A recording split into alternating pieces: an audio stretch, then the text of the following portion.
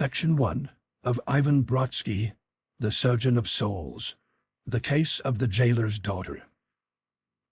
Although our intimacy did not arise until some time afterward, my first meeting with Dr. Brodsky profoundly impressed me. He was at that time professor of nervous diseases at the hospital to which I had been newly attached, a dark, sinewy, undersized man with a great head absurdly disproportionate to his body, and flashing eyes that seemed to pierce through you and read your thoughts as he looked at you. Though without his glasses he could scarcely have seen his hand in front of his face. Ivan Brodsky, he called himself, and it was said that he was a cross between two races whose blend of shrewdness and mysticism was probably accountable for the production of so remarkable a personality as his own. Brodsky was at once the most unassuming and the most audacious of men. Unassuming in that he took no part in the little social festivities and celebrations of the country town. Outside the confines of the hospital where he was all dominating, he might have been a small storekeeper for all the pose he adopted. It was said that he spent his entire spare time reading and studying, and making his remarkable investigations. Yet he was the most audacious of men by reason of the experiments which he performed in the ward set apart for the treatment of obscure brain lesions. Uncanny experiments he would perform there, some of which curdled the blood in the veins of us younger men. He was an expert hypnotist, and received delicate cases from all parts of the country, lost in multiple personality, amnesia, agraphia, abulia, all the odds and ends of neuroses that had been given up in despair by the regulars. There for weeks, for months, sometimes, he would devote himself incessantly to the unfolding of some labyrinthine twist in the brain, piecing together lost fragments of the soul by constant hypnosis, until he had straightened out the complications and restored a clean human being to the world. And when he had at last brought back health and sanity, perhaps after half a year of wallowing in the slough of madness, he would turn to us with a whimsical smile. "Is there any among you gentlemen who still denies the existence of a personal immortal soul?" he would ask, expecting the instantaneous negative that would spring from our lips. Perhaps some student younger or bolder than the rest would acknowledge the impeachment. "You are half right," Brodsky would rejoin, with that curious touch of the unexpected which was always characteristic of him. "Not in that you deny this soul. There is soul everywhere. It contains the body as the amber holds the fly. But you are half right when you deny that the soul is personal, for we have one common fund to draw upon, and there is not much more difference between one individual and another than between two flowers on the same shrubs. The body is the merest external. It is the soul which occupies it, moving from house to house." Few of us could follow the doctor when he became metaphysical. Some of us inferred that he was alluding to those peculiar cases of multiple personality that we sometimes investigated, in which two or more separate and distinct individuals seemed to be struggling for control of a single body. Others believed that he referred to the doctrine of reincarnation, in which he was said to be a believer. The beginning of my real intimacy with Brodsky was that day in which he selected me to assist him in the examination of the brain of Radovich, the murderer. Radovich was a huge Slav miner, a man of enormous strength and stature and the intelligence of a child. He was brutalized as few even among his kind are. During the entire period of his 30-odd years of life, no single redeeming influence had ever come to him. To work for 12 hours each day, stripped to the waist, begrimed with coal dust in the mines, to go home to sleep like an animal or to consume potations of brandy until he lay stretched out upon some pothouse floor insensible. Such was the routine of his life, varied only by occasionally beating his wife and smashing the wretched furniture in their squalid home upon the outskirts of the town. During the course of one prolonged debauch, he murdered the woman amid circumstances of atrocious cruelty. He then set fire to the house, which was insured for a small sum, by means of a clumsy contrivance of oil-soaked cotton waste and gunpowder, and calmly presented himself at the offices of the insurance company the next day in order to draw the money. His trial and conviction were the merest formality. The jury did not even leave the box, and he was duly sentenced to die in the electric chair. I visited the adjoining death cell to treat an Italian murderer for defective hearing. The promptness of a man under sentence of death to worry about some minor ailment is an interesting and frequent psychological phenomenon, akin, I suppose, to that which induces him upon the very morning of his execution to partake of a hearty breakfast. when the head jailer pointed out Radovich to me. The giant Slav's appearance was one of incredible bestiality. The narrow head was no larger than a child's. His little pig-like eyes were narrowed with fear and cunning, and he presented that extreme symmetry of feature which, as Nordo was the first to point out, is constantly associated with a criminal type. I was gazing at him in horror, yet unable to tear myself away, when I heard Brodsky's voice speaking behind me. "It is a striking commentary upon our so-called civilization that we put such a creature as that to death," he said. "One might more justly slaughter a gorilla." "It is cruel," I answered, "but Dr. Brodsky is not such a creature after all, better off out of the world than in it. A moment's suffering and he has ceased to exist." That was the first time that I ever saw Brodsky lose his self-control. "Is it possible," he cried, "that you consider that death will really wipe out that individuality?" "Well, Doctor," I said with some hesitation, "I don't pretend to know what's going to happen to the immortal part of him, assuming that there is any immortal part to survive, but at least he will be removed from our human world as we know it." The doctor gave a short laugh and tapped me on the shoulder. "My boy," he said impressively, "he will not be removed at all, because, since he has presumably never experienced any spiritual yearnings, he will continue to haunt this only world that he knows, but in a discarnate form. The death of Brodsky will set free a certain conglomerate mass of soul stuff, uncertain of its destiny, humbly anxious to learn, but at any rate not desirous of remaining in contact with a world which it has thoroughly experienced and come to be wary of. But the death of Radovich will set at liberty a vast chaotic lump of animal soul actuated by the same vicious and untrained desires that controlled it during the life of the body, yet freed from the dynamic laws of its mortal prison, and—" I had never seen him appear more earnest, "seeking to incarnate itself in some other body, which will grant it the gratification of its earthly desires. The death of Radovich will be release of just so much additional force of evil." He turned away, and then the jailer came to usher us out of the prison. It was then that Dr. Brodsky asked me to assist him at the autopsy, to which I eagerly agreed. During those last days of the murderer's life, he somehow became acquainted with the jailer's little daughter, a child of 8 or 9 years. It should never have been allowed, but the jail discipline is notoriously lax in country towns. The child had been in the habit of helping her father carry the prisoners their food, and had somehow wandered into that part of the jail which was set apart for the condemned, of course not knowing what these men's fate was to be. The acquaintance proved mutually attractive. The savage Slav took a curious fancy to the child. The jailer, a devout Catholic, was at first horrified, but finally assented to the prolongation of this curious friendship, moved partly by the child's entreaties and hoping also that the softening influence of the little girl might bring Radovich to a realization of his impending fate and induce him to accept the consolations of religion, which he had rejected. Radovich had seemed to possess no more idea of the meaning of death than any animal. During those last days, however, some inkling of the doom approaching seemed to awaken him to a sense of his spiritual needs. He was persuaded to accept the ministrations of a priest, and ultimately died in the full peace of the church, his little friend believing he had passed out of the prison to the free world beyond. I pass over the horror of the electrocution which I witnessed. Radovich did not seem wholly to understand why they had strapped his arms, nor why they seated him in the chair. One instant he looked round him in stupid amazement. The next, an indelible aspect of terror and amazement convulsed his features, as though he realized that his life was to be snatched from him by stealth.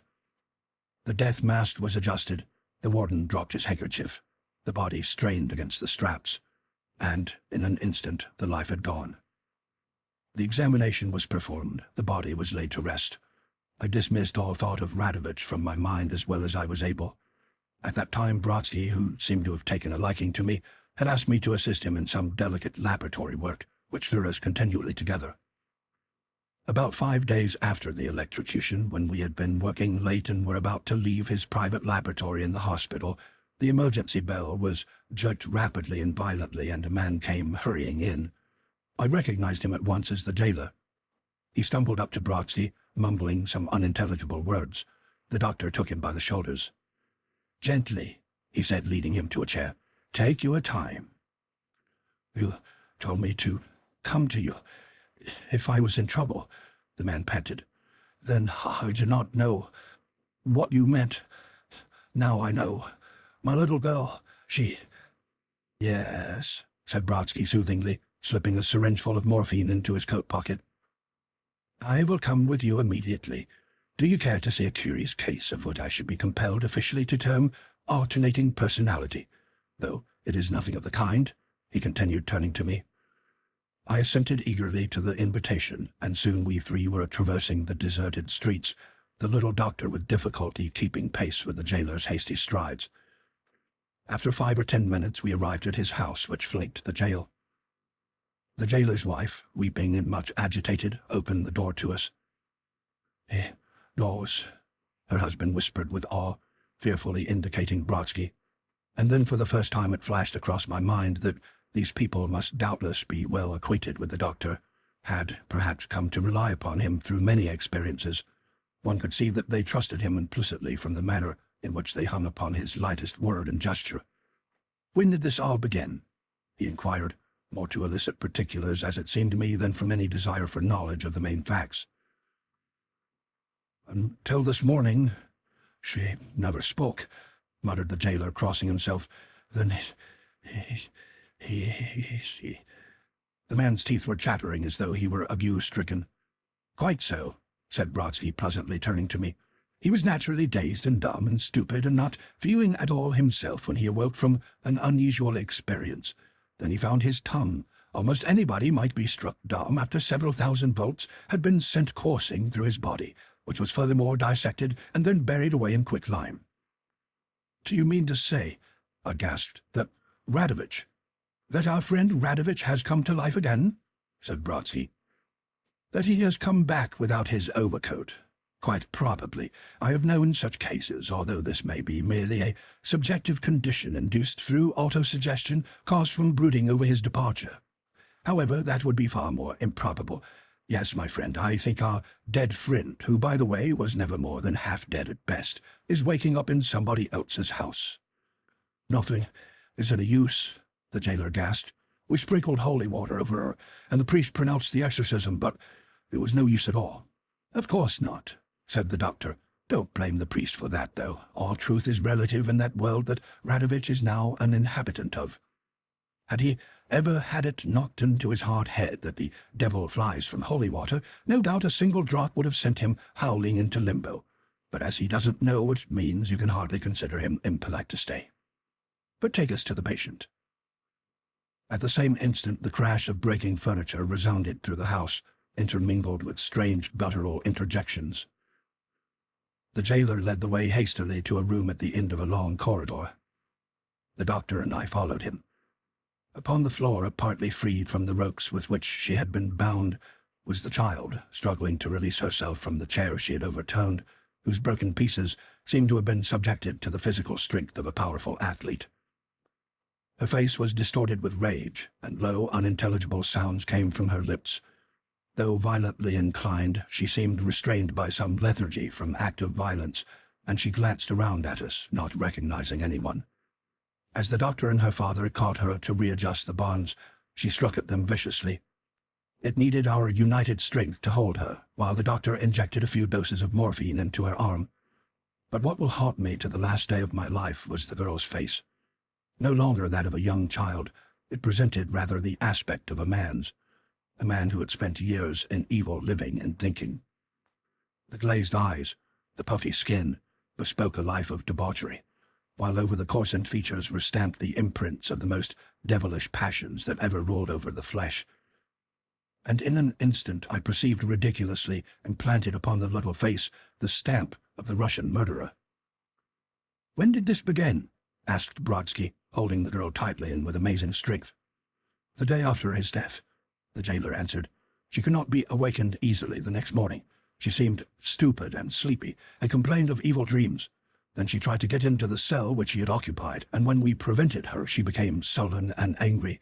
She did not seem to recognize us at all, and she began to mutter in an outlandish speech that none of us could understand. Then she would fall asleep for a moment and wake up herself again. She kept sleeping and waking, and each time she was different." "Yes," murmured Brodsky to me in an aside. "Her own personality was fighting that of the invader, with varying success. and as he grew stronger, he came to usurp his place more easily. Go on." "I knew who it was," the jailer whispered, trembling.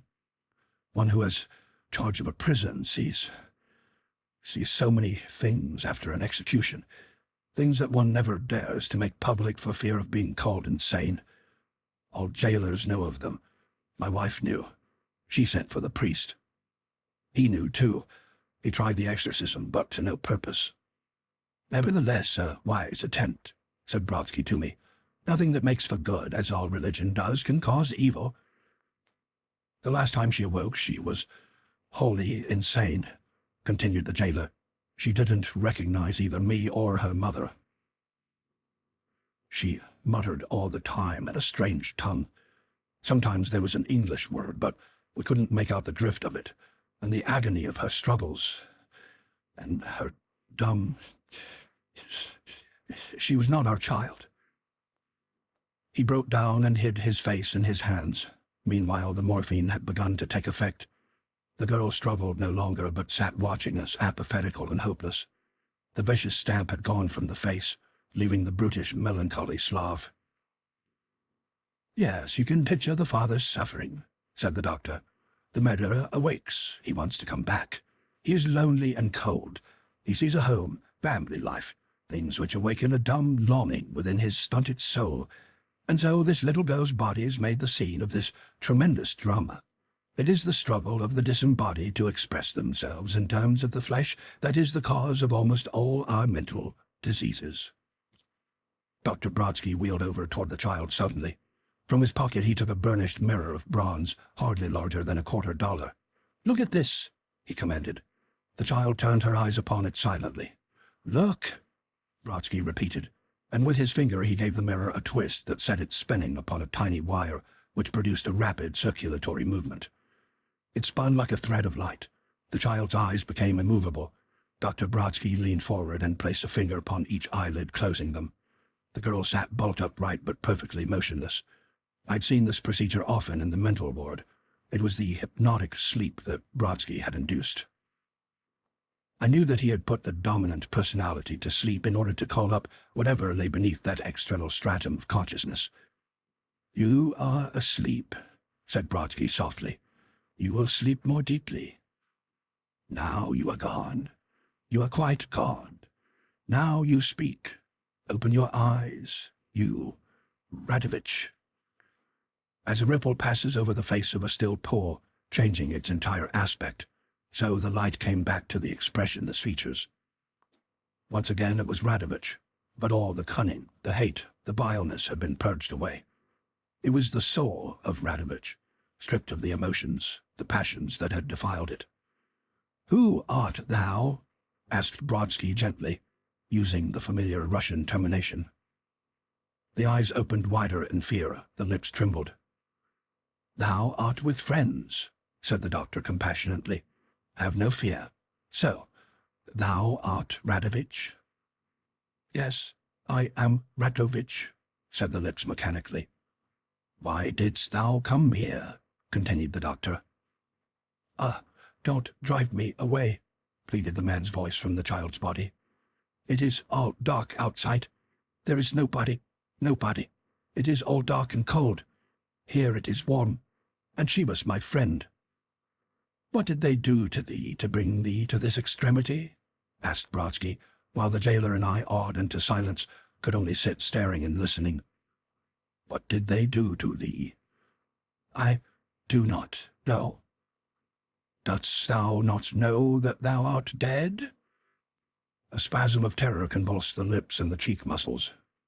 "Dead?" cried the voice. "No, for then I should be in hell." "You are in all the hell that you are likely to get, my friend," muttered the doctor. "What dost thou remember?" I remember. They told me I was to die," the voice muttered ramblingly.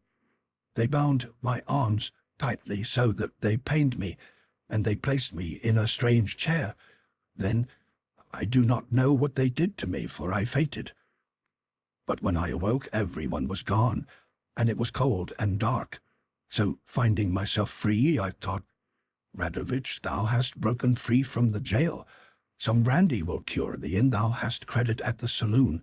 Then instantly I found myself in the saloon, but none heeded me when I called, nor seemed to see me. So I thought, either thou art escaped, and they fear to recognize thee, or thou art dreaming.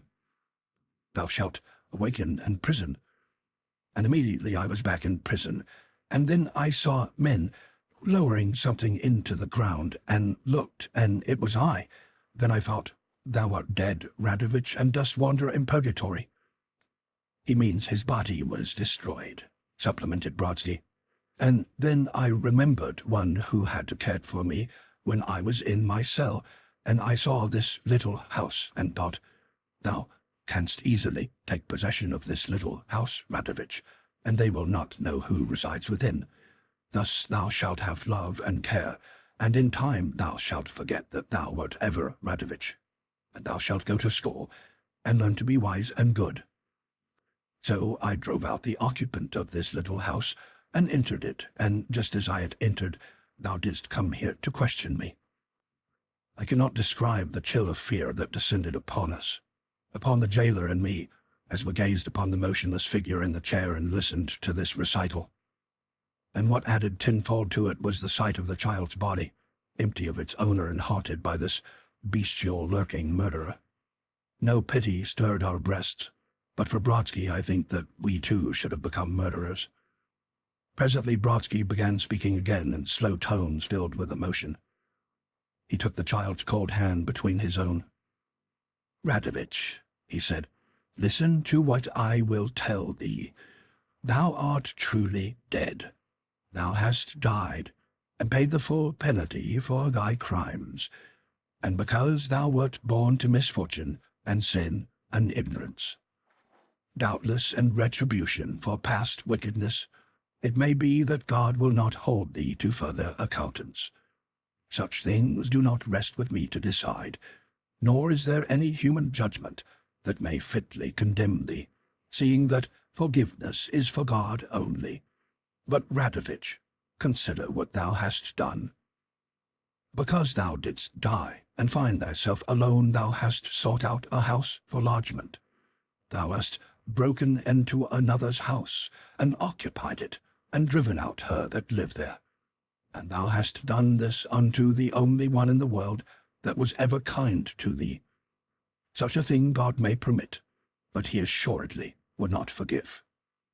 Radovich, thou hast stolen what is another's, and hast brought misery to those who have done thee no evil. This is no house for thee. Depart." "I must go," stammered the voice pitifully. "Thou must go," said Brodsky solemnly. "It may be that in his time God will again make a house for thee. Thou shalt be born again, where love and care and comfort, such as thou hast not known, shall meet thee. Then forgetfulness of the past shall also be granted thee. So go and wait in patience until the summons comes. Go, I adjure thee by—" What was the adjuration of the doctor I do not know. It may have been some Kabbalistic invocation such as been handed down among the wise men of the Jews from time immemorial. I heard only a whisper of the words, saw the figure collapse, saw hatred and love, anger, repentance, struggling upon the white face, and suddenly the figure fell backward in the chair, motionless. "Wake up!" cried Brodsky, tapping the forehead and either cheek. The figure yawned and stretched itself. The eyes opened again. The little girl's face appeared like the sun from behind a veil of cloud. She stared round her in wonder. There was a cry behind us. A figure, stumbling forward, fell down before the little girl and seized her in its arms. It was the jailer's wife. She knelt there, sobbing and laughing and stroking the little hands and face, and not paying the least attention to Brodsky or to me. Her husband, trembling with fear, sank down beside her. I saw the beads of moisture spring to his forehead and roll down his cheeks. Brodsky took me by the arm. His face was whiter than that of the dead man had been. All the vitality seemed to have gone out from him. "Come," he said, "our work here is at an end." As we withdrew, the father rose and came tottering up to us. He seized the doctor's hand and kissed it. "What can I do to show you my gratitude? he cried. "You've given me back my child from worse than death." Brodsky turned and regarded him solemnly. "Pray for him," he said. "For him?" the jailer cried. "That monster?" "No human soul is ever cast away," said Brodsky quietly. "Not even of the worst of us. So pray for his. He will never come back. Never save through the gates of birth," the doctor answered. "But where was she, my little girl, when she was driven away?" he cried. Brodsky smiled weakly.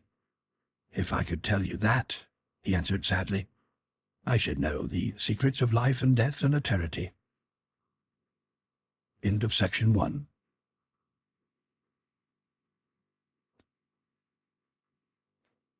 Section 2 of Ivan Brodsky, The Surgeon of Souls by Victor Rousseau. The Woman with the Crooked Nose. There exists a small general public that is always acquainted in advance with current affairs, is abreast of modern investigation and discovery, and lives, as it were, 15 or 20 years in advance of its contemporaries. It was among such people that Dr. Brodsky's reputation had spread after the remarkable cure he had effected in the case of the jailer's daughter who was possessed by the soul of the Slav murderer. Thenceforward, while wholly unknown to that portion of the public that gleans its information through the medium of the press, he began to be besieged by requests for his assistance in many instances. He was asked to cure obsessions, to clean out haunted houses, to act as intermediary between the living and the dead by persons who misunderstood his powers. Dr. Brodsky was in no sense a medium. He could not even produce the very ordinary phenomenon of making a table spin, and was, if anything, more lacking than most persons in psychic development. He was the first to disclaim any gift in this direction. His skill as a hypnotist, he always insisted, was no more than that attainable by anyone who devoted himself to the study of this acquirement. It was therefore embarrassing in the extreme to him when the ignorant mistook his abilities for those of the thaumaturgist, and for a long time he endeavored to escape the notoriety and persecution that pursued him. Finally, however, principally at my own instigation, he determined to give up his medical practice, which by now had netted him a comfortable competency, and to devote his services gratuitously to the science of physics. "I can neither evoke ghosts nor lay them through any magic art," he explained to me in his self-deprecatory way. "All I can do is to apply my knowledge of physics to the production of results which could be brought about just as efficiently by the most ignorant person gifted with those mediumistic powers that I lack, nor is my knowledge of these matters in any way one which originated with me. The knowledge of psychical phenomena has always existed, whether we consider the oracle of the Greeks, the Roman Sibyl, the Indian shaman, or witch of Endor, who raised up the spirit of Samuel. But mostly it has been confined hitherto to the domains of faith and religion, instead of being accepted boldly by science. Would you care to accompany me to a country house tomorrow to investigate a remarkable problem?" he continued, changing the subject in that sudden manner of his. I was eager to accept, and the next morning met him by appointment at the depot.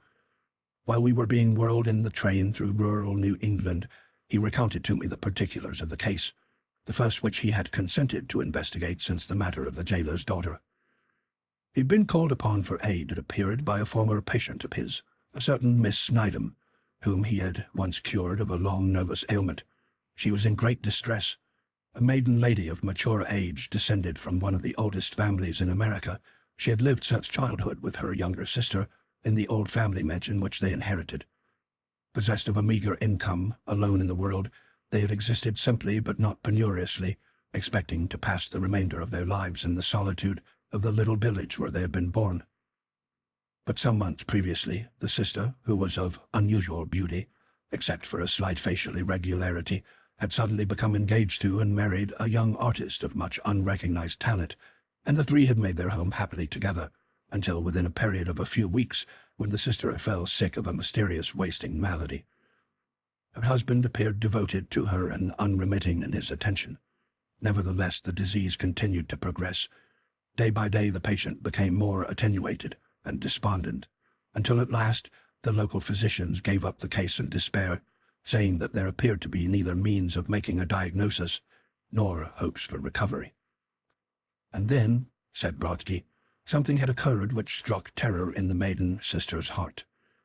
There was an old family legend to the effect that each death, especially when caused by violence or foul play, was presaged by the appearance of a ghost that glided silently along the passages of the old mansion by night, and took, in each instance, the aspect of the person, male or female, who was about to pass over.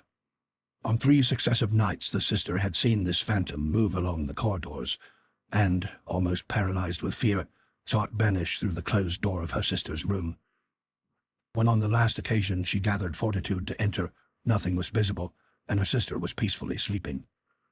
The phantom was the double of the sister, but etherealized beyond almost possible conception of beauty, and Miss Sidham had particularly observed that the slight facial irregularity was not apparent.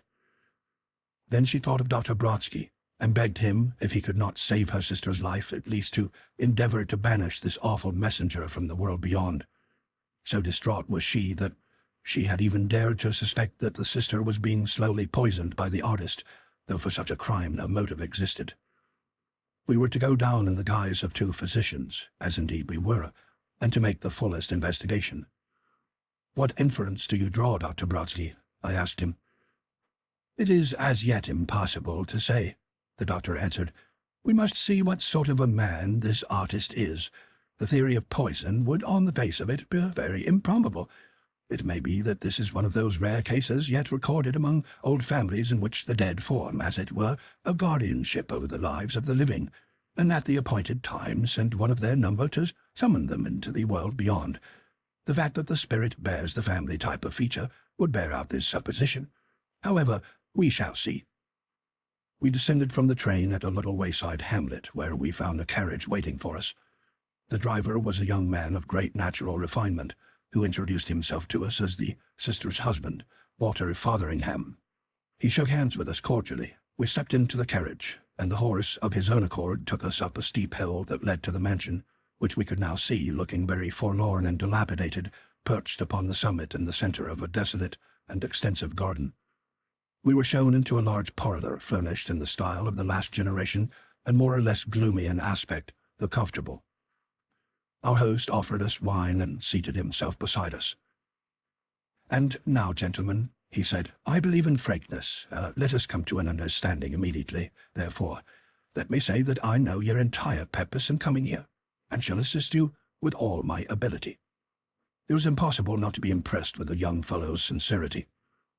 "A painful scene occurred this morning between myself and my sister-in-law, Miss Sidham," he continued. "She has, I fancy, always been a little jealous of her sister's love for me. From words which she let fall during the heat of passion, I infer that she actually suspects me of administering some slow poison to my wife with the object of causing her death. I need hardly say that I should have no objection to gain thereby." "And this apparition?" queried the doctor. "Dr. Brodsky, I have seen it," said Fotheringham. "I would hesitate to admit so to another man, but I have seen it on 4 occasions, and it is the exact reproduction of my wife." "One thing is clear," said Brodsky slowly. "Events of grave importance are pending in the spiritual world. There is no physical change that does not in some way betoken a spiritual one. And your wife is in grave danger. You are fond of one another?" "We are devoted," said the artist sadly. "Doctor, if you could only save her." He choked with his emotion. I, looking at him, could no longer suspect him, nor, I am sure, did the doctor. "Your relations are absolutely ideal, then?" queried Brodsky. "There is nothing about your wife that you could cavil at, nothing which has caused mental perturbation?" Fotheringham started and shot a keen glance at his questioner. "Why, the fact is, there is one small matter, but it is so ridiculous that I am heartily ashamed to confess it." "Nothing on earth is ridiculous," said Brodsky. "It is a preposterous matter, and the fact that I am obliged to keep it to myself adds to the little rancor. You may know, Doctor, that some of us unfortunate persons are cursed with what is vulgarly termed the artistic temperament, and are destined to go through life always seeking perfection and never attaining it." There was a wealth of enigma in the doctor's smile. I thought that in my wife I had discovered a sublimation of every virtue of soul and body," said the young man, "but there is one slightest flaw in her appearance. I'm ashamed to say it, but her nose is not entirely straight, a trifling flaw such as would pass unnoticed in one of less beauty, but in her is most evident because of her singularly perfect features otherwise. Of late the perception of this has become an obsession with me. But this is a scruple," he continued angrily. "I don't know why I should have bothered you with a foolish detail. Certainly it in no measure affects my love for her." "One question," said Brodsky. "This phantom, is the nose also crooked?" "No, absolutely straight," said Fotheringham. "But in all other respects it is a duplication of my dear wife." At this moment Miss Sidham entered and greeted us cordially. It was evident, however, that relations between herself and the young artist were considerably strained. She took us up the stairs and along a winding passage to the room in which the sick woman lay propped up by pillows. She was wasted greatly and of an extreme pallor. There did not seem to be enough blood in the body to support life. She opened her eyes, looked at us with indifference, and closed them. At once I perceived the slight facial deformity, which was visible the more by contrast with the delicate perfection of the rest of her face. The room in which the patient lay was one of those large old-fashioned apartments with small panes of glass let into enormous window frames and low ceilings, built out irregularly so they form an irregular space bound by 8 or 10 walls. At the far end of the room, tapered and toward the window seat which had been fitted up as a couch on which Miss Sidham rested in the intervals of watching by her sister's side. It was arranged that Dr. Brodsky and I should watch here during the following night. The space was so screened off from the corner in which the patient lay as to form, to all intents, a separate apartment, while enabling us to be on hand should anything occur. "It will not be necessary for us to watch all night," said Dr. Brodsky. "At what time have you seen the apparition?" "Between 3 and 4 in the morning," Miss Sidham answered. Dr. Brodsky was evidently pleased. "The period of the lowest vitality," he said. "We are getting upon the trail," he added to me. I would have questioned him, but knew from experience that it would procure me no information. Brodsky liked to work out his theories alone. I could see that he had already formed one. "You say that you saw this apparition in the corridor?" he said next to Miss Sidham. "How did you happen to go into the corridor at 4 in the morning?" Miss Sidham appeared embarrassed. "The fact is," she explained, "on each occasion I've had the most peculiar illusion that my sister had gone out of the room.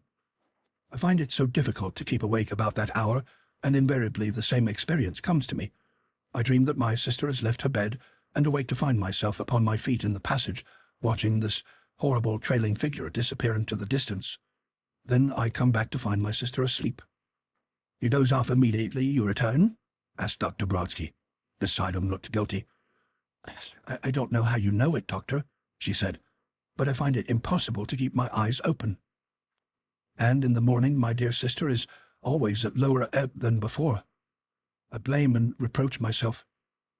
Never mind," said Brodsky, patting her hand.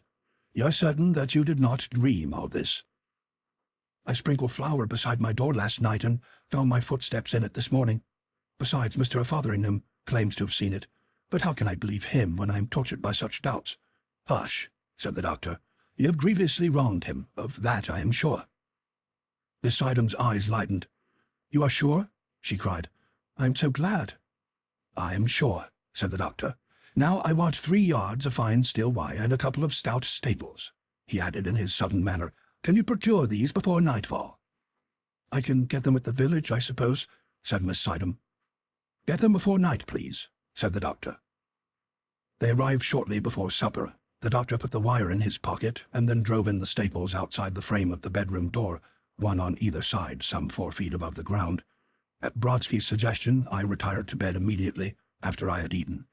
He himself promised to call me at 2 for the beginning of our watch. After hours of restless tossing and turning, I slept, but it was only a moment, it seemed, before I heard Brodsky calling me. I awoke to find him standing fully dressed at my bedside, a candle in his hand. "It's 2 o'clock, he said softly. "Dress yourself quietly and come." He waited at my side until I had thrust on my clothes, then grasped me by the arm very earnestly and said, "The watch will not be long, but you must not fall asleep. It is a matter of life and death for that poor hag-ridden woman, and evil things will be stirring abroad tonight. Unless we both keep awake, the issue will be fatal for her." "Then this apparition really exists?" I stammered. "My dear boy," said the doctor earnestly, "nothing is more real, and it is of incarnate evil. But come." In our stocking feet we crept into the patient's room. Miss Sidham rose up to welcome us. "I'm going to try to keep awake tonight," she said. By the light of the candle I could see that the patient was slumbering soundly. She looked less pale and emaciated than during the day. "She always looks better just before it happens," said Miss Sidham. "And in the morning, oh, it is terrible. What is it?" she cried hysterically. "For heaven's sake, what does it mean?" "Tonight will be the end," said the doctor kindly. "Now, sit beside her and watch. We will wait behind this screen." We took our seats in silence. Dr. Brodsky blew out the candle, and the room was thinly illuminated by the half-moon that shone crookedly through the little window panes. From our position, unknown to Miss Sidham, we could see her and the patient, clearly outlined against the wall. We waited. "Remember, at all hazard, do not sleep," were the doctor's last instructions. Then silence descended upon us. I heard the ticking of my watch, the distant night noises. Everything seemed to blend into a monotonous and assuaging harmony. Somebody was shaking me. The doctor was shaking me. My eyelids seemed to have glued themselves down upon my eyes. With the utmost difficulty I forced them apart. The moon had risen, flooding the room with light, and Brodsky was standing by me. "Wake, for God's sake," he whispered. Something was trickling down the sleeve of his coat. I learned afterward that he had stabbed himself with his penknife to fight off that overmastering drowsiness. Then, with a desperate effort, I shook it off, threw back that enchantment of slumber, and followed the direction of the doctor's gaze. Beside the bed, Miss Sidham sat, sunk in her chair, her eyes closed, her head bowed forward upon her breast, and from the bed, where the sick woman moaned and tossed restlessly, a filmy vapor seemed to detach itself, issuing apparently from her side. It rose and floated over her, gradually assuming the form of her own self, but even more entrancingly beautiful. It gathered shape and grew, suspended in the air face downward, chin to chin, and lip to lip. Then, when it had become of the same consistency, it gradually assumed an upright posture, floated down to the ground, and seemed to pass bodily through the door. At the same instant I looked at the sleeping patient. She had ceased to moan and lay profoundly still, but shrunken up among the pillows like a 7-year-old child. Then, with a start, Miss Sidham sprang to her feet and wrenched at the door handle. But the doctor had anticipated her.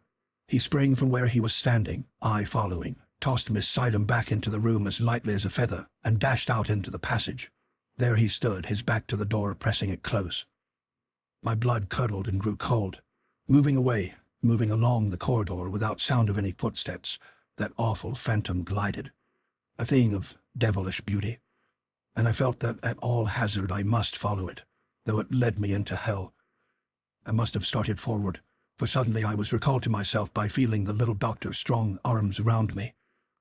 "Ah, thank God," he whispered, seeing, I suppose, sanity return to me. "If you had followed, boy, God help your soul. Can you resist?" Far away, farther and farther it moved, until it reached the bend in the passage and disappeared around it. It was moving in the direction of Fotheringham's room. "Yes," I muttered, reeling unsteadily, "but it is going to him. Save him! Save him!" The doctor reassured me. "It cannot harm him so long as his wife lives," he said. "They are united by a more subtle bond. This is the last night. Another, and it would have sucked the last of her vitality from her, and achieved its ends. We shall save 2 lives tonight, but we have work to do before it returns." "It is coming back," I stammered. "It must come back," he cried, and whipping out the coil of wire from his coat, he fastened one end tightly to the staple and began to draw it across the door. And instantly, to my horror, I saw the thing reappear, begin to return upon its horrible passage. Every evil impulse that I had ever known seemed to leap into activity as I gazed at it. It was the exact replica of Mrs. Fotheringham, but of hellish beauty, a caricature of beauty, as I might call it, and I felt my heart hammer within my breast, my hands fall to my sides nervelessly. But Dr. Brodsky had drawn the wire across the door, had fastened it to the opposite staple, so that it ran taut and true, a steel barrier across the wood of the panels. Then, as the thing drew near, he turned and confronted it. And suddenly the moon went out and everything was plunged into profound darkness. I felt an icy air breathe upon me. I heard a cry. I felt, rather than saw, that the little doctor had hooked his arms around the phantom thing and struggled with it. I heard him gasp, choke like a strangling man. I heard his heels hammering upon the floor. And all at once, I fainted. When I recovered consciousness, it was broad daylight. The sun was streaming into the room, full upon the couch on which I lay. Beside me sat the doctor with his usual cherry aspect. But there was something strange about his throat. I looked more closely. It was discolored by 5 small, livid spots, like fingerprints. "It's all right, boy," he said cheerily. "We've scotched the demon and our patient's going to get well. Miss Sidham and Mr. Fotheringham will be here in a moment, and then explanations will be in order. Lie still and don't attempt to move. You've had a bad shock, but you'll be all right in a day or two." Soon afterward, Miss Sidham appeared upon the arm of her brother-in-law. Peace had evidently been restored between these two, judging from their behavior. "We found you insensible upon the floor," the young artist explained, "and Dr. Brodsky in a hardly better condition. He looked like a man who had been putting up a stiff fight with a burglar. He must have been unconscious, too, for it was early morning." "He locked me in my room," said Miss Sidham, "so that I could not go to his assistance. But tell us the explanation." "We are all going to be frank," said the doctor, "and so we will go back to the beginning. Miss Sidham, you suspected Mr. Fotheringham here of the most hideous crime that is conceivable." "I wronged him greatly, and he has forgiven me," said Miss Sidham, smiling at her brother-in-law. "You wronged him, but your suspicions were to a certain extent justified," said the doctor. "Unconsciously, Mr. Fotheringham nearly murdered his wife." "What?" we all exclaimed in astonishment. "Ah, when will you people learn that thoughts are more potent than things?" said Brodsky. "It is the easiest thing in the world to create a thought. It is almost impossible to undo it. In a sense, we are all creators, and if we only knew it, to every man is open the possibility of becoming as a god, by fashioning a universe. Mr. Fotheringham, you created this apparition." "I created it," stammered the artist. "You had married the best wife in the world, but you were not content with her. You desired perfection, that perfection which is unattainable, and you began to brood. Would to heaven that one slight blemish were removed from her features. This intensity of thought, acting upon the ether, actually formed a shadow after your own imaginings. It made a spirit, and it wanted a body. Vampire-like, it preyed upon the body of your wife. Night after night, it drew away her vitality. At first a shadowy wraith, it became stronger and stronger. It became a substantial thing, composed of all the essential elements of flesh. It grew in wickedness. Every created thing must that does not come from God, the source of all goodness. And had it succeeded in destroying her, it would have turned upon you and destroyed you, body and soul. It was at the very threshold of the consummation of this achievement when I was sent for. I had my suspicion from the first, when you made your confession to me. Such cases are on record, notably in the records of Japan, in which country they usually assume the form of cats or foxes. From my cross-examination of Miss Sidham, I ascertained that this evil thing, working in the atmosphere of artificially induced slumber, fed upon the lifeblood of your wife during her sleep, grew strongly thereby, and went through the passage seeking you. Had it been strong enough, it would have destroyed you. But though it grew and grew like some horrible cancer, it could not conquer you so long as Mrs. Fotheringham lived. So it had to return. You may have read that in the making of Solomon's temple no tool of iron was allowed to come upon the stones. Iron also was banned from the Vestal's house at Rome. The reason for these ordinances was that evil spirits can never cross it, nor good ones either. It is the most earthly of all ailments. No temple could bring down the favor of the protecting spirits or iron used in its construction. Accordingly, I barred the door with a wire of fine steel, which made it impossible for the vampire to return. Wood it could pass through, but that fine barrier was more effective than 1,000 tons of oak. Well, the rest you know. Leave the wire there for a few nights, though its powers are broken, and it is not likely to trouble you again. It will soon pass back into that elemental source from which you, wretched man, fashioned it. So go back to your wife and be satisfied with her, the doctor concluded, and take a word of advice. The next time you brood over things, you put a wire across your door and wear a steel waistcoat. End of section 2.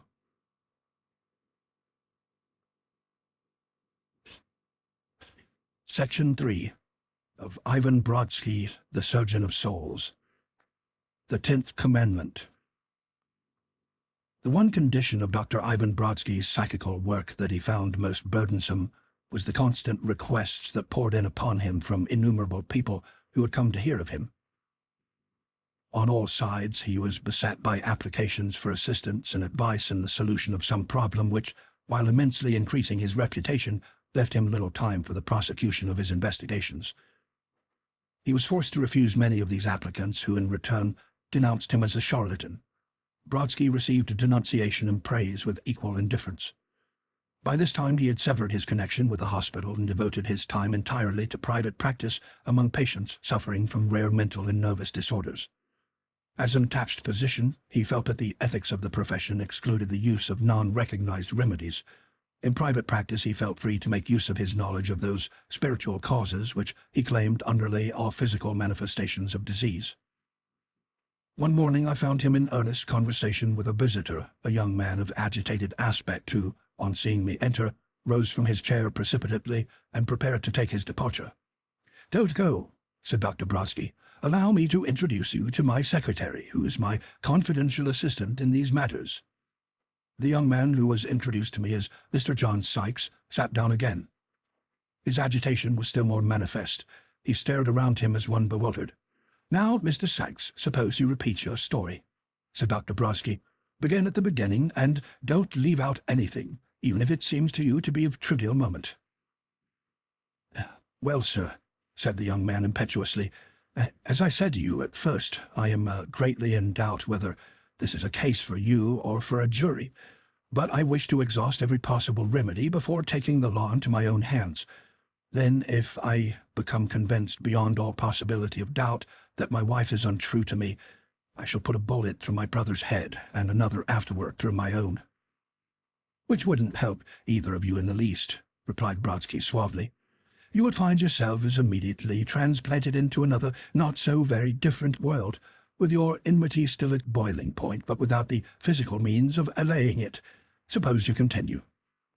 "My name, as I have said, is John Sykes," said the young man more calmly. "My brother Philip and I were the only children of our father, and the inheritors of the Sykes estate. My father cut me out of his will on account of my marriage. My wife is a woman whom no man could feel ashamed of. My offense was that of having married without asking his consent. He was subject to fits of temper and changed his will. Had he lived, he would undoubtedly have forgiven me. But unfortunately he died almost immediately afterward, leaving the Sykes mansion and grounds to Philip, while I was forced to continue the owner of a little cottage adjacent which I bought some years ago. Naturally, this caused an estrangement between my brother and me. I myself am happy enough in my cottage, and until a few days ago, when I first doubted my wife's affection, no happier mortal existed. My wife, however, had always felt a sentimental regard for the old mansion. It would naturally have passed to us, Philip receiving an equivalent in cash. The disappointment has greatly affected her. Some weeks ago, my brother and I, having then been estranged for several months, I surprised my wife one afternoon coming out of the mansion where he was and still is living. You can imagine my consternation. My brother had already everything that I lacked, save only her.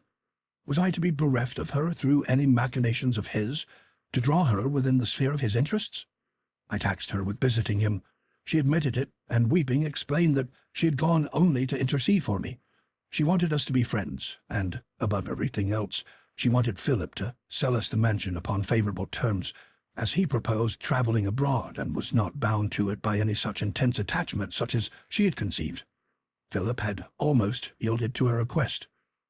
I, however, am not of a temperament easily placated. I suspected that my brother was partly instrumental in the changing of our father's will. I refused to have any kind of dealings with him. I scolded her for visiting him, explaining the misconstruction that might be put upon such an act by village gossip, and she promised me never to see him again. A few weeks ago I learned from servants' chatter that the Sykes mansion was reputed to be haunted by the spirit of a woman. The butler had told a village crony that the figure of a woman walked through the rooms and passages at night. He had seen it, had taken it for a sleepwalker and essayed to catch it, but it had vanished before his eyes, and his hands had grasped only thin air. I am something of a student and often sit up alone at night with my books and papers. I am at present engaged in writing a monograph upon our American bats. Sometimes my observations take me away for a day or two, so that my wife and I see not too much of one another. Indeed, of late, since the episode I referred to, we seem to have begun to drift apart. I'm not a believer in the supernatural, and this foolish gossip of the butler aroused the most terrible suspicions in me. I resolved to discover for myself what truth lay in the rumor. Pretending to be about to set off on a 2-day journey for the purpose of obtaining specimens, I came back at night and concealed myself in an old building, now unoccupied, but formerly used as a barn by my grandfather, adjoining the mansion. From here I was enabled to obtain a clear view of a large part of the interior, which is built in a rambling way, and can in this manner be overlooked. I saw my brother lower the light in his study, and a minute or two later saw the lamp flash out in his bedroom. The lower portion of the house was plunged into darkness. It was past midnight. I was about to dismiss my project as a chimera, feeling much ashamed of my suspicions, when an irresistible impulse impelled me to go to the open window of the darkened study. Actuated by the same instinct which seemed to force me onward against my will, I crept in noiselessly, traversed the room, and emerged into the corridor. From the far end a veiled figure came gliding toward me. For a moment the eeriness of the situation, I confess, rooted me to the spot with horror. It came nearer, and suddenly I found myself looking into what I can swear was the face of my wife. Another moment and the figure had passed me with the same noiseless tread and vanished into the distance. I do not know how long I remained there. When I came to my senses, I was in my cottage, fumbling with a pistol. I dashed up to my wife's room and hammered violently upon the door. Suddenly she came out and confronted me. She was robed in a dressing gown and looked up with innocent, frightened eyes as though just awakened out of sleep. I made no answer to her terrified appeals, but rushed out of the house and came straight to you, knowing that if there could be any supernatural solution of the difficulty, you would put me out of my suspense. Oh, the period between our encounter in the mansion and that in my own cottage seems almost too short to have enabled her to return and assume the role she played. I confess that I look upon you as the last possible refuge left me before I commit some act of desperation. It was impossible not to be deeply impressed by the evident sincerity of the young man and by his deep distress. For my part, I was inclined to believe the worst, but a glance into Brodsky's impassive face convinced me that he did not share my suspicions. Brodsky's opinions of women were curiously fine. As I learned afterward and hoped subsequently to be able to tell, his life has been molded by one of the noblest characters who had died before the day set for their marriage, leaving him to cherish her memory as a continual inspiration. We determined to start at once for the village, which was some 15 miles distant, situated in the heart of a sparsely settled farming country. It was decided, both in view of the young man's excited condition and in order to enable us to pursue our investigations freely, which conscience would not have permitted had we been the guests of Mrs. Sykes, that we should make our headquarters at the village inn, where Sykes was expecting to meet a man who might throw light upon the problem. We arrived there late in the afternoon and found the place empty of visitors, it being late in the fall. As we were seated in the spacious old-fashioned parlor, an elderly man of consequential demeanor came softly and furtively up the back path. Sykes rose to meet him. "Gentlemen, this is Jones, my brother's butler, and an old employee of my father's," he said, rising dramatically and locking the door. "Now, Jones, repeat what you've told me yesterday." "I've more to tell you since I saw you yesterday, Mr. John," said Jones huskily. He adopted toward the young man that mixture of patronage and servility which indicates in a menial the acceptance of some bribe in return for a dereliction of duty. "We saw her last night, sir. I thought I heard a burglar downstairs, and dressed myself and went out to see. On the landing I met the master coming out of his room. He had heard the noise too. We went down soft-like, and suddenly we saw her as plain as life coming along the passage." "Who was she?" interrupted Sykes in a voice choking with emotion. "That I wouldn't take it upon myself to say, sir," said the butler with a smirk. "'Twasn't anybody I know, leastways, so far as I could tell by the walk, because she wore a veil and was all in white, which is powerful disguiser for females, sir. So I says to myself, Jones, if the master chooses to have young Vimold ghosts in his house at 2 in the morning, it ain't no business of yours. So I turned to go back, and while I was looking at her, she disappeared right under my eyes."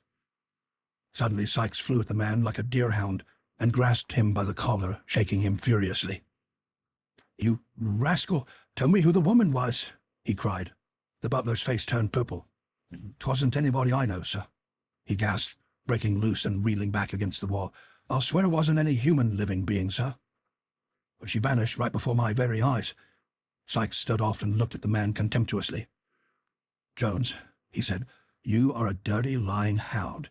You told your cronies here that it was Mrs. Sykes." The man began to tremble. "You know me from old times, Jones," continued the young man more coldly. "You shall have one chance to prove your statement, and if you can't, I'll shoot you like a dog." "I swear," the man began to babble, "I swear I told nobody. But it was her, Mr. John, and I can't lie to you. I'm willing to prove it, and to stake my life on it." "Jones," said the young man, "these gentlemen are friends of mine. At 10 o'clock tonight, or as soon afterwards as the light goes out in your master's study, we shall be at the side door. You'll unlock it, then admit us to the empty picture gallery, which commands a full view of the corridors. Here." He took a roll of bills from his pocket and tilled off half a dozen. "Take this for your services, and if you ever say a word in the village—" Yes, Mr. John," babbled the man, pouching the money with avidity. "I'll be there on time, sir." He turned and crept out of the room. Once outside, however, he gradually reassumed his jaunty demeanor. When he was gone, John Sykes began to pace the floor with long strides. Brodsky and I watched him in silence. Presently he wheeled and came up to us.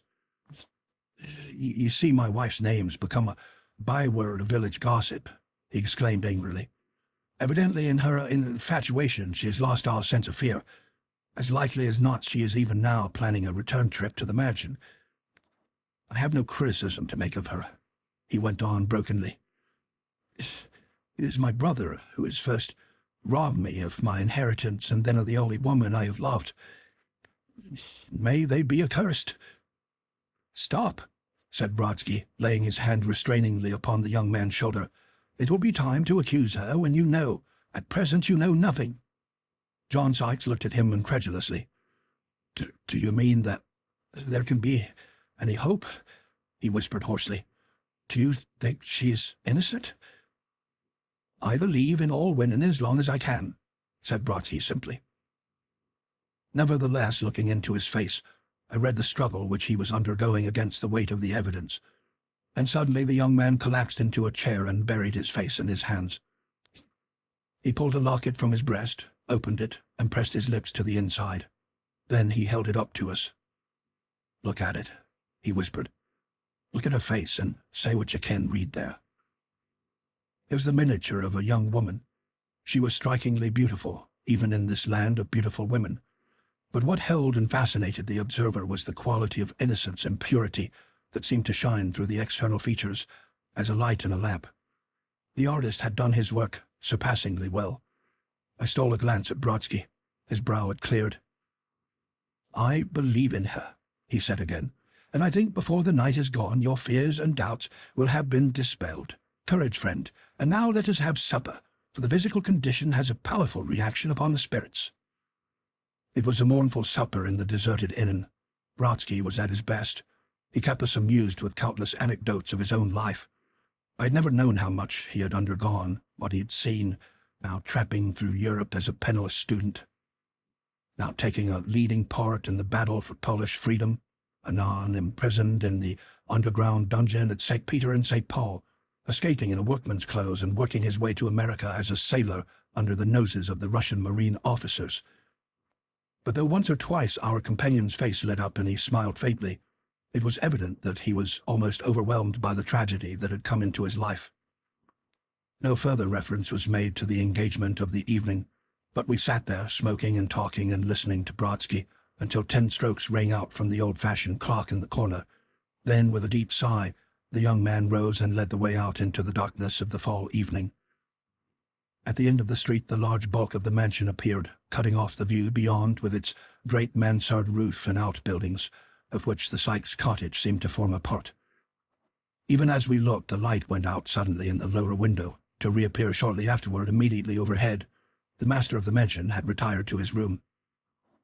As we passed silently down the deserted street, I caught the faint reflection from the light above the door of the inn as it struck upon some rounded metallic thing which the young man was fingering.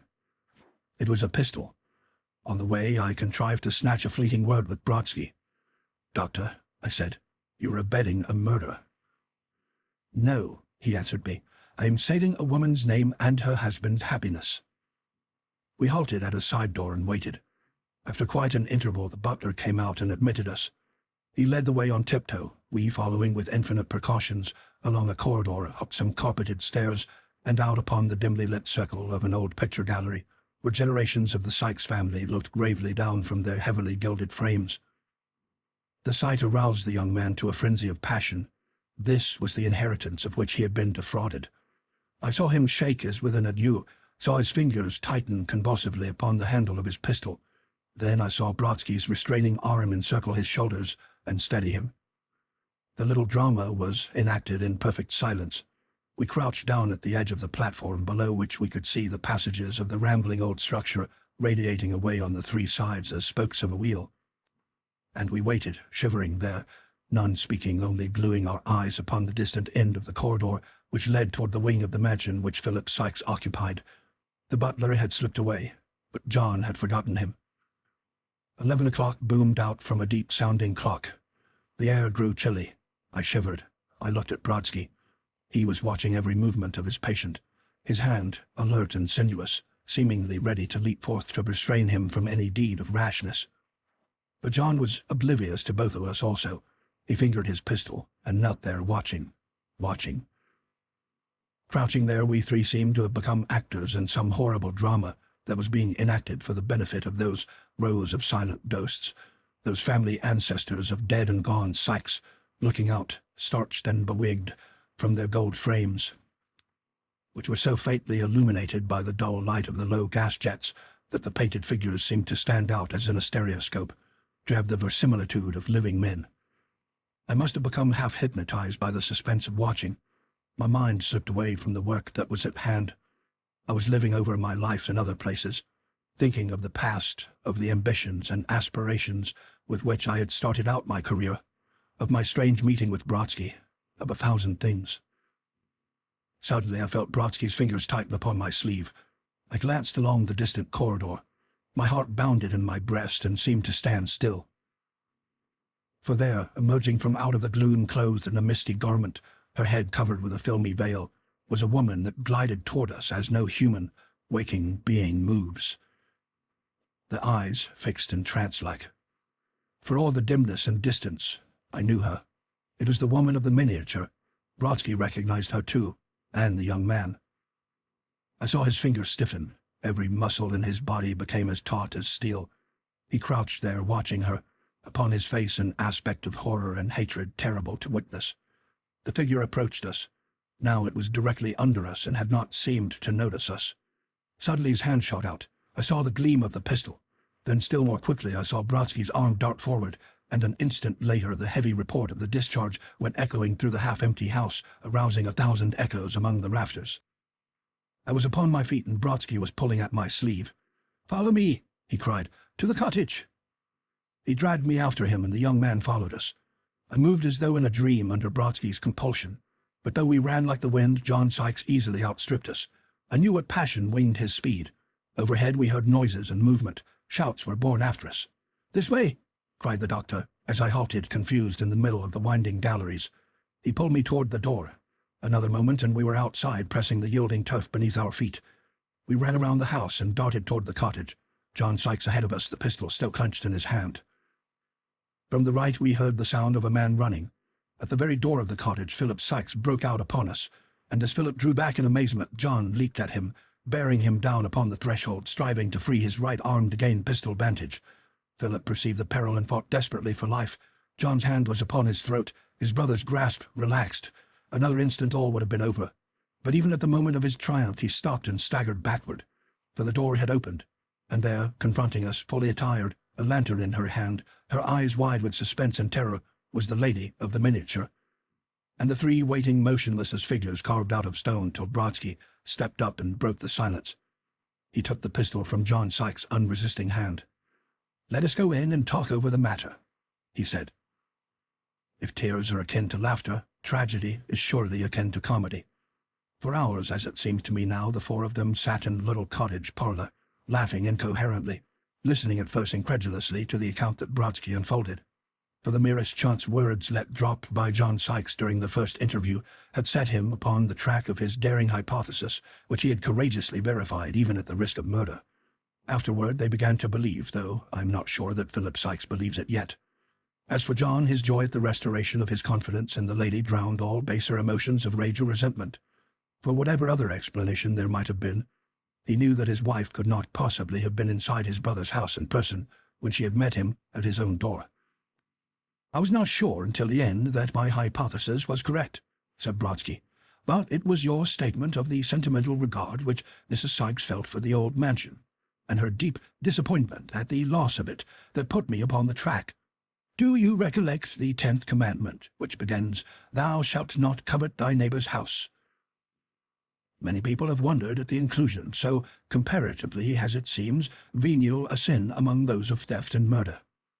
Yet, like most things, that commandment exists with very good reason, for undoubtedly the great lawgiver was acquainted with the physical results of spiritual things. There is a ghost in the mansion." He turned to Mrs. Sykes. "Have you not dreamed of it continually?" he asked. "Often and often," she answered. "You were the ghost," said Brodsky. "It was you who by the strength of your longing were nightly transplanted there. You were there in spirit but not in body when we watched in the gallery. And had that pistol bullet pierced your ghostly form, it would have killed you none the less surely, so intimately associated are the body and that psychical envelope which men miscall the soul, which is the body of desires and emotions. And unless you can overcome this longing, I confess I fear that you will continue to haunt the mansion." "I shall haunt no more," replied Mrs. Sykes, laughing. "My brother-in-law was willing long ago to dispose of it to my husband." "Indeed, I have been most anxious to do so," said Philip, "but my brother, who has inherited the Sykes temper, refuses all overtures for reconciliation until your happy intervention this evening. But now I shall insist upon his taking the place off my hands upon any terms he will accept, for I confess I am a practical sort of man and don't want to be troubled by ghosts even when they are the personal property of a very charming and newly discovered sister-in-law." End of section 3.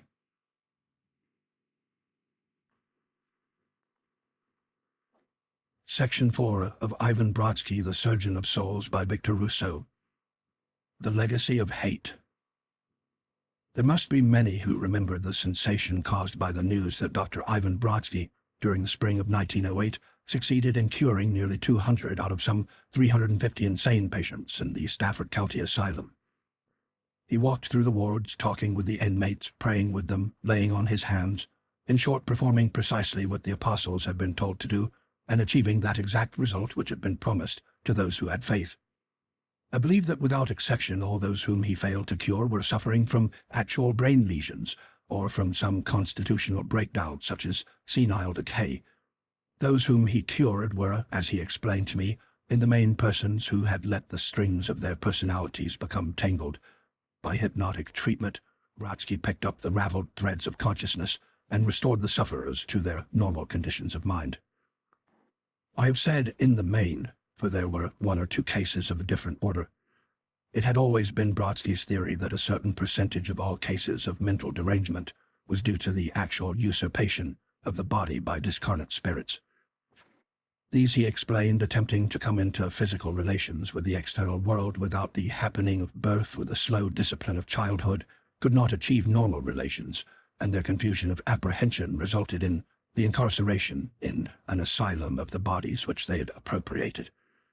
One such case was that of Rita Durham, a girl of excellent birth, her family rich and respected. She had been engaged to be married when her sad malady declared itself. It was of the nature of general paralysis, exhibiting the characteristic lack of muscle coordination, and from time to time attacks of homicidal mania ensued. On this account, her relatives had been compelled to have her confined in the asylum.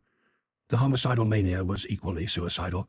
She had attempted to do herself severe injury on several occasions, on one of these cutting deeply into her left wrist with a pair of scissors. Dr. Brodsky's sympathy and interest were aroused. He obtained permission from her lover, who was of blood connection, to remove her to his private sanitarium, in which he treated similar cases. The lover, Ralph Richepin, was a young American of French extraction. He was a native of Louisiana, a man of much intelligence and character, but of a settled melancholy.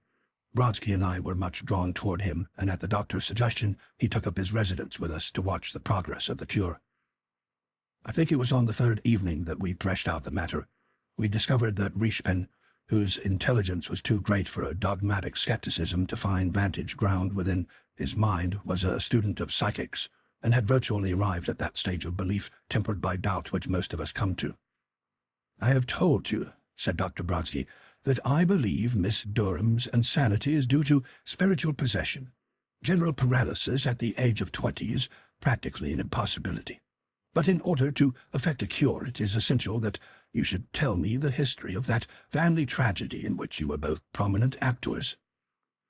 The young man stared. "How do you know?" he cried. Brodsky smiled. "Some things are self-evident," he answered. Immediately the young man broke out impetuously with his tale. Rita Durham, he said, had been engaged 2 years before to be married to his only brother, Jean. They'd been second cousins, and the marriage, after the ancient French custom, had been one of convenience. Jean was the elder, by custom dating back before the Code Napoleon. Jean would inherit the bulk of the estate. At the time of the engagement, Philip was a boy at college. He returned to find the girl, whom he dimly remembered, grown into a woman of remarkable intelligence and beauty. They met, loved at first sight, and after a desperate attempt to keep faith with his brother, Philip avowed his love and learned that it was returned. On the day before that set for the wedding, they went away and were secretly married. "Then she is your wife?" exclaimed Brodsky, startled. The young man assented mournfully. "She is my wife," he replied, "although her relatives are not aware of it. In fact, the tragedy which resulted in my wife's insanity, which came on almost immediately afterward, had prevented me from declaring it. Perhaps this was cowardly, perhaps a mere desire to shield her name from the taint of scandal. Human motives are mixed at best. Well, we were married and came back together, intending to go to Jean and beg his forgiveness.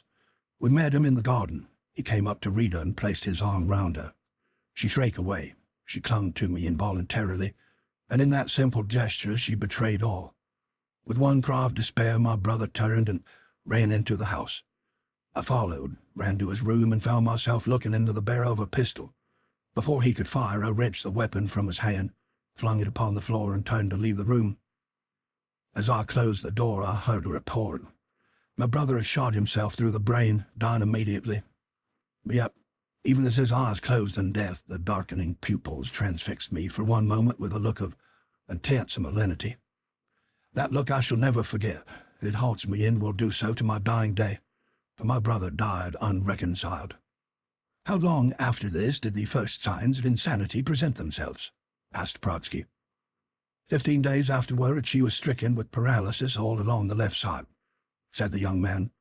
The same day, symptoms of mental aberration made themselves manifest.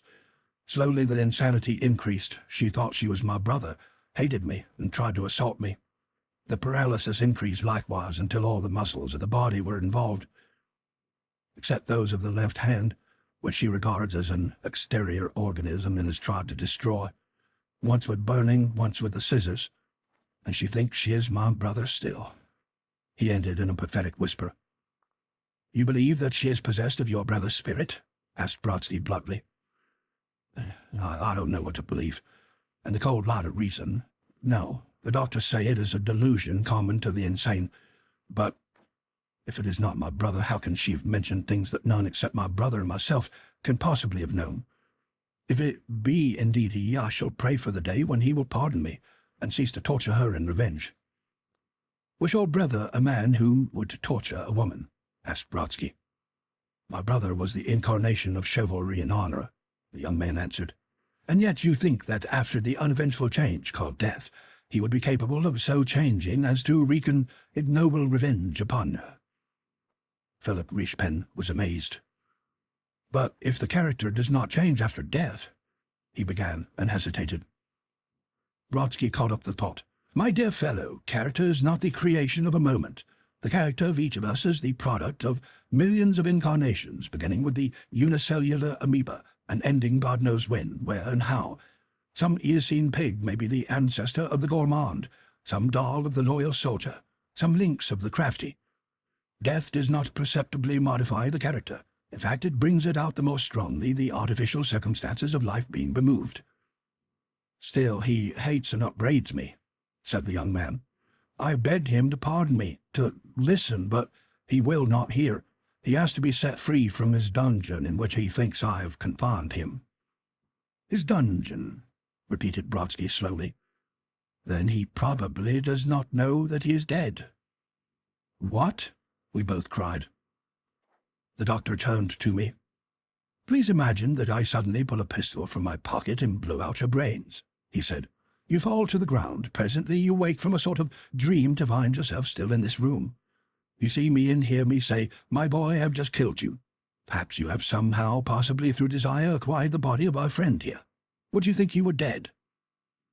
"Then you think my brother is ignorant of whose body he inhabits?" asked the young man abstractedly. "Precisely," said Dr. Brodsky. "And without the information you have rendered me, I could never cure our patient. Now, if it be indeed Jean, and we can persuade him that he is dead, and we can induce him to forgive and to depart, all may yet come out well. But first we shall require a few more days of purely physical treatment." "And I may see her?" begged Philip, reverting unconsciously to the feminine pronoun. He had sedulously kept Philip away from his patient, partly by reason of the antagonism which his presence seemed to arouse, partly because Philip was unable to realize the change in the personality of his wife. Like most of us, he still confused the body with the soul. The inattention and lack of sympathy of paid attendants at the asylum had actually, in Dr. Brodsky's opinion, aggravated the conditions which existed, and upon removing the girl to his sanitarium, he immediately placed her under the care of two intelligent and sympathetic nurses, who, while guarding her carefully, sought and had begun to win her confidence. She had begun to recognize all of us, but she tried continually to injure the useless hand. Dr. Brodsky had not addressed her by any name. One morning, however, he entered and grasped the girl's right hand cordially. "Well, Jean, how are you this morning?" he said. The effect was electrical. The girl's voice choked with her emotion. Falteringly, she replied, "You are the first who has called me by name since I've been here. Will you not tell me why I am kept a prisoner so long?" she added pathetically. "Where are you, Jean, then?" Brodsky asked. "I'm in prison," she answered. "A very different prison from what you imagine," he muttered. "Why are you in prison?" She passed her right hand warily across her eyes. "It is so long," she murmured. I cannot remember." "You will remember," answered the doctor gently. Suddenly the door burst open and Philip appeared upon the threshold. "I must and will see her," he cried. "I can endure it no longer. She is my wife, and I demand my right to speak to her." The spell was broken. The hardly uttered words of remembrance died upon the patient's lips. One instant she looked at Philip with implacable hate. The next, with a bound like a panther in spite of the disabled side, the girl had sprung full at his face. I saw the right hand raised. I saw the glint of steel in it, the broken fragment of a knife which she had secreted somehow. Then, before the well-aimed blow could fall, an extraordinary event occurred. The paralyzed left hand leaped up to meet the blow and arrested it. The two hands seemed to struggle together. Slowly, the right hand opened and the left seized the steel and flung it upon the floor. All this happened before either of us could move. A moment afterward, Brodsky had caught Philip by the shoulders and hurried him from the room. I'd never seen the doctor so angry. "I resign this case," he cried. "You have disobeyed my instructions in the most flagrant manner. You have perpetuated your wife's insanity. She shall go back instantly to the asylum." It took us both an hour to pacify him. The young man, overwhelmed with repentance, actually went down on his knees before him. I think my intercession was what saved the day. "Well, then, I'll take the case in hand again," the doctor muttered. "But it will take another week to restore her to her former condition," he cried angrily. It was a difficult week.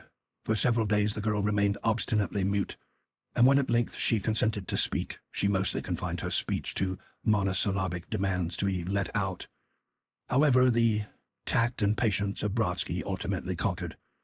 There came a day when the interrogation could be renewed. It was evident, however, that the shock of Philip's entrance still remained as a disturbing element in the patient's mind. Some shock was needed to revive the faded memories. Brodsky supplied this. Of a sudden he pulled a pistol from his pocket, cocked it, and leveled it at my head. A choking sound came from the girl's throat. "The pistol?" she gasped. "What do you see?" cried Brodsky, hurrying to her side. Her eyes were closed, her face deadly pale. "My brother. I tried to murder him," she cried. "Why?" Brodsky persisted. "Because he robbed me of the thing I love best upon earth," she answered wildly. "Like a thief, he stole away her love from me. I went to her in the garden. I noticed their increasing intimacy, but suspected nothing. Now I saw them standing together watching me. When I went up, she shrank away and clung to him. My brain seemed to be on fire. I ran into my room to find a weapon. He followed me. He was always stronger than I. He snatched the pistol from my hand, flung it upon the floor, and went away contemptuously. Then in my despair and humiliation, I placed the barrel to my own head and fired. And then? I must have been unconscious for some time, and yet I am sure the bullet only struck me a glancing blow, for when I came to myself I felt strangely well and at ease. My hatred, too, had largely disappeared, and I passed out of the room, treading as though on air, and went to look for them, to hear their plea for mercy. Then I might have granted it, but they were sitting together, not embracing, only sad, and they were attired in black, for somebody had died." "Yes," interposed Brodsky eagerly. "Who had died?" "I do not know. They would not answer nor look at me. There seemed a conspiracy of silence. When I passed them, the girl shivered with fear, but she either kept her eyes averted or let them look through me as though she did not see me. It was a plan to punish me. For days I seemed to wander through the house, never resting, eating, or sleeping. But none of all those whom I spoke to answered me or appeared conscious of my presence. Soon I saw the coffin of the dead person borne to the churchyard. I followed among the mourners. I heard my name spoken. Before the coffin was lowered into the hole, I bent forward and saw that it contained a waxen replica of myself. Then the ghastly truth became clear to me. They were pretending that I had died, that I, the real I, who wandered through the house, was an impostor, perhaps a madman. And even at the graveside my betrothed smiled at her lover and laid her arm through his. A desperate determination flashed in my brain. I discovered, since my abortive attempt at suicide, that I possessed the faculty of reading her thoughts, that I could will her silently to do the things I wished.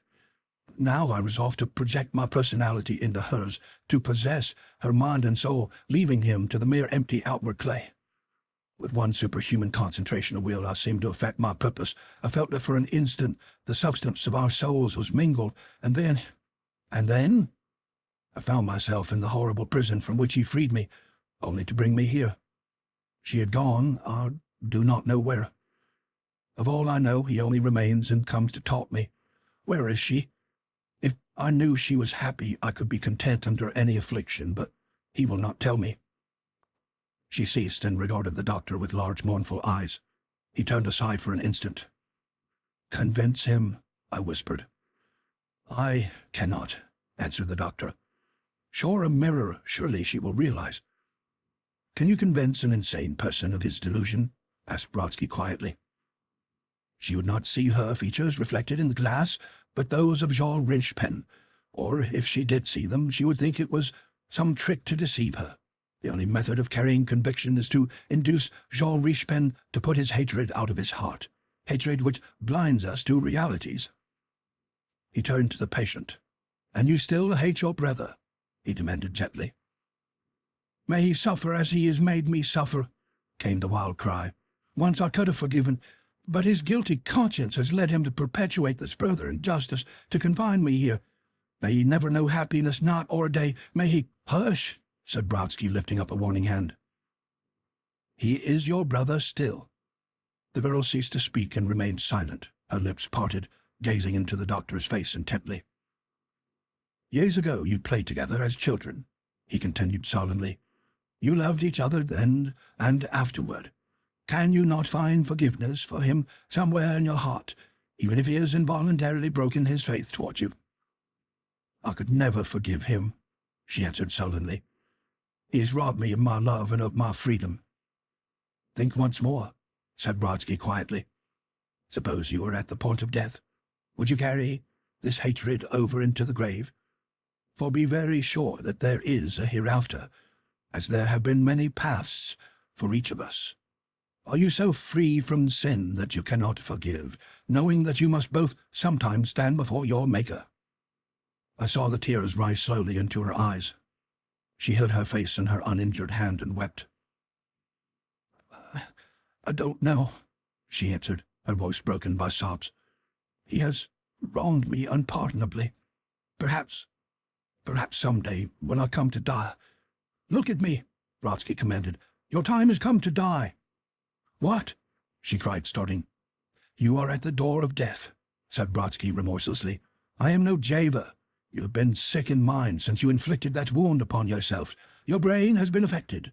All that you imagine you remember is the mirage of dreams. By Providence, conscience has been restored to you at last in order that you might not die unforgiving. Your brother is here. You will see him and pardon him." The words seemed to sink into her soul. Her face took on the ashen grey of the dying. "I do not ask that you forgive him out of fear," continued Brodsky, "but because it is right.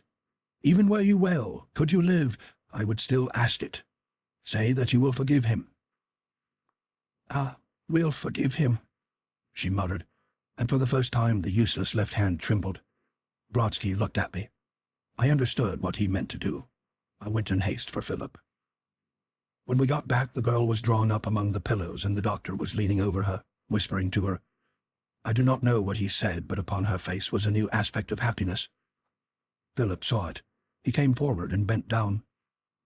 "Forgive me, Jean," he muttered, seizing the hand that hung so limply down and covering it with kisses.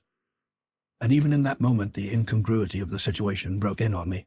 For we three men, sitting and kneeling by the side of this frail, paralyzed girl, had become oblivious to her sex and presence of the eternal soul that now transcended the flesh. Let only fools scoff at immortal things hereafter. Yet one thing troubled me, that Brodsky should have lied to her. As if divining my thoughts, he came up and took me aside, leaving the two together. "There is no way out except through the gates of death," he whispered. "The delusion is too deeply rooted. His soul must pass out by the death of the body. Because it took its only life rashly, no spirit met and welcomed it on the other side of the dark river of death. Yet its hold is weak, and by recreating the scene, I can bring about the actual manifestations of mortality." But if she is not waiting, ready to enter in?" I cried. "She has never wholly left it," he answered. "Her portion is the left hand on which Philip placed the wedding ring." He drew near to the bedside. On his knees, Philip still pleaded. "I forgive you," the girl murmured. "It is not because I have come to die, but because I never bore you any hatred in my heart, my brother. But you should have come to me and told me. Do you think I would have bound my love unwillingly to her vows? You should have been frank with me. And now," she went on plaintively, "I must lose her whom I love. I cannot bear it. If she could have loved me—" The doctor raised his hand solemnly. "She is your brother's by the right of their love," he answered. "Your part is nobler than a lover's. Tell me who loves the more, the lover jealously selfish of his love, wrapped in his own egotistic feelings, or the parent that guards and watches over his child?" She looked at him wonderingly. "That is your task, the nobler one, to watch over her, a spiritual guardian, until the time comes when they too pass over into the realms of immortality, where like is drawn to like, and there is no atom of love that does not attract love to it. There is neither marrying nor giving in marriage there." He rose and fumbled in his pocket. "Go, Sean," he said with terrible emphasis. "Your hate has worked itself out in suffering. Now the account is squared." He looked into her eyes. "You died when the bullet from your revolver pierced your brain," he ended, and suddenly his hand leaped from his pocket, and we heard the pistol crack. Had he shot her? No, for the ball went overhead and a cloud of plaster fell from above. But a shiver ran through the patient's limbs. The eyes opened and closed. A sigh broke from her breast, and she lay still. With a mad cry, Philip leaped forward, but Brodsky's arms closed round him and held him as in a vice. "Take her left hand in yours and wait silently," he said. "She is not dead." The body grew pale and cold, the features pinched and peaked, the muscles stiffened like those of a corpse. But all the while the little left hand glowed and the pulse stirred in the slender wrist. Then at last, little by little, the warmth mounted the arm, flushed the throat, the wizened appearance vanished, the breast heaved gently, the eyelids fluttered and opened. There was a new glance of intelligence in the eyes, resting with unutterable love upon those of Philip. I went out softly, and Brodsky followed me. End of section 4.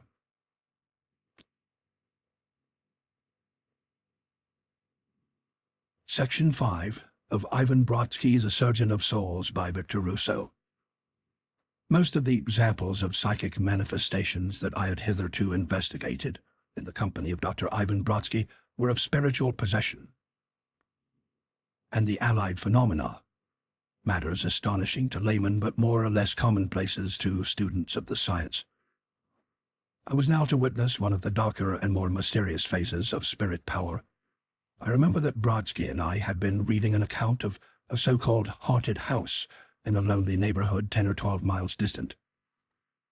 The structure, which was a rambling old place, had belonged to a major in the army who had retired from active service to reside there and spend his declining bachelor days alone. He had seen service in the Philippines, had traveled in India, had brought back with him an assortment of curious animals, including a cheetah, one of the wild cats of Bengal, several large parrots of brilliant plumage, and a young orangutan, which he had captured in Borneo. He had become greatly attached to this beast and had educated it until it developed almost human intelligence. The major had died suddenly, however. The large ape had refused food and pined away until it followed him, and the old house was now occupied only by a caretaker and his daughter, who tended the surviving animals under the terms of the major's will. About 2 months after the owner's death, rumors had spread through the neighborhood that the place was haunted. Pictures had fallen from the walls, crockery had been seen to fly violently across the kitchen, chairs and tables acquired a predilection for waltzing without the application of visible motor power. The neighbors, at first interested spectators of these phenomena, had come to shun the place when it was seen that the player of these pranks was actuated by some malicious motive. A gossiping woman had been struck senseless by a flying tumbler. A member of a psychical research society who had volunteered to pass the night in the menagerie, where these manifestations mostly appeared, had been found senseless upon the floor next morning, his body covered with bruises and 3 ribs broken. He had been removed to a hospital where he lay precariously ill and mentally deranged as a result of his fearful experiences. "What do you make of it, doctor?" I asked when Brodsky had laid down his paper. "It's nothing in the world but a poltergeist," the doctor answered. Then, seeing my look of mystification, he continued, "A poltergeist is one of those elemental half-human beings that have never achieved incarnation in human form. The universe is a palpitating, crowding mass of soul stuff, most of it discarnate, a small part exteriorized, and various highly heterogeneous physical forms. Whether this elemental being has already gone through millions of progressive incarnations between the unicellular organism and man, and is now waiting for its first appearance in human shape, probably as a degraded savage, whether it is this or whether the poltergeist is simply a leakage from the universal soul stuff, I am not prepared to say. At any rate, it possesses a very limited intelligence and strong earthward aspirations, which show themselves mostly in the flinging of crockery and the playing of malicious tricks." This is a well-known phenomenon. The celebrated Cock Lane ghost of Dr. Johnson's day, which perplexed 18th century London, was undoubtedly a poltergeist. Curiously enough, it is invariably associated with the presence of an imbecile child, the reason probably being that this is the intelligence which draws it earthward and furnishes the source of power. Nevertheless, Brodsky continued thoughtfully, I confess that I should like to make a personal investigation of this matter, for it presents fascinating but obscure allied symptoms which might put me on the track of a discovery. He had hardly concluded when there came a violent ring at the doorbell, and a young man hurried into the room. Dr. Brodsky, he began, I am a reporter for the Wayne County Gazette, and I have been commissioned to ask you for an interview concerning the haunted house over at Terraville. You have heard of the 2 deaths? Nothing beyond what your paper contains, said Brodsky, picking up the sheet. That's 2 days old, said the reporter, glancing at it. The young man died insane in the hospital last night, just at the time the second one was killed. Another psychical investigator, he continued, volunteered to pass the night in the menagerie and was found this morning with one side of his body crushed completely in. What do you make of it? He pulled out his pencil and notebook, but Brodsky made no immediate reply. He stepped to a hook where his hat hung and placed it upon his head. Let's go and find out, he answered. To spend the night there? Gasped the reporter. If you are willing. Willing? The reporter cried. Just wait till I telephone over to my editor. A few minutes later, we were on our way to the station to catch the local. Inside the car, the reporter plied the doctor with many questions, to which Brodsky replied sympathetically. The young man made copious notes, but after a while ceased to write and seemed to fall under the spell of Brodsky's words. His notebook and pencil rested motionless upon his knees. Doctor, he said at last, I am most grateful to you for the trouble you've taken in telling me all this. But to be perfectly frank with you, I can't make use of it. I saw Brodsky smile sympathetically, but he made no rejoinder. The fact is, the young man went on in a lower voice, my paper wouldn't stand for it. I believe, in fact, I know that these things are true. I have had experiences of them, and so have many of my acquaintances. But if I wrote what you have told me, I should be thrown out of my job and probably be sent to an asylum. No, doctor, I can't use it. Perhaps you can see for yourself tonight and tone the facts down to suit, said Brodsky with the suspicion of a laugh. The young man looked at him dubiously, but at that moment the train stopped and we got out at Turnerville. It was but 5 minutes to the house, a large straggling building dating back to the beginning of the last century, sat in an isolated situation upon a hill. The door was opened to us by a surly-looking man, evidently the caretaker. What more of you? He sneered. Come to see the haunted house, I suppose. I can't admit you, gentlemen. Police orders is very strict.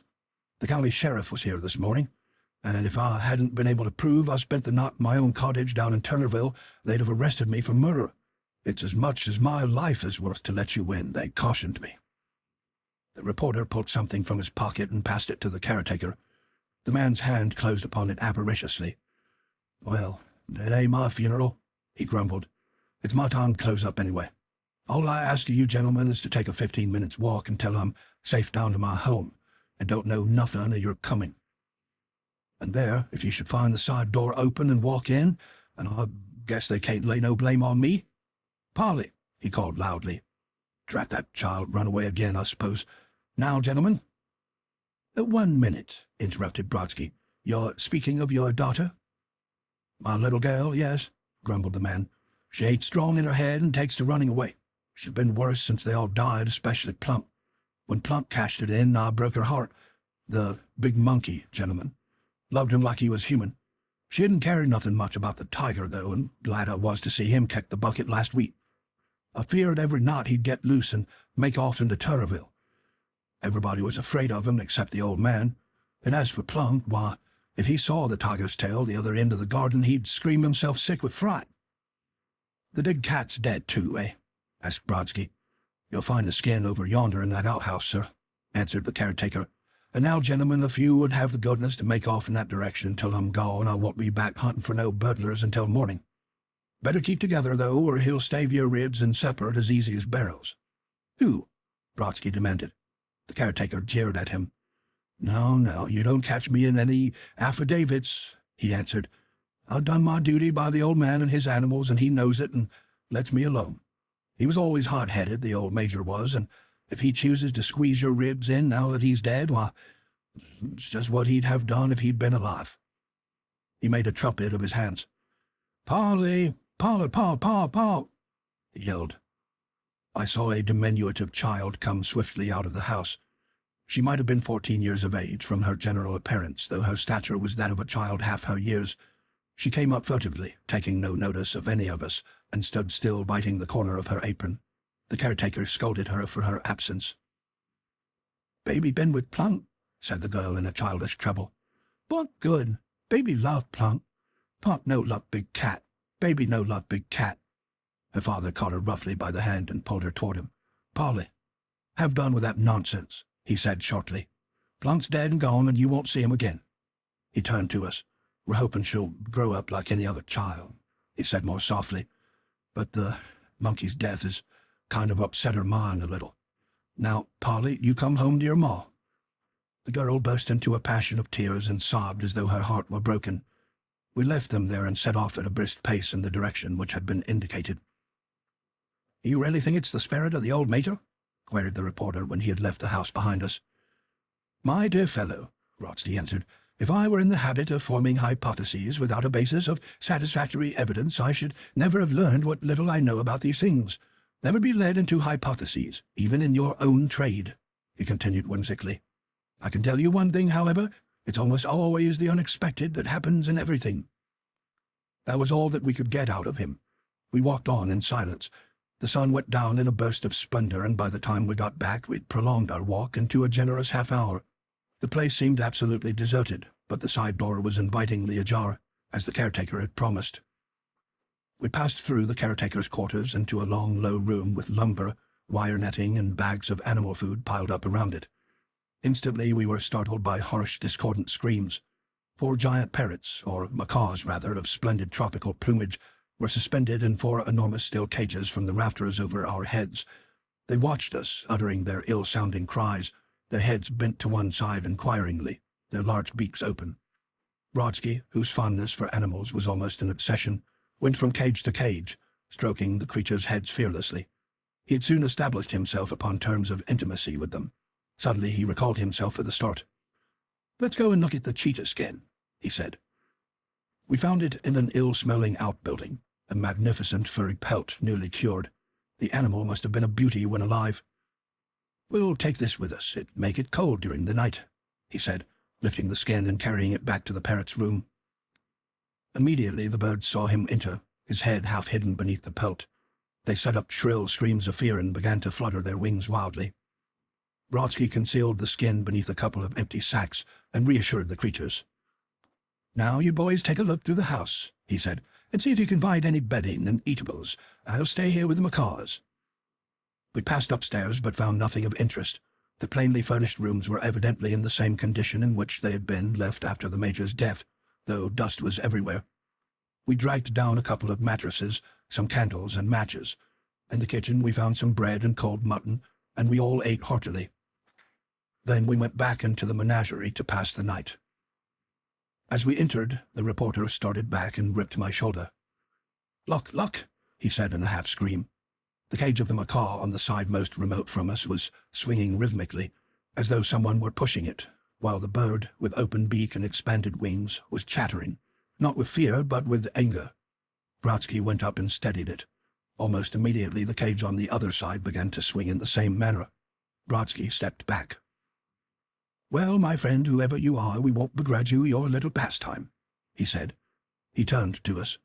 "We have nothing to fear from such childish intelligences that take delight in these mischievous pranks," he said with a smile. "And I think the 3 of us can overcome any manifestations of physical force. Hi, you show me how far you can throw." There was no answer indeed, except that the cage stopped swinging.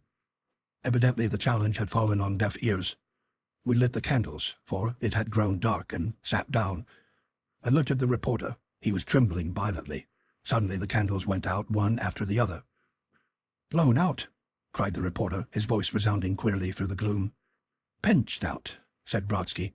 The glowing ends of the wicks had been cut clean as though with snuffers. He lit them slowly, and instantly the same phenomenon resulted. "Well, they won't put this one out," he said, lighting the one nearest him and carefully conveying it to where he sat beneath the concealed cheetah skin. He set it down upon a packing case close to the ground. True to his word, the candle flared steadily. He carried another to the same place and lit it from the flame of the first. Nothing occurred. "Is this light enough for you?" he asked, and we assented. The reporter was making a brave attempt to stifle the external signs of his obvious fear, and I was not wholly free from a sickening sensation in the pit of the stomach and a certain weakness of the knees. The low-placed candles cast gigantic shadows before them, throwing the floor of the room into strong illumination, but leaving the rafters of the roof almost entirely concealed in shadows. The macaws still screamed and chattered, moving continually, but always in such a manner that they faced the same side of the room simultaneously. The cages were swinging again. "Our poltergeist friend evidently enjoys the birds," said Brodsky calmly. "Why does he come here instead of going home with the girl?" I asked. "Where does he get his power?" Brodsky made no rejoinder. At my side I felt the reporter shaking like a reed. "Isn't there a remedy?" he whispered. "Can't you pray it away?" "You can't pray away an elemental," the doctor answered. "It hasn't intelligence enough to understand a prayer, knowing neither good nor evil. I might scare it away." Scare it," the reporter urged. "By putting out the lights," Brodsky continued. "Though it tried to extinguish them in its freakish pranks, this sort of spirit, unlike those of a higher order, is really afraid of darkness." The reporter leaped up with a scream. "Something pinched me, I swear," he cried, trembling. "Sit over here," said Brodsky, indicating the bags that covered the cheetah skin. "Now, my friend, stay there, no matter what occurs, and nothing will harm you. Draw closer," he added to me. "I'll take your place. Now, silence, please, everyone." Everything was silent now. The birds had gone to sleep. Sitting here, I was conscious that my own fear gradually yielded to a sensation of intense sorrow. All the sorrow, the anguish in the world, seemed to have been heaped upon me. I felt a longing for light, for human companionship, which even Brodsky's presence was powerless to assuage. I felt the doctor's hand upon my shoulder. Instinctively he had divined my grief. And then I could have sworn I heard a sob. Brodsky did too. Upon the instant he was on his feet. He sprang into a corner where lumber and bags were thickly piled and dragged forth. The idiot girl. She had been weeping bitterly, and her face was yet wet with tears, yet a baleful and malignant light shone through them. "As I expected," said the doctor, regarding her intently. "You hunt in couples, of course. I suspected that you must be somewhere in the vicinity when your disembodied friend began playing his pranks with the cages and candles." He was silent a moment, regarding her with the ruthless, emotionless expression of some dreadful judge. "So," he said, as though the childish body did not exist for him, "you have but a poor fleshly lamp to light upon its way. The senses which you can control are ignorant of the results of their own promptings. Nevertheless, you are the murderer of 2 men and would-be murderer of more." The girl burst into imbecile laughter. "Bad man beat me," she shrieked to the rafters.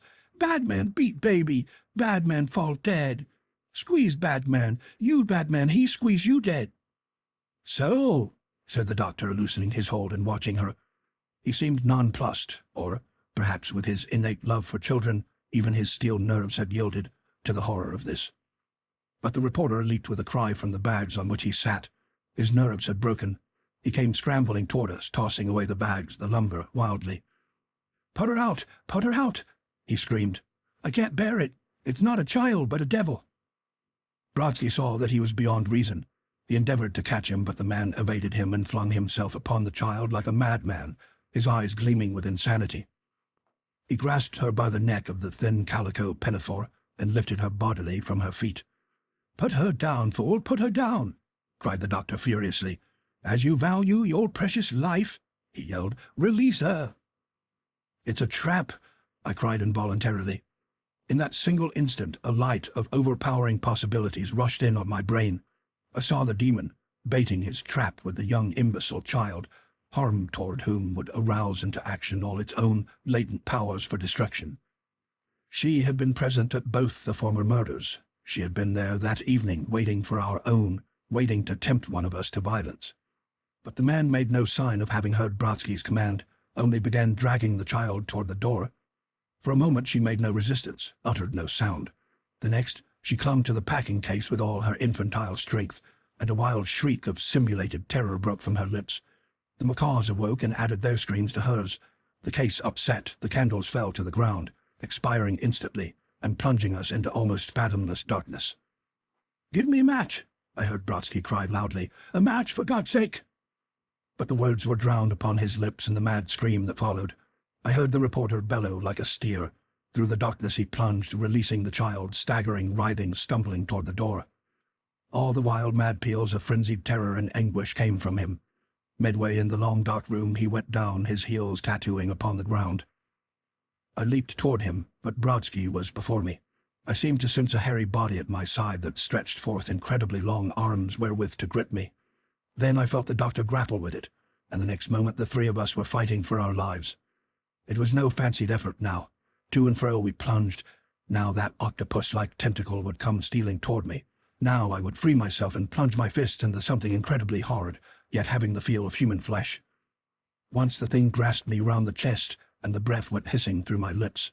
Then, as I reeled and stumbled, I felt the doctor's strong arm interposed, and once again the tentacle was torn bodily from me, leaving me sick and fainting. I could fight no longer. I sank down. I felt a fetid breath upon my throat, and the points of brazen fingers that closed on my gullet. Then something furry and soft fell over me, and our enemy was gone. I lay there, hardly breathing. Long afterward, it seemed to me, the doctor lit candles. "Now," said the reporter thoughtfully next morning, "now I shall not write up that story. I shall go home and spend the weekend in bed and tell the editor that I fell down on it." He smiled faintly through his bruised and blackened lips. His face was a mass of wounds. "And so it was the cheetah skin that saved our lives?" I queried. The doctor nodded. He looked hardly more presentable than either myself or the reporter. "A happy inspiration indeed that led me to bring it into the house," he said. "Surely some good angel was helping us last night. Never have I come so near failure, nor have your lives been saved so miraculously." "You knew it was not a poltergeist all the while?" I asked. "It actually was a poltergeist," the doctor answered, "for it had concluded its last incarnation before assuming the body of a man, and will doubtless reappear some centuries hence as a human of a very degraded order, possibly a native Australian or Andaman Islander. The Major's training had undoubtedly assisted the beast in working out the end of its brute births." "Yet it was no agent of evil," continued Brodsky. "The education it received, which brought it almost up to the verge of human understanding, had kindled in it a world of longing, of appreciation of its outcast state. It wanted human love, companionship, by virtue of its nearly human soul. Consciousness persisted after death, as is common among the anthropoid apes, instead of rushing back into the vast well of eternal consciousness. And it lingered near the child who had befriended it. It knew the caretaker, and did not molest him, but when strangers approached the girl it watched them narrowly, and harshness or blows inspired it to a furious defense of her. Yes, I suspected the orangutan early in the proceedings. I knew it couldn't be the cheetah, for the cat family is too low in the scale to retain any individual memories of life. I was convinced when it made no response to that challenge we hurled at it, which a true poltergeist would have understood and taken up immediately. And luckily I remembered that the big cats are the only enemies feared by these monster apes. That was why it wouldn't go near the candles when I set them beside the skin. And that swinging of the bird cages, it was just what an ape would do, wasn't it?" "But will it not return?" I asked, "and injure others?" "Not for a while," said Brodsky, "and meanwhile I shall make it my business to see that the child is removed to an institution for the feeble-minded. She has lived too long with the other world. With care and intelligent companionship, I am convinced we shall yet succeed in making a fairly rational human being of her." End of section 5.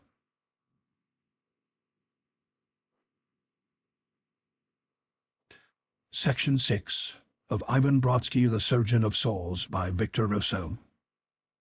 The Fetish of the Waxworks. Paul Dupuy, Frenchman and patriot, more Yankee than the native-born since he took out naturalization papers, wears the British flag in his buttonhole on Independence Day. A story hangs upon this, the story of a dead hero to whom the presence of Paul became an outrage and abomination. and it was Brodsky who saved Paul from his post-mortem vengeance. The psychical investigations of Dr. Ivan Brodsky and the marvelous results which he had obtained in his warfare against the hosts of evil, some of which I have previously recounted, had by this time made him known to a large circle of those to whom such things as spiritual possession are facts rather than theories. In hospitals, in prisons, wherever we find pain and sin congregated, occult manifestations are a commonplace of existence, though fear of ridicule debars the inmates from making any mention of them. It was in such institutions that Brodsky's reputation spread broadcast. But there are prisons for the dead as well as the living, as I shall show. Neither Brodsky nor I was greatly surprised when a visitor entered his study one evening and implored his aid in the unraveling of a mystery, which had, he was convinced, a supernatural explanation. "At least, I can't help thinking so myself, sir," said the man, speaking fluently but with a slight foreign accent, "although I am not a believer in such things myself." Brodsky's brows clouded. That was the stock phrase that he detested. "If you do not believe in such things, how dare you make the suggestion that they exist?" he cried. "Be honest with yourself and me, man, or go elsewhere. Do you believe in them, or do you not?" "Yes, sir, I do," replied a visitor. "But when one makes such an admission, one is ridiculed. It's odd." "Huh," grunted the doctor. "Go ahead with your story." The visitor sat down and fingered his hat nervously. He was apparently a man of the laboring class, to judge from his appearance. Yet he showed signs of intelligence superior to that of most of his kind. I could account for his mental disturbance only when he had finished his story. "I'm a freshman by birth, sir," he began, "and I've been 7 years in this country. Dupuy is my name. I am a naturalized citizen and proud of my adopted country. I learned my trade in Paris. It's a queer trade, and there's not many throughout the whole world follows it. So that it pays well, especially as it requires a certain amount of artistic ability, though less than you would suppose. I am a maker of wax figures for the Waxworks Theatre on 5th Street. You may not know the place, gentlemen, for people seem somehow to have lost interest in that form of entertainment, though it used to be the craze in years gone by. My task is to model life-size wax figures of all people of prominence. We've got the famous murderers, of course, and the presidents and the heroes of the Revolution, and so the famous kings and queens of England, the great soldiers and sailors, Wellington, Napoleon, Nelson." "Ah," said the doctor, "let the dead rest in their graves. Don't you know that every time you set up an image of the dead, you form a focus in which all that remains of his personality on earth concentrates? That commandment against making replicas of live in stone, which would have included wax, my friend, had wax figures been known, was the wisest and most spiritual of all. Go on." "Well, sir," said our visitor, "as I told you, I am constantly at work fashioning these figures for Mr. Morgelson, the proprietor. We didn't have any naval officers up to a few weeks ago, but Mr. Morgelson is always looking out for something new, so he says to me, 'Dupuy, let's have a few statues of naval officers of history. Do you remember any?' 'Sure,' says I. 'There's Villeneuve and Saint-Page and—'" "We're talking French," said Mr. Morgelson. "What about John Paul Jones and Nelson?" So I set to work and made replicas of them. The one of Jones was fair, but the Nelson statue was first-rate. I did it all from his portraits, and there he stands in the gallery with one arm and one eye, and everybody who comes in recognizes him at once. And that brings me to the point." "Ah, you've had trouble with Nelson?" cried Brodsky. "Mon Dieu," said Dupuy, lapsing into his native tongue as he wiped his forehead. "He's trying to murder me." The man broke off and eyed us furtively. I had long learned to keep guard over my face, but incredulity was in my heart. As for the doctor, he said nothing, and the man continued. "It must have been a week ago that the first thing happened. I was adjusting the scabbard of his sword. We use real swords in our scabbards. As a point flew through and went right into my wrist, just missed a large artery. Look." He held his hand up for our inspection. There was a ragged cut, half-healed, along the base of the hand. And I'll swear that the figure pushed the sword through the scabbard, pushed it violently, for it cut clear through the leather. But I didn't catch on just then. Then 4 days afterwards, as I was passing it, the thing flew from its pedestal and keeled me over. My head just missed the iron radiator by 2 inches, and I tell you, it didn't fall. It fairly threw itself at me. What does Mr. Margetson say to that? Asked Brodsky. He laughs at me. I don't know what to do. I have a man to melt it and let Margetson discharge me, and yet I have my wife to think of, and there is no demand for such men as me, the business having fallen off so. And if I stay there, one day the thing will kill me. Enough, said Brodsky. We'll go there at once. Can we get in? I have the key, answered the Frenchman, putting on his hat. We 3 left the house together. We caught a car on the main road which ran past us 1 block away, and half an hour later stepped out at the entrance to the Waxworks Theatre, which stood in what was now the heart of the business section of the city, and was, in consequence, almost completely deserted at this hour of the evening. Our companion pulled out a key and opened a side door. We went up to a great hall round which were arranged statues of celebrities, life-size figures of strikingly human aspect. And yet, mused Brodsky, stopping to regard a group of cleverly arranged heroes of our Civil War, the men who erect these think they have nothing more than the external shells. How ignorant they are of the psychic qualities of their actions. Indeed, what do they dream of anything beyond the material? Yet this gallery is almost a breeding ground of souls. Who can measure what influences such beings draw down to them? Well, at least no evil spirit would be attracted hither among these men who offered up their lives for their country. Dupuy led the way toward an end of the great hall. Here I saw a group of figures attired in Georgian dress.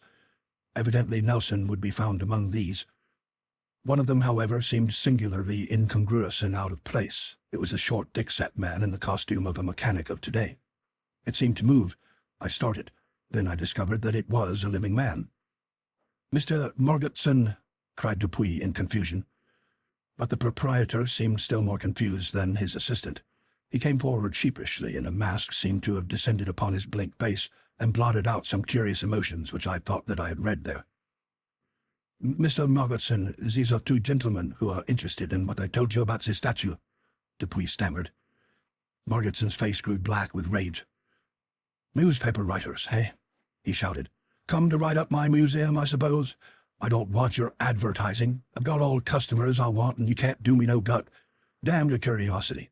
This fool's been telling you some of us silly yards about the Nelson statue, I suppose." This rage appeared so abnormal that my medical training induced me to examine Margetson from the pathological standpoint. But Brodsky looked into his face steadily and landed his hand upon his shoulder. Margetson's anger seemed suddenly to evaporate. "Is there only interested in the statues turning into flesh and blood, sir?" said the Frenchman. Unluckily, these words brought about a return of Margetson's frenzy. "Flesh and blood? Rubbish!" he shouted. "Arrant nonsense, that's what you're talking, Dupuy. What's the matter with the statue? It's a very good statue, one of the best you've made. It's new wax, green wax we call it in the trade, and it ought to have had time to mature, only the public were so crazed over the naval officers that I didn't have time to let it lie. That's why it's hardening, because of the fumes from the leather factory across the street.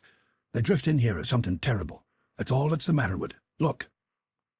He switched on an electric light upon the wall behind him, and for the first time I saw clearly the face of the great English hero.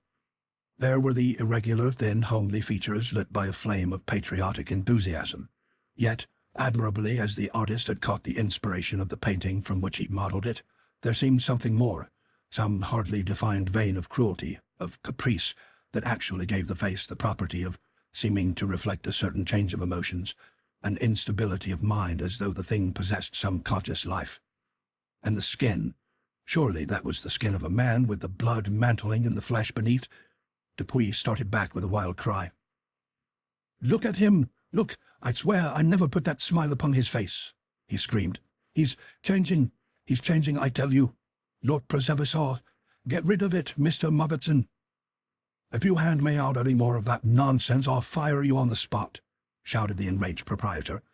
"You're going daffy, Dupuy. That's what's the matter with you. He's always had that smile. Examine the wax, gentlemen. It's hardened, that's all." With horror and repulsion I'd laid my finger on the smooth surface of the cheek. So lifelike did it appear that I could have sworn the blood faded out of the arterioles beneath the pressure, blanching the surface of the skin. And yet it was of wax. It was not flesh and blood. But flesh and blood differed less from it than it differed from the unreal and waxen figures around it. It stooped half forward. It seemed instinct with slowly dawning vitality.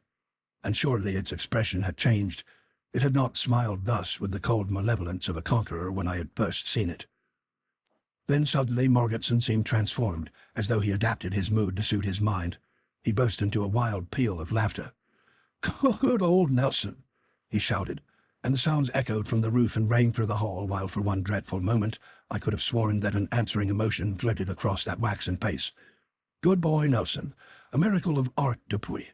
I can't tear myself away from watching him. I'll raise your salary. He makes me feel so good. He wants me to do something for him, and I'll find out what it is and do it." "You've given him a body, and he's getting you a reason, my friend," said Brodsky, somewhat shaken by this unexpected outburst. Come away, gentlemen," cried the Frenchman, pulling us by the arms. "He's mad. God help him. I should have told you he'd been acting queer, but last night when he laughed at me so much, I thought that it was only overwork.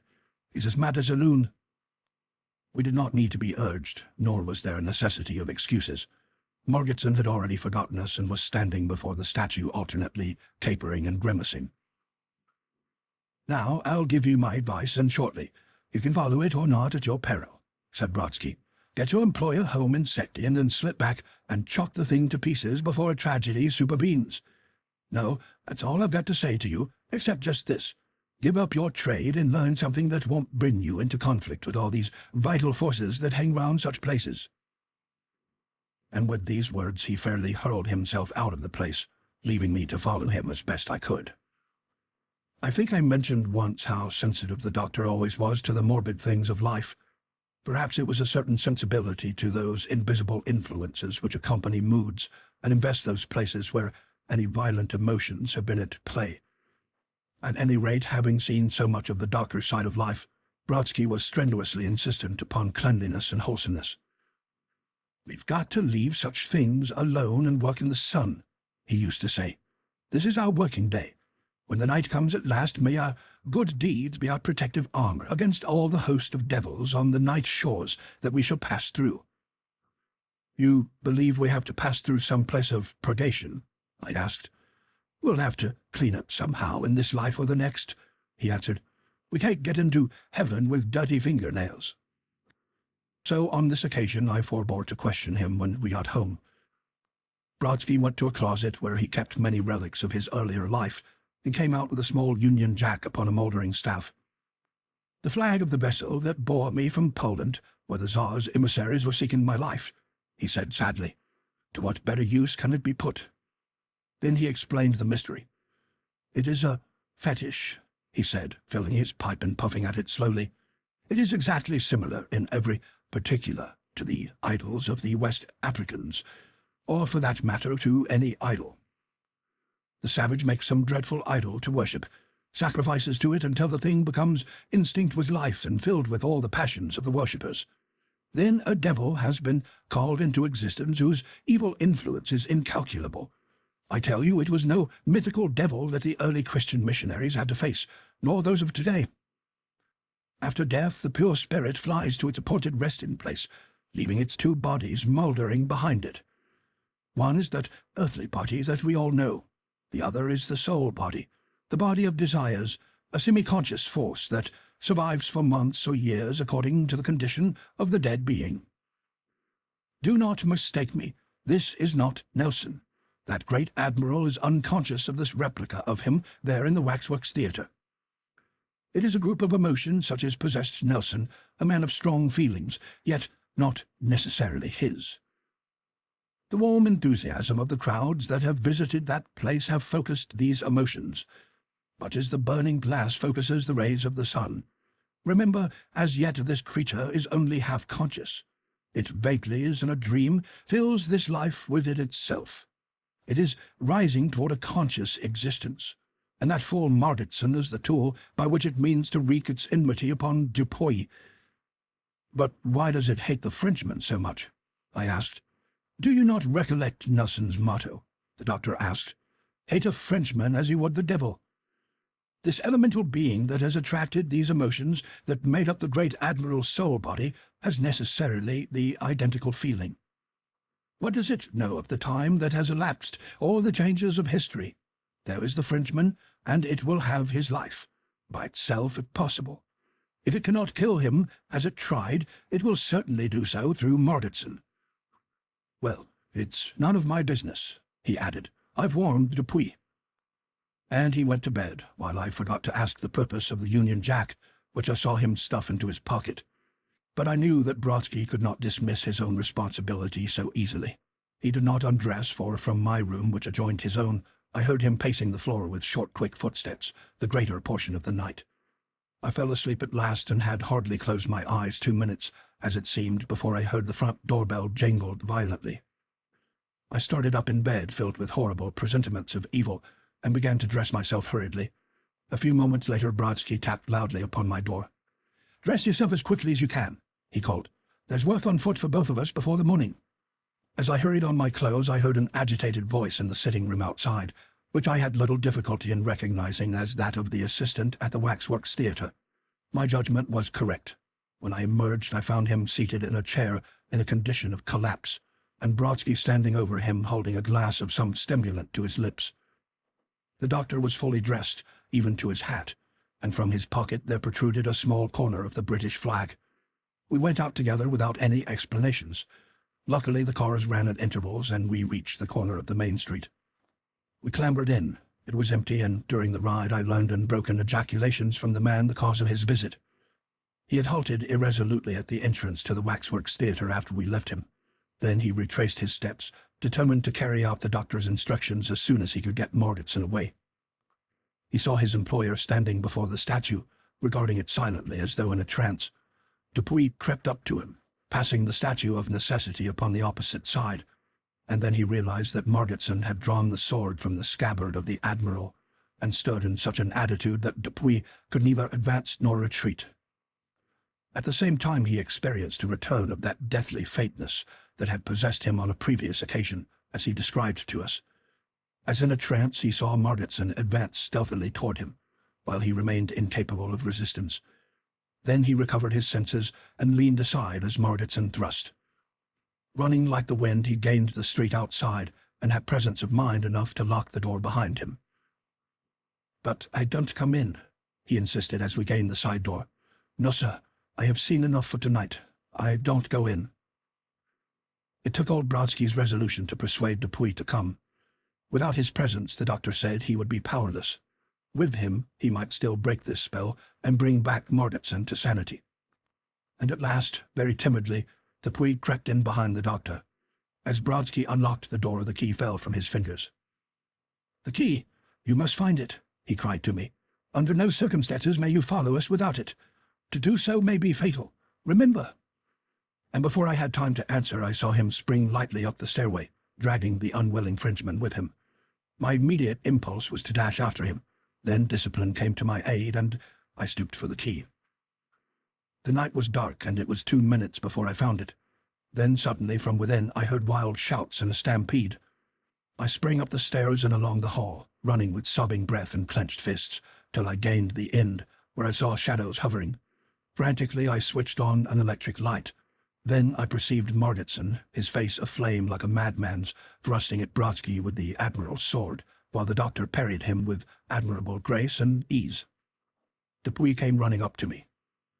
"He wrestled me," he cried, "with his sword drawn, and Dr. Brodsky snatched a sword from Baljoun's replica and met him. Look, the doctor wins." Like every Polish gentleman, Brodsky was an adept with the foils. Certainly a clumsy mechanic such as Mordauntson could not have expected to overcome him. Yet, as I watched the tense interchange of swordplay, I was amazed at the skill shown by Mordauntson. It seemed as though the courage and prowess of the great Admiral had descended upon him.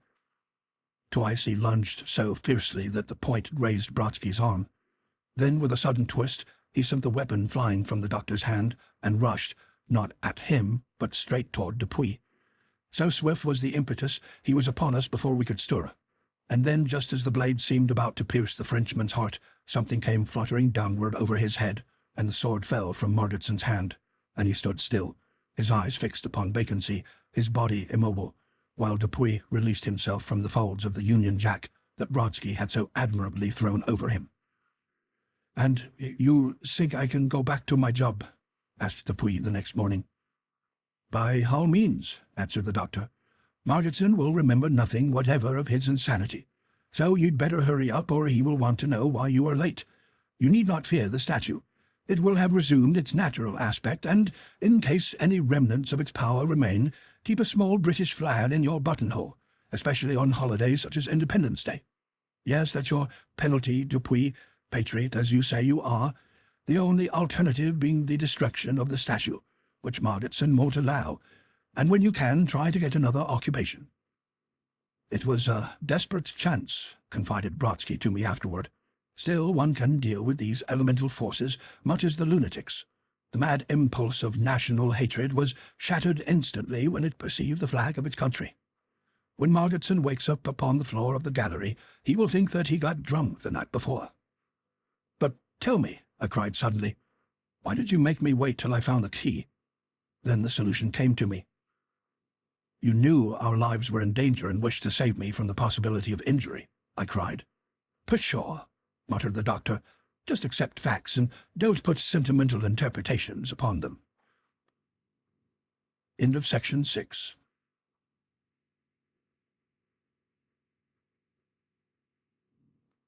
Section 7 of Ivan Brodsky, The Surgeon of Souls by Victor Rousseau. The Seventh Symphony. Dr. Ivan Brodsky put down the morning paper with a long whistle, got up, put his hands in his pockets, and paced the room continuously. "Too bad, too bad," he kept repeating. During the months that I'd lived with him and assisted him in the psychical investigations which he carried on, I'd learned one thing above all others, to let him tell his story in his own way. So I waited until he was ready to speak. I could not conceive what he had read that had so agitated him, and my astonishment was increased fourfold when he came and stood by my side, wiping the tears from his eyes unaffectedly. "Rose Soleil is dead," he volunteered finally. I tried to murmur something appropriate, but I must confess that the announcement did not stir me greatly. Of course, like most others, I'd heard of that wonderful woman cellist who had blazed her triumphant path through all the capitals of Europe and America, from Buenos Aires to Moscow. I'd seen the notice of her death in her 35th year, and had forgotten that the doctor, like every Pole, had a passionate love for music. "You knew her, perhaps, doctor?" I faltered. "Not in the body," said Brodsky quite simply, as though drawing some obvious distinction. "But what does that matter? I heard her play. I heard her in Carnegie Hall when she went to New York last year, and dead. Rose Soleil dead." Presently he came and sat down at my side. "The world is poorer today than it was yesterday," he said to me. "Rose Soleil was the greatest cellist of the day. If she had lived 5 years longer, she would have been the greatest that ever lived. But she was more than a great player. She was a woman of the most noble stature. She was never spoiled by the flattery she received. She lived just as simple, unaffected a life as always, devoting all her income beyond the amount necessary for living to the encouragement of poor artists. And only 5 years ago, when princes and millionaires were at her feet, she married a poor clerk in a lawyer's office for love. I believe their lives were ideally happy. I met him once. He offered to introduce me to his wife, but I would not meet her. You see, I had heard her play. I did not want to meet her in the flesh." Our psychical investigations occupied much of our time about that period, and this conversation made little impression on me. It must have been 4 or 5 months afterward that it was recalled vividly to my mind when I entered the doctor's office a little late one morning and saw upon the hall table as I went in the card of a visitor engraved Augusta Soleil. Inside, the man was taking off his gloves. He was about 35 years of age, as I should judge, a Creole in appearance, and possessed a striking and dignified demeanor. "Dr. Brodsky," he began when we had been introduced, "you will have no recollection of me, of course, although I once had the pleasure of making your acquaintance for a few moments at a reception." "On the contrary, I remember you very well," replied the doctor. "I'm extremely glad of it," returned the young man cordially. because it will make my mission easier. I'm not, of course, unacquainted with the reputation that has come to you from your remarkable investigations in psychic affairs. I've always believed in such things, and so did my wife. Curiously enough, she often expressed the wish to meet you, and the fact that I did not introduce her to you that afternoon was the cause of our only disagreement. Before her death, she and I often discussed the possibility of the spirit making itself manifest to mortals, and we resolved that whichever died first, he or she would return to give proof of immortality to the other. Her death, as you know, was comparatively sudden. She lingered in a semi-conscious state for perhaps 2 hours after we realized that the end was approaching. Toward the last, her mind grew clear, and she motioned to me to bend over her. In a very weak voice, she told me that she was going to give me the proof we had always spoken of. She would, if possible, play for me her transcription of the wonderful heartbeat march from the Seventh Symphony of Beethoven upon her cello. It was her favorite piece, and mine, and then just before she died, she spoke your name. After death, I was wild with grief. I locked away all her possessions in a room of our apartment and would not allow anyone to touch them. I traveled for some months and arrived back last week. Time had softened my excess of sorrow, as I suppose it must, though the grief will, I know, be permanent. And then for the first time I dared to think of her promise. But so great was my dread of disappointment that for several days I could not bring myself to unlock the door of the room in which her things were stored. Finally I brought myself to it, took out her bow and cello, which had rested there untuned, untouched for months, and placed them in my room and waited in the darkness. But nothing occurred, and at last I went to bed and soon fell into a sound sleep. It must have been shortly after midnight that I awoke with a start. I dreamed a hideous discords, and the dream was verified. Upon my ears there burst the wildest, most terrible medley of sounds that I have ever heard. They crashed out upon the instrument in the most grotesque manner imaginable, and yet, horrible as it was, the time and accentuation seemed to be those of the Seventh Symphony. You can imagine my horror. I sprang from the bed and struck a match. Instantly the sounds ceased, and yet when I drew near I saw the strings quivering, as though the hand of the ghostly visitant had barely left them. That night I heard no more, but every night since then that horrible noise awakens me at the same time. It lasts about as long as the movement from the symphony, and has the inexorable rhythm of that relentless heartbeat march by which Beethoven suggested the march of life, from birth to death, from the grave to the grave. But it is a cacophony of hideous dissonances, and it is always the same.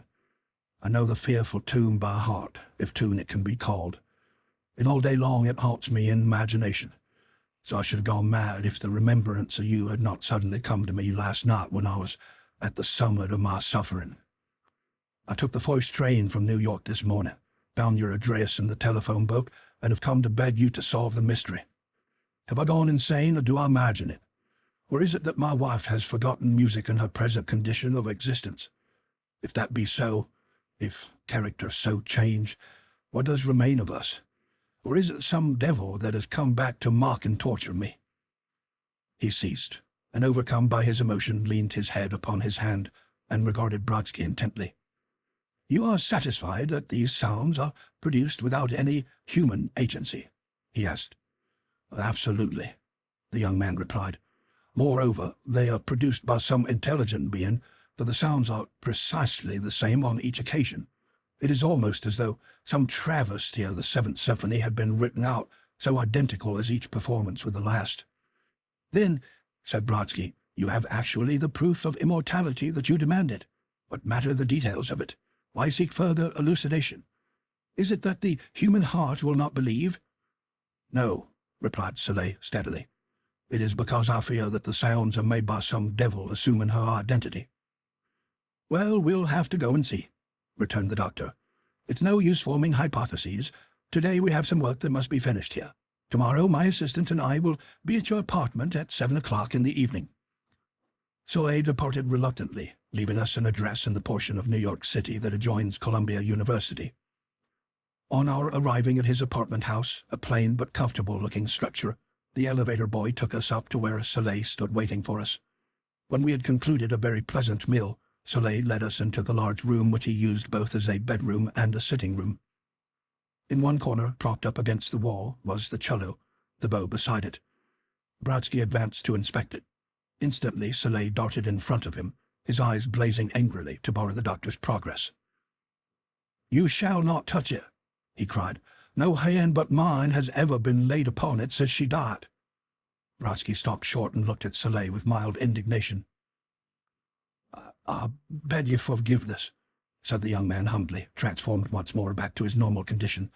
"But I cannot allow you to touch it. It is a full whim of mine, but I cannot explain it, but I must insist on this." "My dear sir," said Brodsky severely, "it is not at all essential to my purposes that I touch the instrument. I do not desire to do so in my capacity as doctor, but merely from the natural interest that I take in musical instruments of such antiquity." The young man flashed out eagerly. "You recognize it?" he asked in delight. "It is a genuine caroba, made at Leghorn in 1729. Pray look at it." He turned it for Brodsky's inspection, but all the while seemed ready to spring to the defense of it. "Such old instruments have a peculiar psychic value," said Brodsky thoughtfully. "Well, will it play for us if we put out the lights?" We lowered the gas, but not a sound came from the instrument. "It only plays at 1 in the morning," said Soleil. "That was the hour at which she died," he added. "Well, sir," said Brodsky, "I doubt very much whether it would play for us all tonight, even if we were to sit up till that hour, especially since you told me that the sounds cease the moment that you light the gas. It is controlled evidently by some power that is most delicately attuned. As you may know, the soul that returns to earth is by no means a free being, able to communicate with the survivor upon all possible topics. Were this so, we should have learned from such wandering beings the secrets of their own state. By a wise provision, the soul can return only for some special cause: the mother to watch over her babe, the wife to prove her continued existence to her husband, the miser to reveal some hidden hoard. The soul that returns is responsive to one single emotion. Therefore, our presence alone would serve to neutralize this." "Is there no way, then?" cried Soleil despairingly. "There is one way," said Brodsky thoughtfully, "but it is a dangerous way, and I would resort to it only upon your solemn pledge that you will never again resort to it so long as you live. It is the way so wisely forbidden by Moses, the great lawgiver, the way that Saul utilized at Endor, the seance. By the united electrical powers of our bodies, we can, when seated in a circle, bring about the effects we seek. But there are hosts of evil agencies ready to rush in and usurp the functions of our minds. We must hold no commerce with these, give them no freehold over us. If therefore we sit tonight, may I have your promise never to do so again?" "Ah, promise," replied the young man solemnly. When this had been done, we put out the gas-lights and seated ourselves around the instrument in such a manner that, without touching it, we could, by extending and joining hands, completely encircle it. Thus we waited in silence for 5, 10, 20 minutes. But nothing occurred. No sound came to break the silence. "It will not play, I know it," said Soleil abruptly, rising and lighting the gas jet sullenly. He stood in the center of the apartment over the instrument, glaring at us defiantly. The doctor smiled. "At least you have one consolation," he said. "If it had been some mocking spirit that struck the strings, it would have come to us. We can dismiss that hypothesis. Well, suppose you put us up here for the night." I will," said the young man eagerly, his face clearing. It was evident to me that his swift moods were rather the result of his nervous tension than of a difficult nature. "There is a bedroom adjoining. I will leave the door open, and you shall make yourselves comfortable there. If it does not play tonight, at least I shall be free from those terrible jangles that haunt me." While he was searching for pillows and bedding, I cross-questioned Brodsky upon the failure of his plan. "I will tell you frankly why I made that suggestion," he said to me. "As I remarked, if it had been some devil, as I suspected, that played the jangles, it would have come eagerly. As you know, the difficulty at the seance table is not to obtain communication, but to keep off the lying, priggish elemental spirits that assume the names and personalities of the departed. Had any such creature come, I should have made some conventional excuses to Soleil and departed. The fact that nothing occurred is highly satisfactory. The good spirit returns to this earthly plane only with great difficulty and travail. Well, there will be nothing for us to do except to wait. We resolved not to undress, but to sleep or rest upon the coverlets. We sat up together until close upon midnight, spending what would otherwise have been a very pleasant evening. Our host was a man of vast information and much culture, and by tacit consent no further word was spoken regarding the object of our visit. Shortly before midnight, Soleil began to yawn. "I always become uncommonly sleepy about this hour," he said. "With your permission, I will leave you and go to bed as though you were not here, so as to reproduce as nearly as possible the exact conditions of other nights." "A very excellent suggestion," said Brodsky approvingly. "Well, we will retire also, and I think the door may be as nearly closed as possible without preventing our hearing anything that may happen." We put out the gas in our room and talked in whispers. "That sleepiness of Soleil's is promising," said Brodsky confidently. "Sleep is an invariable precursor of psychic phenomena, as you have found. Don't let yourself be overpowered, though, and in about an hour we shall hear something of interest, unless I am very much mistaken. I only hope the sounds are loud enough to reach us. To one in such a disturbed condition as Soleil, the least murmur may appear a thunderclap." I smile when I recall the doctor's words. In spite of my resolution, I had fallen into a light doze, and Brodsky afterward confessed to me that he too had yielded to sleep. When I was awakened by a furious grating noise in the large room, I was wide awake in an instant. The cello was moaning like a tortured man. Thunderous discords fell from it. The strings grated and crackled as though some lunatic were at the instrument. I rushed to the door, but Brodsky held me back. "It will cease if you enter," he whispered. Never do I hope to hear such music again. And what made it more horrible, there seemed to be some method in the playing of it. There were fearful parodies of motifs and phrases. The fingers struck the notes clearly, leaping from string to string as the bow squeaked and scraped across them. A moment later the door was flung into our faces as Soleil burst into the room. "I cannot bear it," he cried. "It is not she. That would be too horrible. Light a match for the love of heaven." The doctor found and struck one, and on the instant the noise ceased. Brodsky and I ran across the room and inspected the instrument. The strings were still vibrating, but no sound came from them. We stared at one another in astonishment. Then we heard Soleil sobbing in the next room. It took the doctor half an hour to restore him to his normal self. "I cannot help you," he said at length, when Soleil was dressed and we three sat once more in the gaslight. "If I had anything from which to obtain inferences, but I am helpless here. The world of psychic phenomena is an unmapped chart. We are only beginning to explore the coasts and boundaries. But one thing I would advise you. Destroy the instrument." "Never," cried Soleil, his face aflame. "She has come to me. She has tried to make herself intelligible, to give me the sign I asked for." "Well, I will not be responsible for your sanity," said Brodsky curtly. "A lot I care for that," retorted Soleil, laughing bitterly. "Man," he added fiercely, snatching at the doctor's arm, "don't you understand what is troubling me? My wife lived for her music. She lived in it.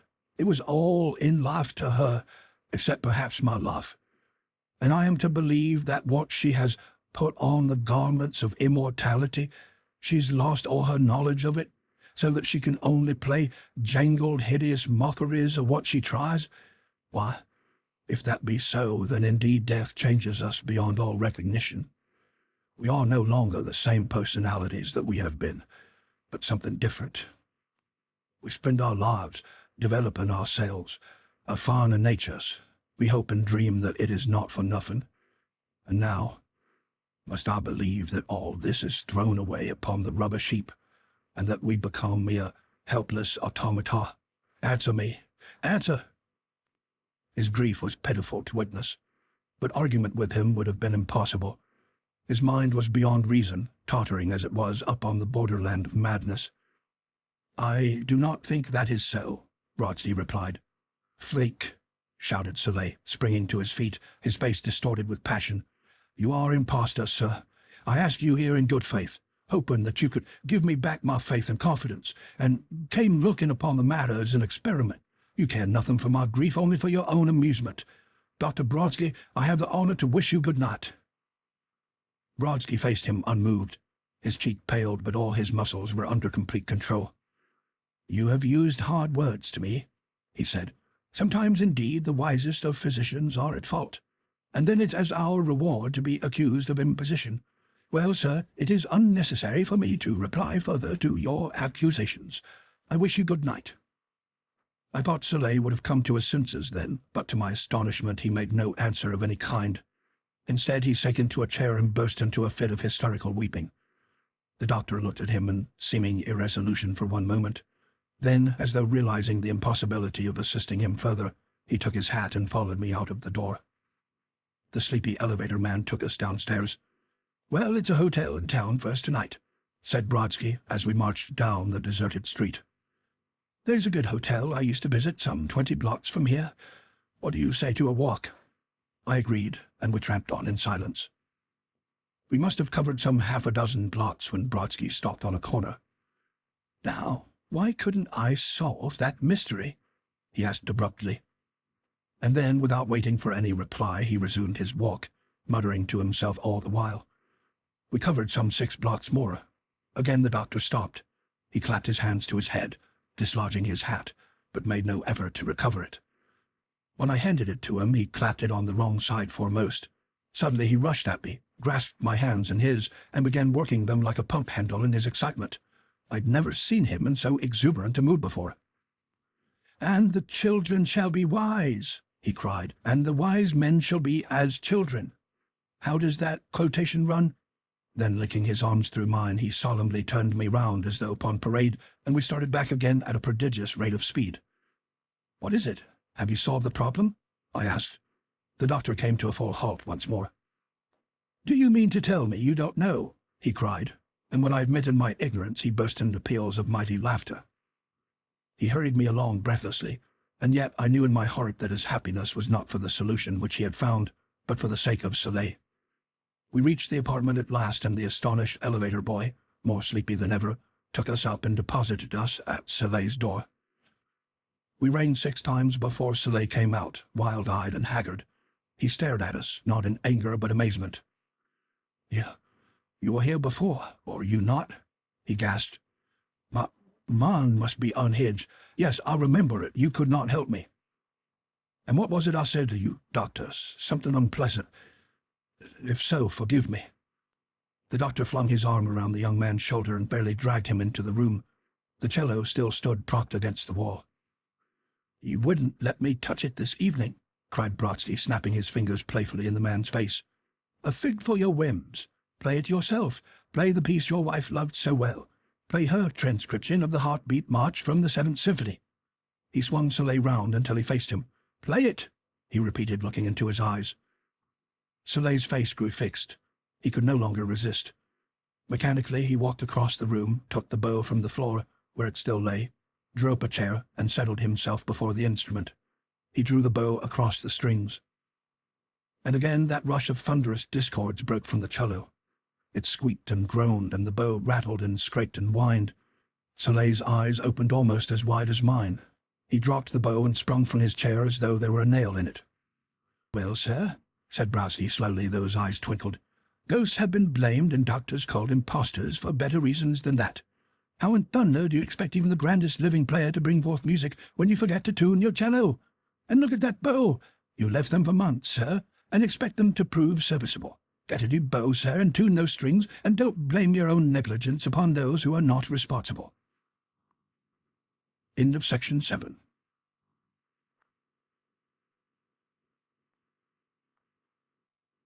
Section 8 of Ivan Brodsky, the Surgeon of Souls, by Victor Rousseau. The Chairs of Stuyvesant Baron. Among the numerous investigations which Dr. Ivan Brodsky made in my company, I recall the case of Stuyvesant Baron's furniture, because of the poetic justice which it brought about.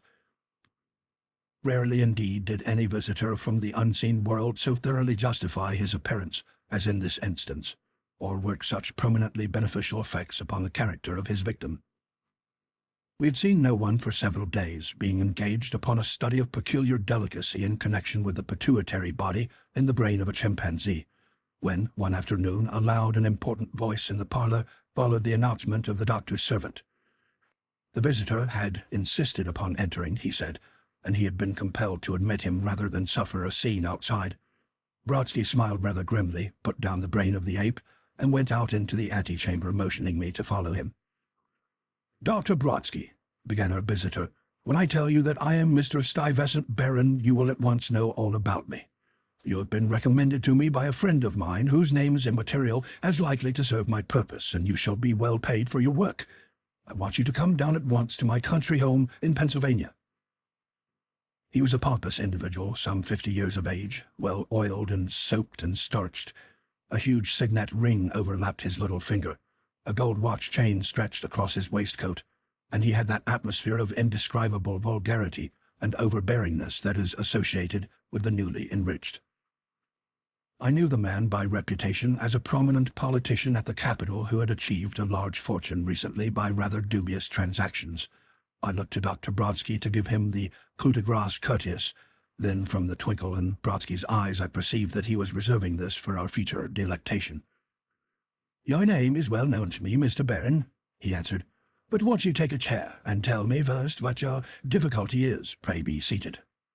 Mr. Barron reached toward a chair and sat down gingerly upon the extreme edge, apparently surprised that it did not collapse under him. "Well, perhaps I'd better begin at the beginning and explain the matter," he said. "You have heard, no doubt, of my influence in the capital and how I worked my way up from quite humble beginnings to my present position. Well, sir, it was always the dream of my life to own one of them country estates, which is the correct thing for a man of my status to have. I've had my eye on one for a long time, a fine place but sadly run down. It was owned by an old Southern family, plenty of ancestors, but beggarly as church mice, and not a dollar to their credit. Yes, they'd fallen into disrepute and let the place run down. I'd been waiting for them to put it on the market, and as soon as it was advertised for sale, I went to see it, and I said, 'Stuyvesant, that's yours. My wife's away in Europe, comes back next month, and I thought I'd buy it and fit it up for a surprise for her.' Well, Doc, I bought it. There's 100 acres or more goes with it, and naturally, when I bought the place, I thought I'd gotten rid of those beggarly Southerners for good and all.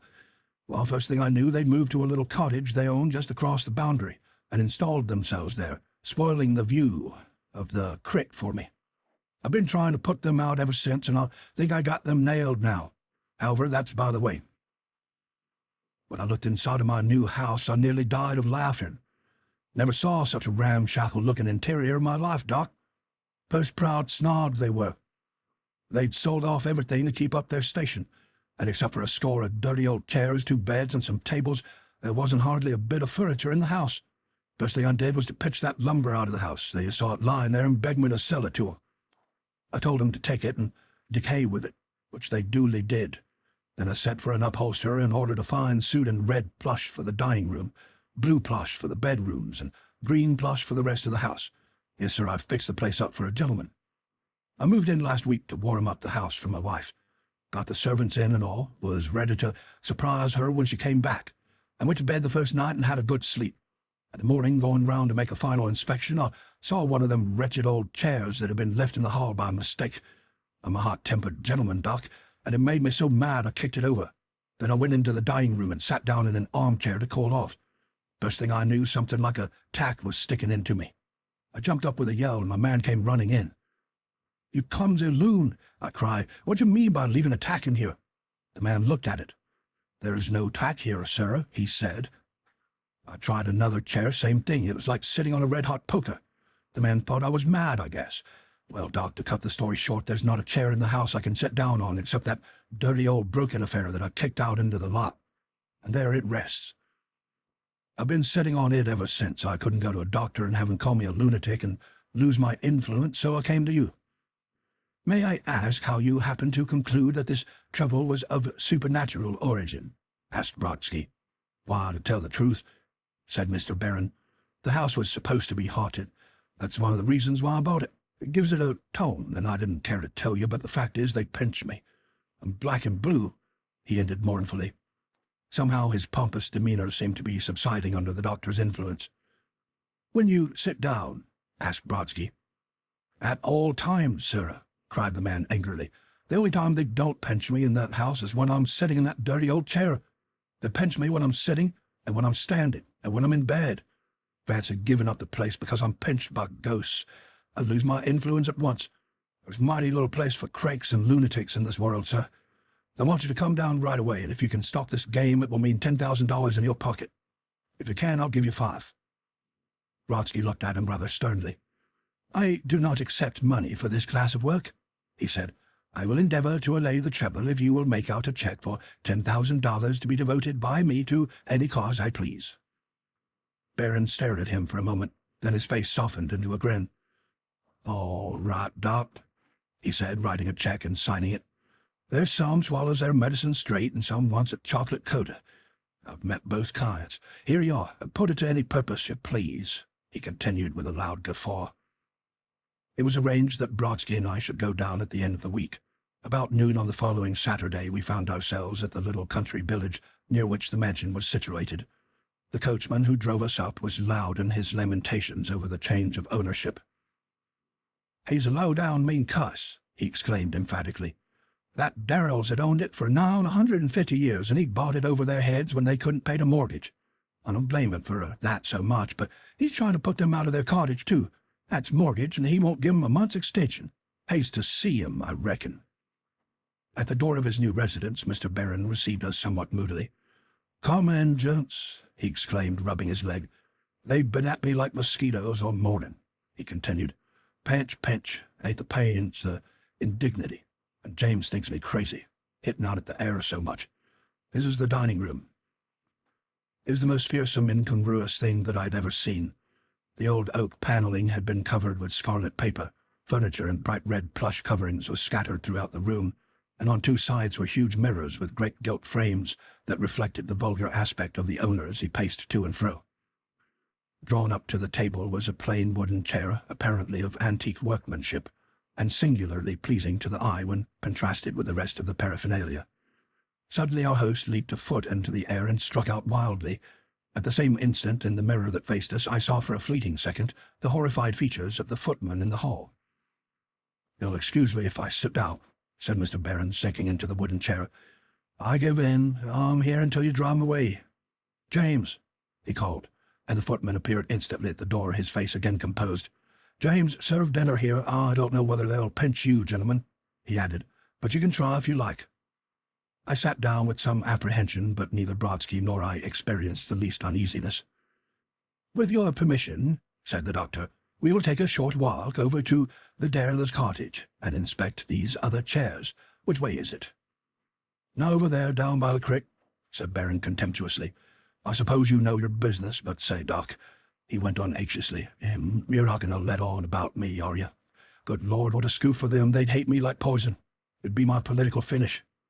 Not a word, said the doctor, and we went out. A walk of a few minutes brought us to the cottage, a pretty little place from which the mansion was just visible. The wife received us with hospitality and without inquiring our business after the southern custom. Brodsky soon drew her out, while the daughter and young son sat by in silence. Now, I don't blame Mr. Barron for buying the place over our heads, said the woman. We couldn't have kept it up after my husband died, and we knew it had to go. But he's taken over the mortgage on this cottage and threatens to put us out next week and raze it to the ground. Heaven knows what will happen to us, for we're at the end of our resources. All our poor furniture wouldn't net us $100. Ah, pretty old chairs, eh? Said Brodsky, looking around him. They were good in their day, said Mrs. Darrell with some slight touch of pride.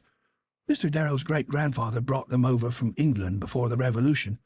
They made good furniture in those days, better than they do now, and if they don't look pretty, they've worn well. But they've about outlived their usefulness. Peters, the traveling peddler, has offered me $15 for the 9 of 'em, and he'll be here tomorrow. I'm thinking of letting 'em go. They're an heirloom, I see, like the family ghost, said Brodsky pleasantly. The woman started and cast a dubious glance toward him. Oh, you've heard about that, then? She asked, coloring faintly. They do say there is a ghost, although it never troubled any of us. Whose is it? The man's who made the chairs? No, indeed, Mrs. Darrell answered. It is supposed to be the spirit of the old gentleman who willed the chairs to my husband's great-grandfather. Mr. Darrell used to visit him constantly at his English estate before he died, The old fellow would become greatly attached to his chairs, and in his last days, when his mind had given way a little, he used to think he had made them. He told Mr. Darrell that he would always be near them and that they should never leave his descendants as long as they lasted. He left them to Mr. Darrell because he was almost as proud of them as the old gentleman himself.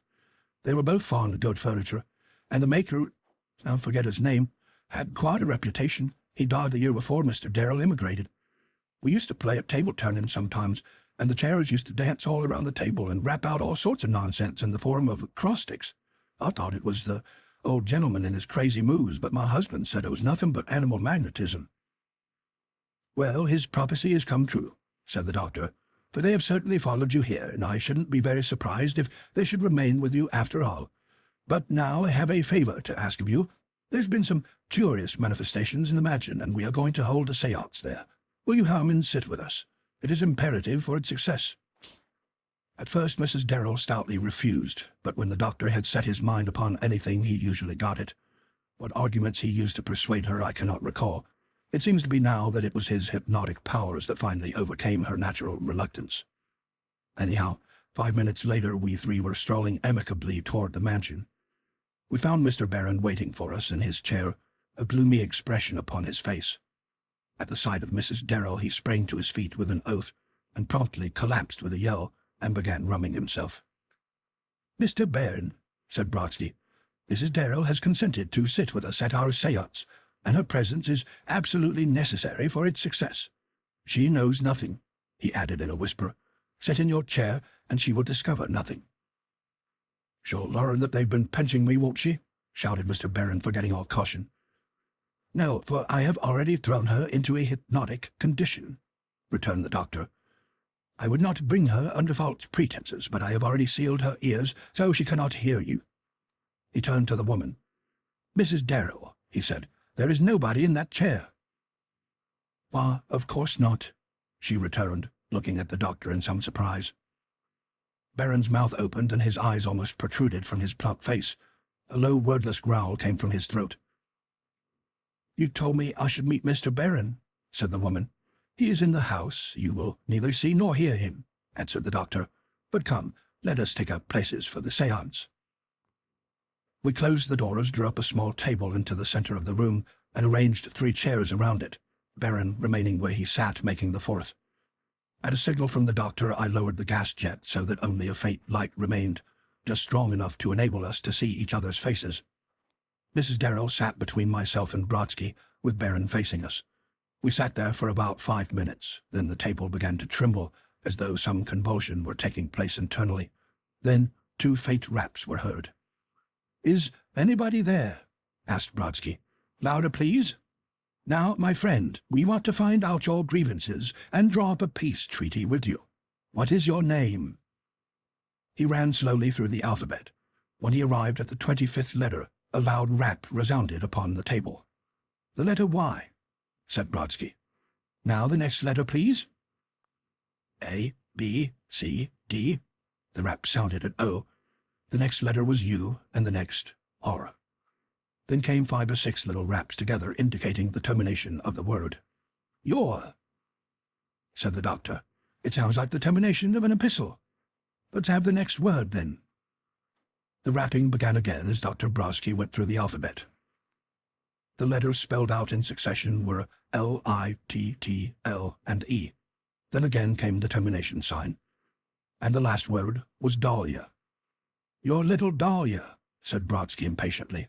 "That's the worst of the séance," he continued to me rather in an aside. "It attracts a mischievous and prankish form of elemental spirit whose messages, even when comprehensible, are mostly a tissue of lies.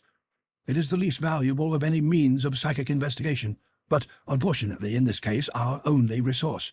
I suppose we've got to be duped by some half-human intelligence of the usual low order." There came 2 thunderous raps upon the table, the accepted signal for no. "You protest, do you, my friend?" said Brodsky grimly. "Very well, then, you shall have another chance. Now perhaps you will tell us your proper name." 3 loud raps indicated willingness, and Brodsky began to spell out the alphabet again. This time the signature was different. It contained 3 words, as before, and they were Jem the Penman. I fancy I see some method in this madness, said the doctor, ignoring the three raps that joyfully assented to this remark. And I fancy that our prankish friend will have still another signature upon the third attempt. Now, sir, let us have the end of the charade. The alphabet was slowly spelled out once more. This time the signature ran, Chips the Carpenter. Aha, said the doctor, just as I expected. Yes, my friend, I understand your carefully veiled illusions. And now perhaps you will afford us some indication of your desires. Hardly had the words left the doctor's mouth when a scream burst from Baron's lips. In the dim light to which our eyes were now becoming accustomed, I saw him slide suddenly from his chair to the floor, or rather the chair seemed to be pulled violently from beneath him, as a mischievous schoolboy might have done to some venerable elder. And then the chair stood up solemnly upon its back legs and began tilting backward and forward, kicking the prostrate man much as a thug might kick his wife when he returned home drunk. Drunk indeed seems to be the word most suitable, for the thing balanced itself gravely and deliberately, but withal with difficulty in the intervals between the kicks. Then as Baron slid forward, screaming into the center of the room, I saw the thing begin to sidle at him, butting him like a goat. Finally, withdrawing a foot or more to gain momentum, it waddled solemnly forward, mounting his prostrate form, and executed a clumsy dance upon the most prominent portion of his waistcoat. I am afraid that all the sympathy which I should have felt was extinguished in that burst of Homeric laughter that came from the doctor's lips, in which I joined. There we sat by the table rocking to and fro, speechless and apoplectic, while the chair executed its solemn ritual, now performing a pas de deux upon his chest, and again balancing itself upon one leg, apparently irresolute what antic it should next perform. And all the while Baron screamed like an insane man, yet so paralyzed by his terror that he could not move. I knew that James would break into the room, for the screams outrang our laughter, and were those of a man in mortal agony, but I was not prepared for the denouement. I heard a shuffling in the hall, the door was flung wildly open, and a towering figure appeared in the doorway, that of a woman. For one instant she hesitated, then without a word, by instinct as it seemed, she found the exact location of the low gas jet, and turned it on. There were we at the table, red in the face. There was Mrs. Darrell beside us, watching us in surprise and not understanding. There lay Baron upon the floor, dusty and battered, ripping with all his might the leg of the now innocuous chair that seemed to have become entangled with his head. And then I realized that Mrs. Baron had returned from Europe. She drew herself up to her full 6 feet of height and glared at us with a single comprehensive gaze. "Stuyvesant, get up!"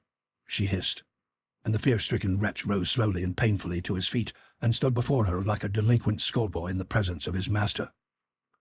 "So this is the way you have been enjoying yourself while I have been away," she cried. "These are the orgies you have been indulging in with these low creatures at your country seat, as you were pleased to call it in your letters to me? You thought you could hoodwink me, your wife, after 20 years of unhappy marriage, but I'll keep my eyes on you from this night forward. You shall not get the divorce you've been counting on," she went on, becoming for the first time hysterical. The doctor half rose from his chair. In an instant the woman had staggered to her husband's side. "No, Stuyvesant, protect me from these ruffians," she cried. "My poor Stuyvesant, they have lured you here to rob and murder you. Come, leave this house and never set foot in it again." She fell upon his neck. "My poor husband," she sobbed. "Hold me up, hold me up. I'm going to faint." She promptly did, and it required the united efforts of Brodsky and myself to brace her up. We got her to a lounge at last in another room. Baron was at her side. Outside I heard the chug-chug of the automobile as James prepared it for the night journey. Nothing would have induced Mrs. Baron to spend the night in the new home. In one interval between her almost constant hysterics, her husband stole out to us. He looked very different from the pompous creature who had come into the doctor's office a few days before. "I'm glad," he cried. "I'm glad. All hell seems loose tonight. I wouldn't stay here for a street railroad franchise," he spluttered. "And I'm ruined. I've been kicked by a chair. An old dirty chair that I threw out in the lot. What'll they say about me at the Capitol?" "Nothing," said the doctor. "Either of us will be the word of this, and nobody else sees or hears you." "Whom are you speaking to, Mr. Brodsky?" asked Mrs. Darrell nervously. "I don't see anybody." Baron stared at her in wild incredulity and hope. Then his mind went working backward. "I've got a white elephant on my hands," he cried. "Nobody will buy the place. It's so out of the way. I'd take 10,000 for it," he cried hopelessly. "I'll give you 10,000 for it," said the doctor. "A bargain. When?" "Now," he replied. "A verbal agreement. Are you content?" "Done," answered Baron. Then Brodsky took out the check he had received and handed it to him. Baron looked at it, and his face turned green. He spun round on his heel and left us, and the fragments of the paper descended in a cloud behind us. Brodsky turned to Mrs. Darrell. "This is your home," he said. "But who is the spirit?" I asked the doctor a few hours later. "Have you never played charades?" he asked. "What were the names? Your little Dahlia, Jim the penman, and Chips the carpenter. Reverse the order. What syllables do we obtain?" "Chip and Dale," I exclaimed with sudden inspiration. "Exactly," said Brodsky. "Of course it was not the famous maker of chess himself, but the old gentleman who, as Mrs. Darrow told us, imagined himself to be Chippendale, and talked in acrostics. No doubt the insult to his chair when it was flung into the lot inspired him with the desire to be revenged." "But surely he would not still be insane after 100 years of spirit life," I said. "That offers up rather hopeless chances for those of us who die deranged in mind." "Only when he returned to this earth sphere," replied the doctor. "Then he would naturally take on characteristics which he possessed on leaving it. But 100 years is an unusually long period for a spirit to manifest itself upon this earth, and I think it is highly probable that now that the Darrells are restored to their own home, he will pass on to higher spheres and cease to revisit us." End of Section 8.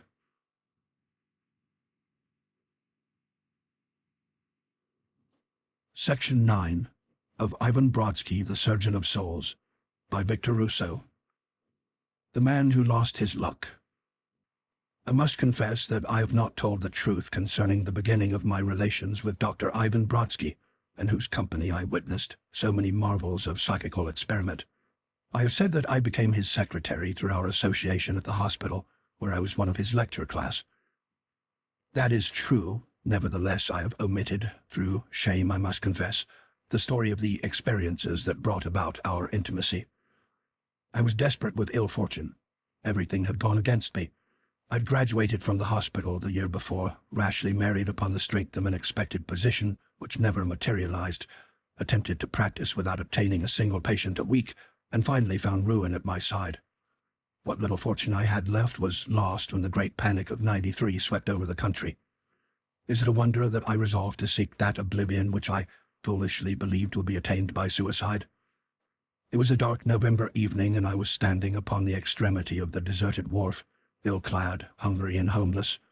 I remember how I looked at the black, oily water floating swiftly beneath me, gathering resolution to jump. At last I attained it.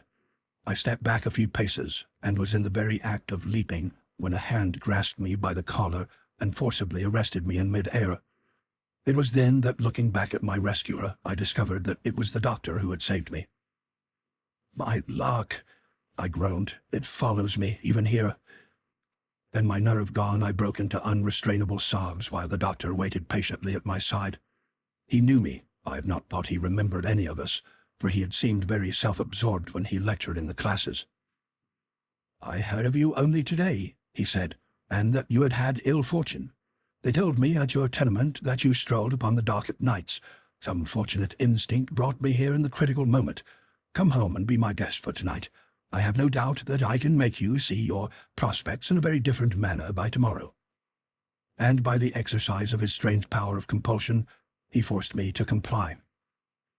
A change of clothing and a steaming hot supper did, I admit, work wonders. I had not realized before how much my physical weakness induced my privations had contributed to my despondency. Late in the evening, when I was sitting in his study enjoying a cigar, he drew me out. And so that is my story, I summed up in conclusion. 6 months ago I was a man of some little means, married and looking forward to a successful career. Today I am a penniless outcast, homeless and desperate. All I had in the world has been swept away. My wife has left me, perforce to go to her parents. My self-respect has utterly gone. And but for your intervention I should now be lying at the bottom of the canal. But my ill luck would not even leave me a quiet exit from life.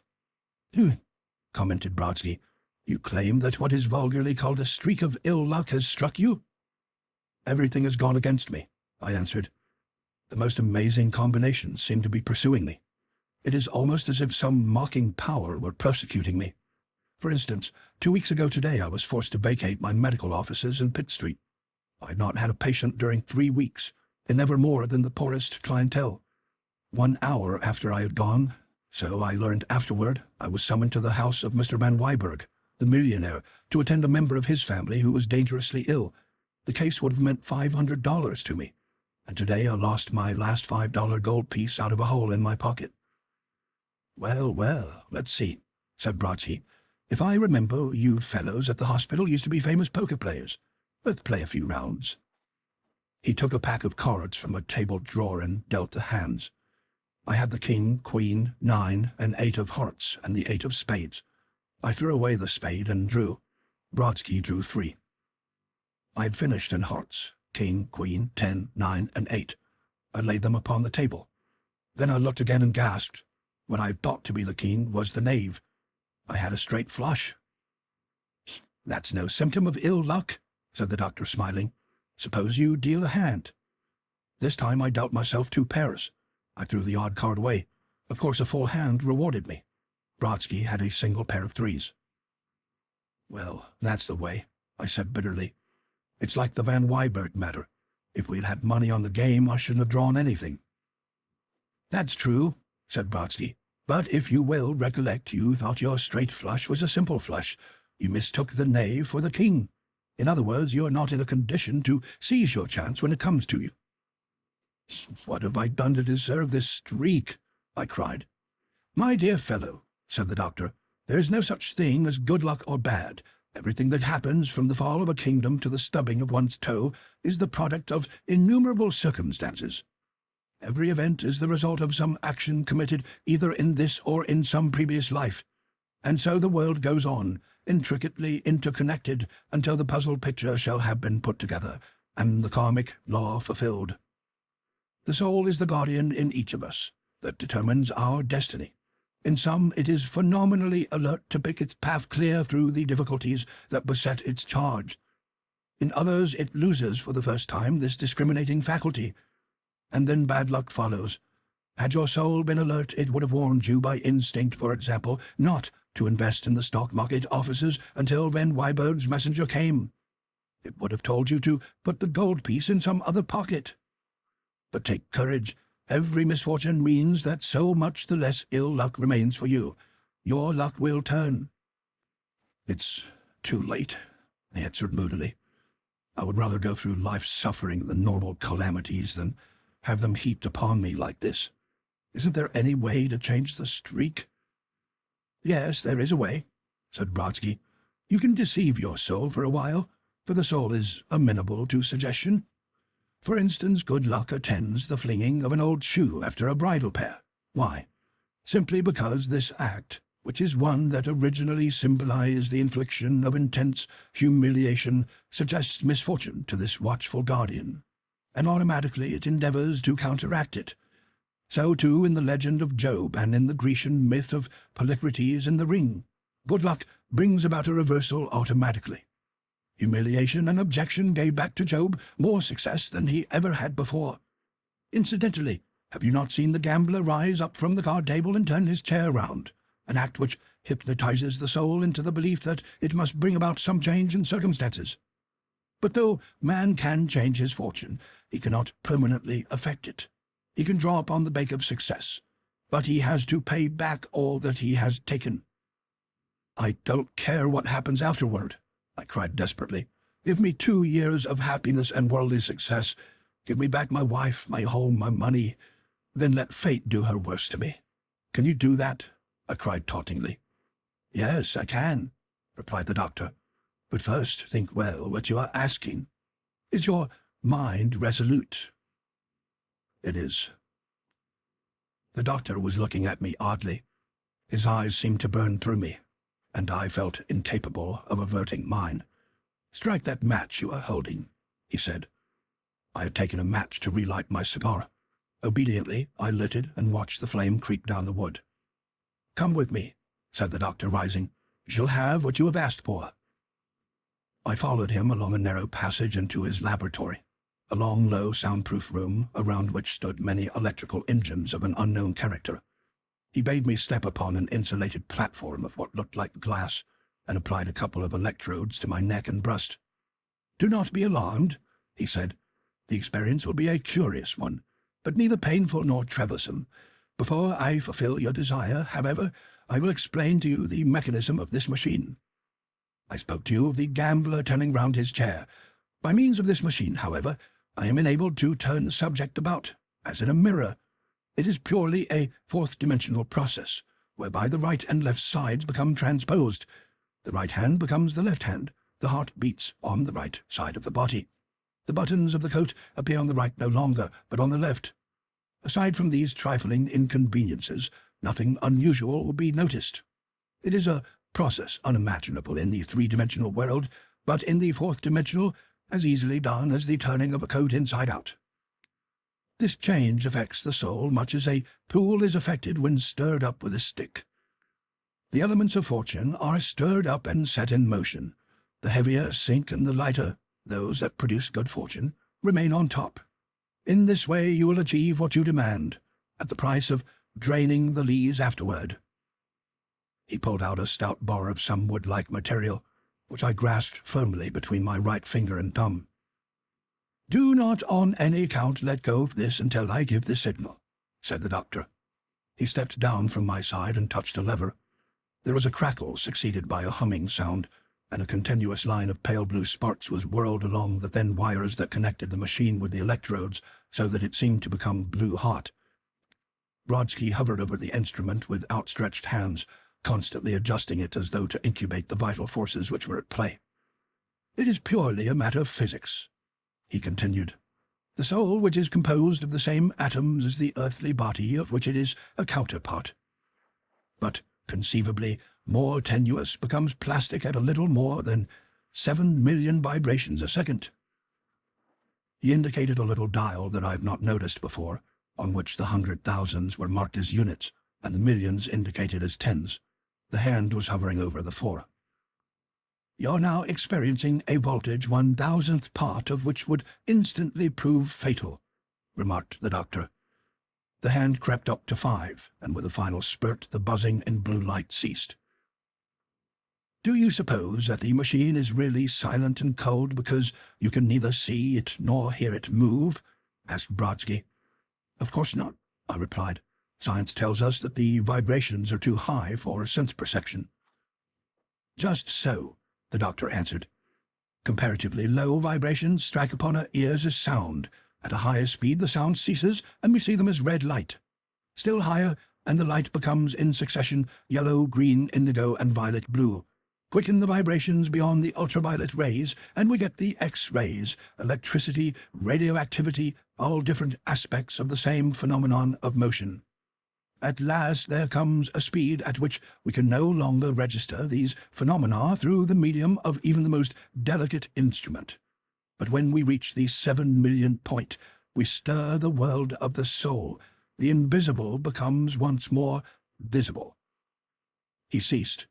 I felt a strange little thrill, as though someone had poured cold water down my back. "Step down," said the doctor, reversing the lever. I obeyed him and stood still in the middle of the laboratory. Was that all?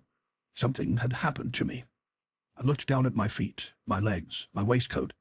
The buttons had shifted to the opposite side, as Brodsky had foretold. I placed my hand to the right of my chest. My heart was pulsing normally, but undeniably on the wrong side. "Yes," said the doctor, smiling. "If ever you are starving again, you can obtain employment as a medical freak in a museum, or at some hospital.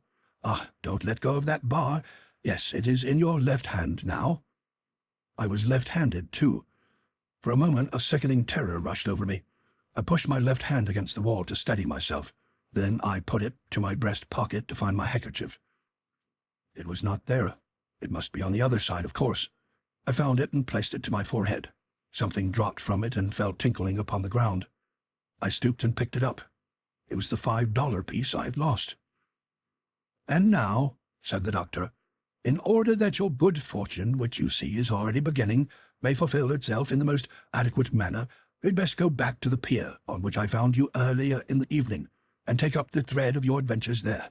Make the most of your success, for it will be short-lived."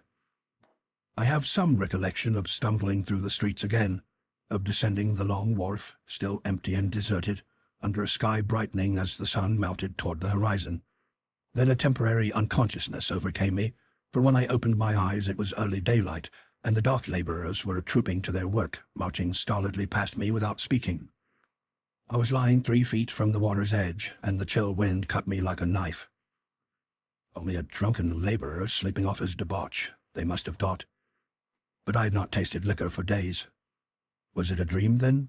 My hand still clutched the gold piece. With this, at least, I could obtain food and shelter for a while.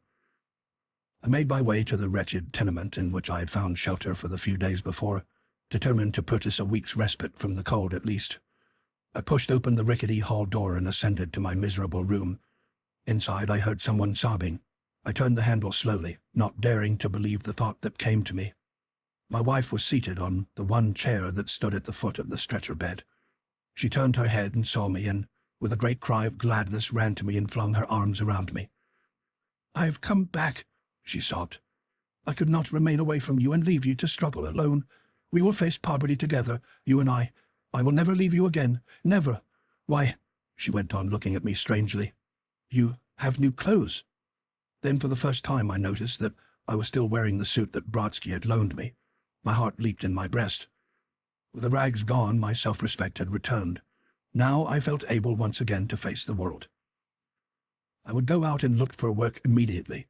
Be it of any sort, I would undertake it. Nothing should keep me down.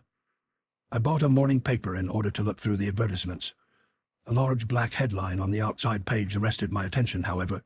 There had been a sharp rise in stocks.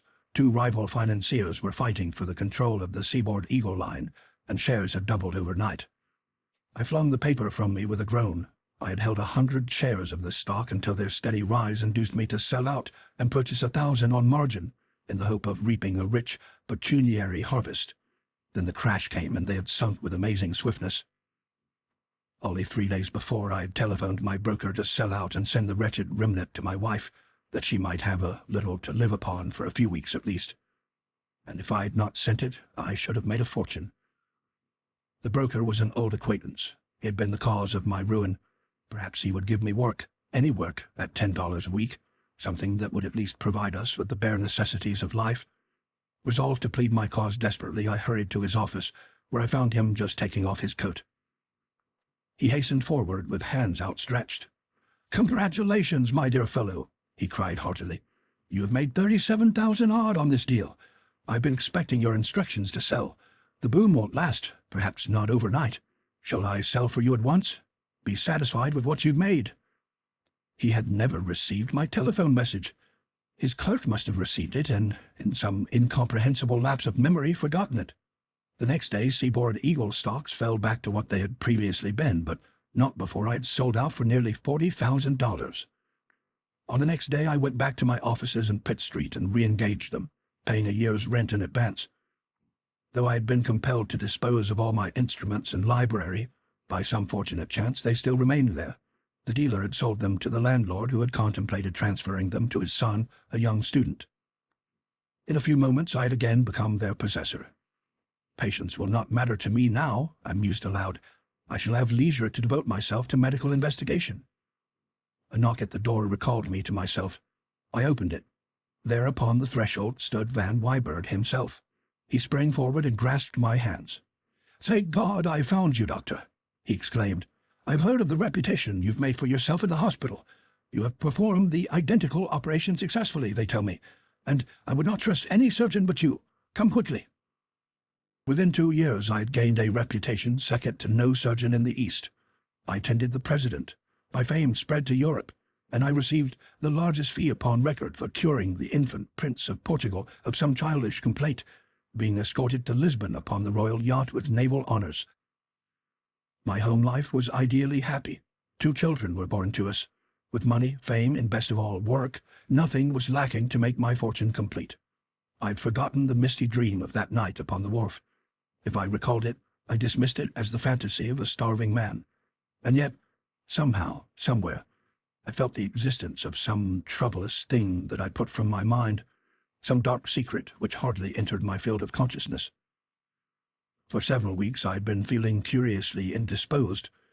They say that the physician who diagnoses his own ailments has a for a patient. I went to Sergeant of Buffalo. He sounded me. Then he took me by the coat lapels, and I saw the joy of the doctor over some rare complaint burn in his eyes, for all his solemnity. "My dear doctor," he said, "your working days are over. Has your heart never troubled you before?" "My heart?" I exclaimed. "You have a congenital malposition of the heart," he answered. "Did you not know that it was on the right side of your body? It is one of the rarest things in pathology, isn't it? I've seen 2 cases in 30 years of practice, and neither survived to adolescence. Surely you knew." Yes, I had known. This was the secret that I had put out of thought and mind.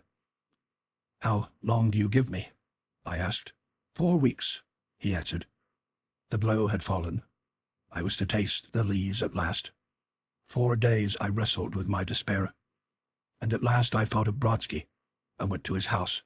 He waited for me, as it seemed to me. He greeted me with a chilling smile. "Give me back my ill luck," I cried desperately. "What does all my success avail me now that I have to die?" "You are asking the impossible," the doctor answered. "But it is you who changed the current of my life," I pleaded wildly. "Surely you can undo this thing. Give me poverty," I raved. "Take everything away that I possess. Money, reputation. Let me be the meanest wretch that crawls along the waterfront, but let me live."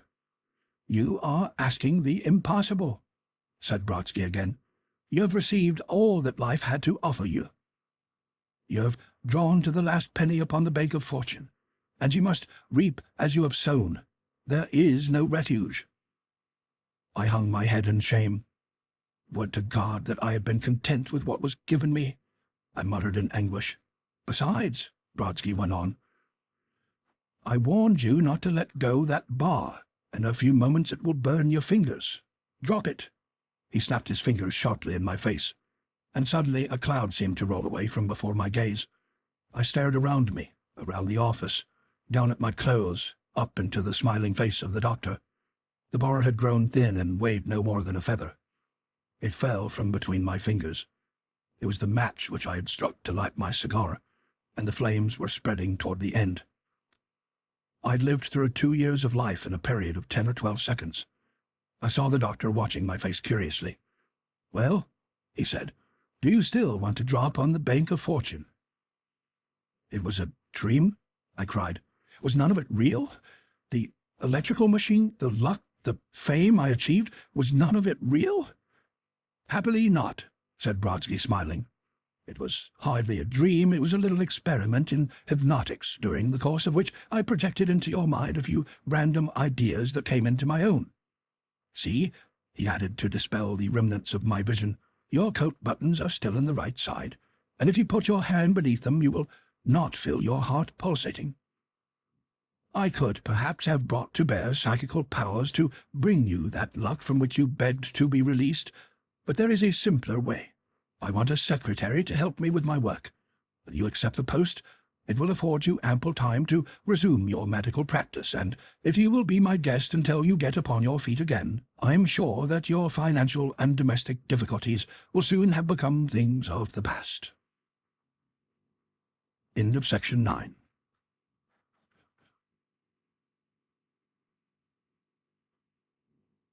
Section 10 of Ivan Brodsky, the Surgeon of Souls, by Victor Rousseau. Homo homunculus. The adventures which I encountered in the company of Dr. Ivan Brodsky, while assisting him in his psychical experiments, had all, as I've hitherto related them, arisen out of his earnest desire to aid his fellow men. I have now to record one of a different character, in which the doctor for the first time broke his self-imposed rule not to tamper with psychical affairs out of curiosity or scientific interest. It was, on the ground perhaps, a failure, so far as ultimate results are concerned, Yet it was of so strange a character that I feel it is worthy of record.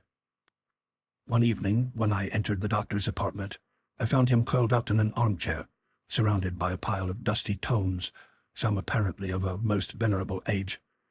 As I entered, he looked up at me rather searchingly. "Have you ever heard of the legend of Friar Bacon's head?" he asked. I happened to recollect that absurd story and told him so. How the learned friar had succeeded in making a brazen head that spoke to him and answered questions, how it finally grew sullen and refused to answer him, and how the friar, overcome with rage, seized a hammer and shattered it to pieces. "There is a similar legend in the Talmud," said Brodsky when I had concluded. "A learned rabbi skilled in the Kabbalah succeeded in making a little man, a homunculus, to do his bidding. For the 6 days of the week it toiled for him, going about the house mechanically, sweeping, dusting, and cooking. Then came the 7th day, on which it was forbidden to do any manner of work.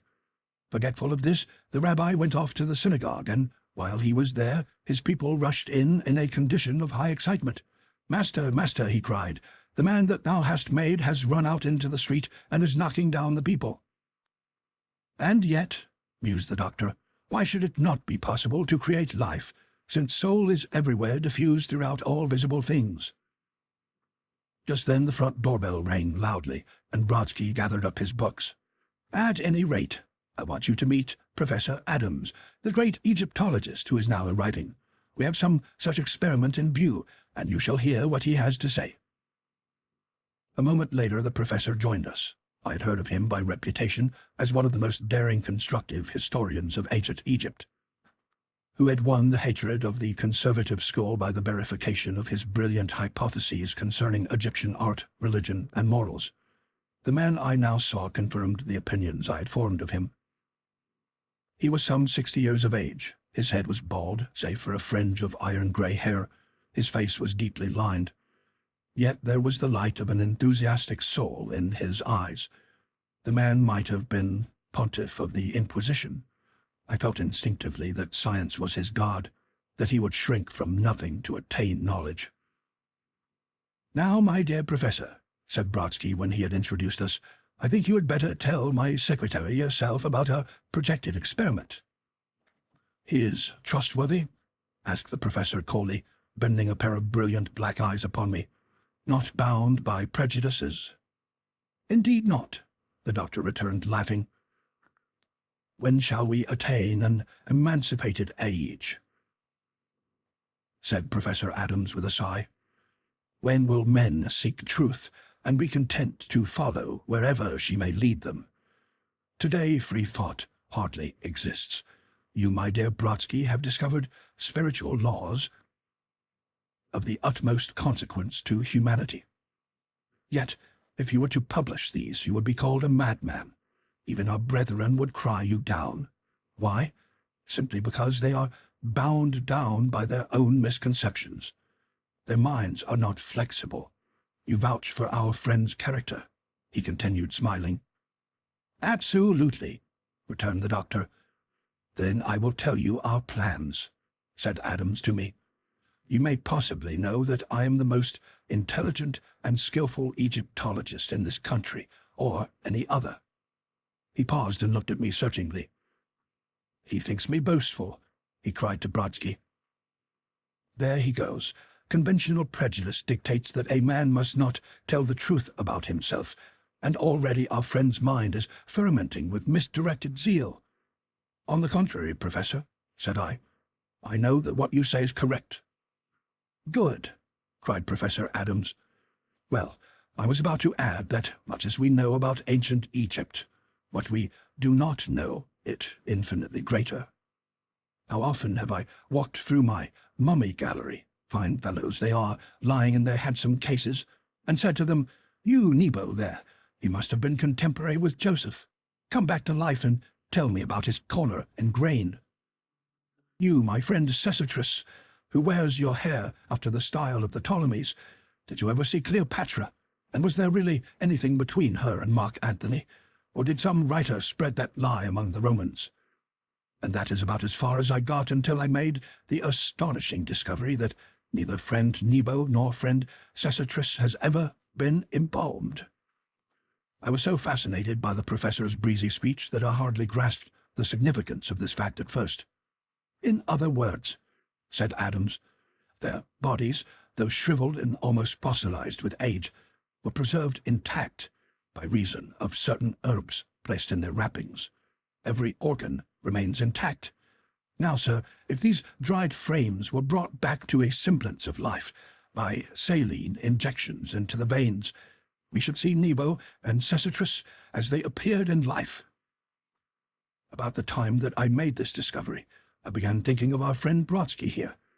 The universe, he told me, was a mass of discarnate soul stuff. Why, if 3 persons sitting at a table in a dark room can make even the wood table live, would it not be possible to animate real flesh and blood? "Emphatically possible," said Brodsky. "But unfortunately, we cannot be sure that the soul of either Nebo or Sesostris would be the one that returned to its habitation. As for Nebo, he lived so long ago that he has probably been incarnated at least once since his death, and is, in consequence, too far removed from his ancient Egyptian life.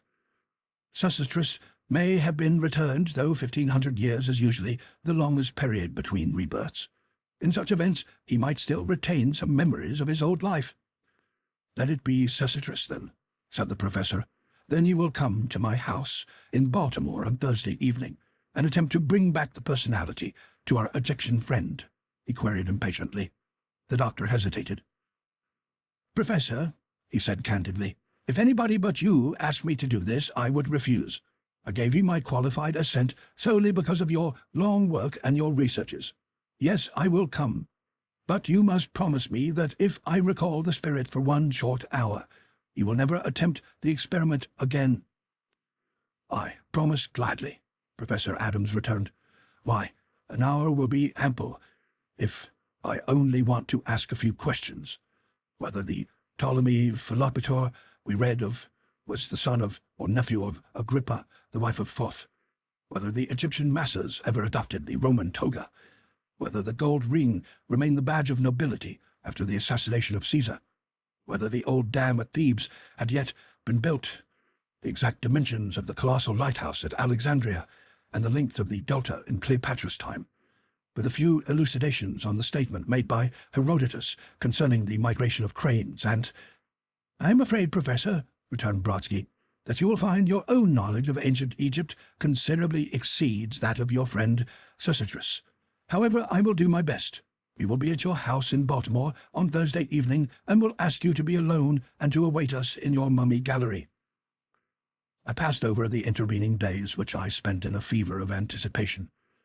Could Brodsky really restore life to a mummy, reconstruct the days of Caesar and Ptolemy, so that time would be virtually annihilated?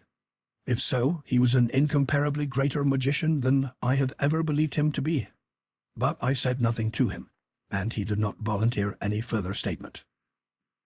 At last the time arrived when we were ushered into the enormous house which Professor Adams occupied in a residential district in Baltimore. It stood by itself in some extensive grounds. Adams opened the door himself, for he had sent away his servants, in accordance with the doctor's mandate. He led us into a long hall, down either side of which ran winged figures, bowls with kings' heads from Assyria, obelisks covered with inscriptions, and here and there some upright mummy case, beautifully carved. The air was redolent with spices. But what attracted and fascinated me was a long table in the center of the hall. It was not unlike a billiard table in appearance, except that the top was level with its edges.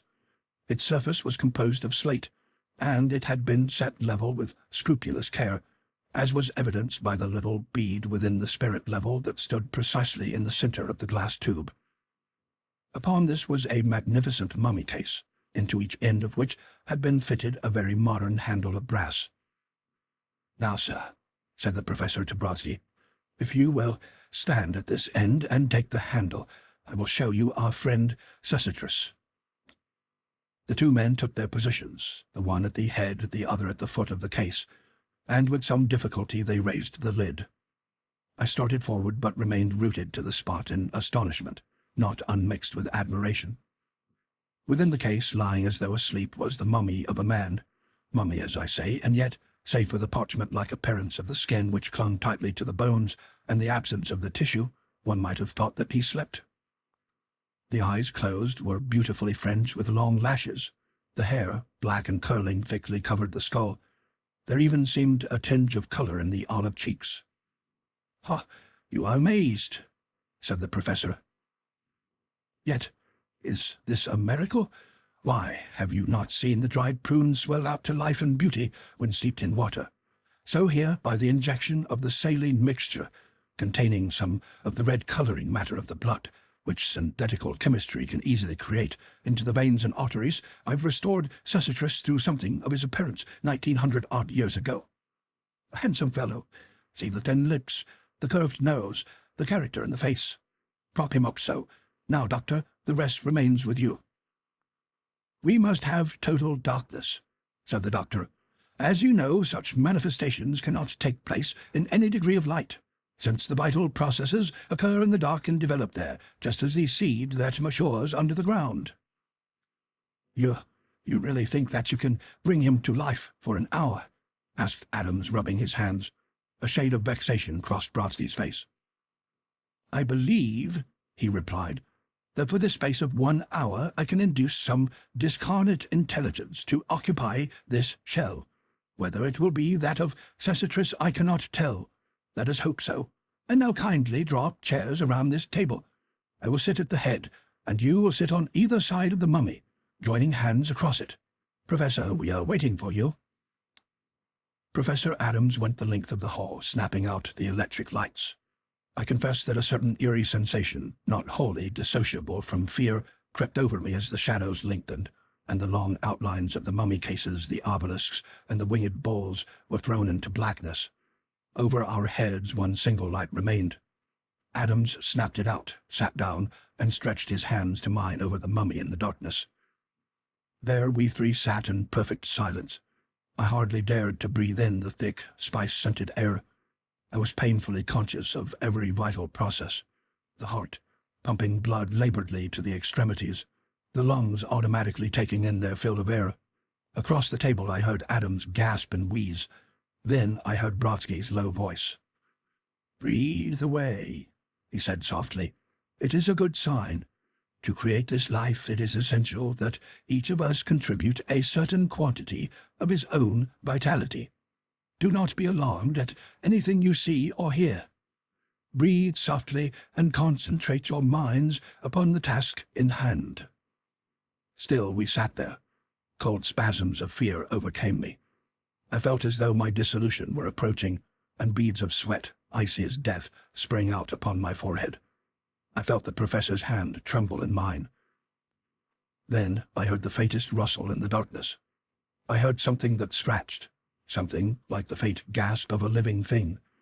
An icy wind arose and came whistling down the long hall, wailing and whining round the obelisks. It swirled over the table. My brain swam. My senses failed me.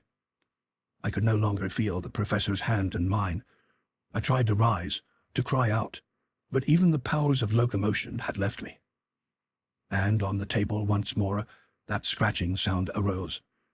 It was like nothing that I had ever heard in life. In my horror, I could imagine only one simile for it, the scratching and tapping of a chick trying to break through the shell of the egg.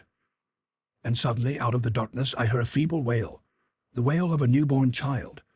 I heard the doctor spring to his feet, and an instant later he had switched on the electric light above our heads, while the long shadows of the statues and obelisks rushed out toward us from the sides of the hall. Then the cry changed into a deep roar, and I saw that the thing upon the table moved. I think the surprise of what we saw threw us all off our balance more or less, including the doctor. For in place of the full-grown man coming back to life after his long sleep, dazed perhaps, perplexed and confused, but still manifesting the energies of his kind, there was a man-babe, a man in stature but helpless as though newly born. The cry had changed to the harsh bass of a man's vocal cords, but the eyes, as though they had opened for the first time upon the light, stared and winked meaninglessly, and there was no power of coordination in the muscles of the limbs that moved senselessly, while the hands, doubled and clenched as a baby's, stretched out toward the electric bulb as though striving to take hold of it. We three stood, staring and helpless, at the thing that we had made, I do not know how long we stood there, so long that the monotony of the cry had paralyzed her sense of hearing. I think it was the sudden cessation that released us all from the spell which held us. Then I whispered to Brodsky, "It is learning." For some sense of coordination was coming into the limbs. The creature raised itself upon its elbows. It floundered helplessly, something in the manner of a fish flung upon a bake, and suddenly it toppled out of the case and rolled on the table, balanced for a moment on the edge of the slate and fell to the ground. Then, with its newly developed sense of locomotion, it crawled, infant-like, until it clustered at the professor's knees, raised itself, and stood upright for the first time, gripping the edge of the table. And it looked upon us vacantly, yet with an ever-dawning intelligence in its eyes. I cannot describe in detail the stages of that awful evolution. We appeared destined to behold, in that 1 hour, the unfolding of a complete cycle of human life. Time was, as it were, suspended for us, or rather, it spun forward with frenzied swiftness, so that we actually seemed to pass through a span of human existence there. The creature released its hold of the table after a while, stood up erect, as tall as the doctor, and began stumbling forward along the floor, swaying from side to side. It had reached the age of childhood now. Infancy was behind it, and it was time for the appearance of the normal psychological instincts of affection. We saw the light of intelligence come into its eyes as it turned them on us, and gazed at us, puzzled apparently, and uncertain as some house pet that sees its image for the first time in a glass. But it manifested none of the child's affection for its parents. It seemed to divine by some horrible intuition the awful circumstances of its birth. It shrunk back, retreated into a corner of the hall, and crouched there glaring and gibbering at us. As it swayed uncertainly from side to side, it stumbled over the projecting edge of a mummy case and fell. It leaped to its feet with a shrill scream of pain and fell upon the inanimate wood, reducing it to splinters with a few well-directed blows of its naked fists. And now it had learned the secret of its strength. It came out of its corner, its eyes fixed savagely upon the doctor's. "Take care!" I screamed. I was too late. With the cunning of a cat, it had crouched down. It averted its gaze one moment. Then, straight as an arrow, it leaped for the doctor's throat, seeking with the wild beast's instinct for the great vulnerable arteries. Brodsky staggered under the impetus of the attack. I glanced hastily round me and perceived an instrument of iron with a long handle of wood, such as is used for opening packing cases. I flung myself upon the thing and belaboured it with all my strength. It left the doctor and turned upon me, snarling. I hit it with all my force upon the bridge of the nose, and with a whine it fell at my feet, fawning upon me. It had discovered the meaning of its second lesson, the strength of others. Brodsky rose slowly. His shoulder had been bruised, but he was not otherwise injured. We three withdrew into a corner of the room and watched the creature. The fight had been beaten out of it. With the short memory of the savage, it seemed already to have forgotten its sudden murderous onslaught. It was now crouched upon the floor, fingering the tool which I had let fall, patting and turning it over with an aspect of intense curiosity. This was the stage of prehistoric man, the separation from the beast by the faculty of imagination. Professor Adams found his voice. "This is terrible, Doctor," he whispered tremulously, plucking at Brodsky's sleeve. "What will you do with it? I have some chloroform in my room. I keep it for cleaning the papyrus. Shall I bring it in? You can destroy." "It is not necessary," I answered. "Look." I glanced back at the creature. It was still seated upon the floor, but had dropped the tool and now sat, crouched in a heap, staring before it idly, while a low whimpering sound came from beneath its lips. With the arrival of adolescence, the features had insensibly altered. Already I had noticed how the soul within, working upon the plastic clay, moulding it in its own image, had thrown back the fine forehead of the mummy, enlarged the jaws, lengthened the arms, and bowed the lower limbs, until it began to show the semi-human appearance of the primeval man. But now the muscles had wasted upon the limbs. The face was lined. The thick growth of beard that had sprung out upon the lower half of the face was turning white. The creature was aging visibly before our eyes. Its span of normal life was almost over. And then occurred the most pathetic of all the incidents that I remember. Perhaps primitive man, feeling his strength go from him, might have wondered in his dimly developed mind at the slow approach of death, pondered upon the unknown gulf before him, toward whose edge he was approaching with irresistible movements, and longed that his little helpless life should not go out alone without some human companionship. The creature half rose and, very bent and faltering, stumbled toward us and cowered at our feet, laying its head down upon the ground before the doctor, much as an old dog might seek its master in the hour of death. In spite of my repugnance, tears sprung into my eyes. This was our first ancestor, the father of the race. Brodsky stooped over the thing and laid his hand upon its head. The head was raised one instant. I saw an agony of question in the eyes. Then the body collapsed. It moved faintly once or twice, and a long sigh shook the frame. A moment afterward it began to grow cold. I turned it upon its back. The face was that of an old savage in the last extremity of old age. We placed the body back in the case and left it with Professor Adams. Then we departed. We did not know whether hours or days had passed, whether it were night or morning, but the streets were still dark, and when the doctor pulled out his watch we saw that it lacked an hour of midnight. Only 2 hours had passed since we first entered Adams' house, but they were the longest I'd ever passed. Neither of us spoke that night as the express train whirled us back to our home. But in the morning, when we were back in the doctor's study, he voluntarily brought up the subject. "I need hardly say that the creature which came into the mummy's form was not that of Sositris," he said quietly. "Perhaps the influence of that place, which was nothing but a graveyard of the earliest civilized man, attracted some primeval savage that had passed out of this life when human consciousness had hardily risen above that of the brute, and who had, in consequence, lingered in a semi-conscious state until we involuntarily gave him the impetus toward further development. As for that crowded hour of life, we simply omitted to take provision against the fourth dimension." "The fourth dimension?" I cried. "The fourth dimensional existence in which time is not known," the doctor answered. "Time is, of course, a human limitation, and was not known to the earliest savages any more than it is recognized in their wild state by animals. Everything that has ever happened, is happening now, or will happen in the future, takes place simultaneously." "You mean that I am at once a child, a man, and a dotard, as the creature was?" I asked. "That Caesar and Washington were and are contemporaries? That we are living both in the glacial epoch and in our own?" "Exactly," the doctor answered. "Instead of time passing by us, we travel through time, much as, although we in the carriage think the fields are passing us, it is in reality we who are passing them. The matter is a little difficult to explain, but let me offer you an analogy. Picture human life as a snake that wriggles past a certain point of vision. It appears out of the unknown, crawls along the ground, and disappears. No one knows whither, leaving nothing to mark its course except its trail in the dust. But because we see it no longer, that does not prove that it has ceased to exist, or that it is not contemporaneous with other snakes that crawled past yesterday or may crawl past in the future. So with our savage. He came from the unknown and disappeared. He changed from youth to age, as the snake changes from head to tail, tapering away into nothingness.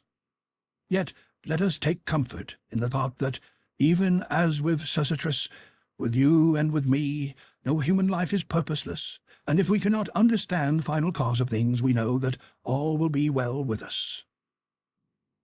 End of section 10.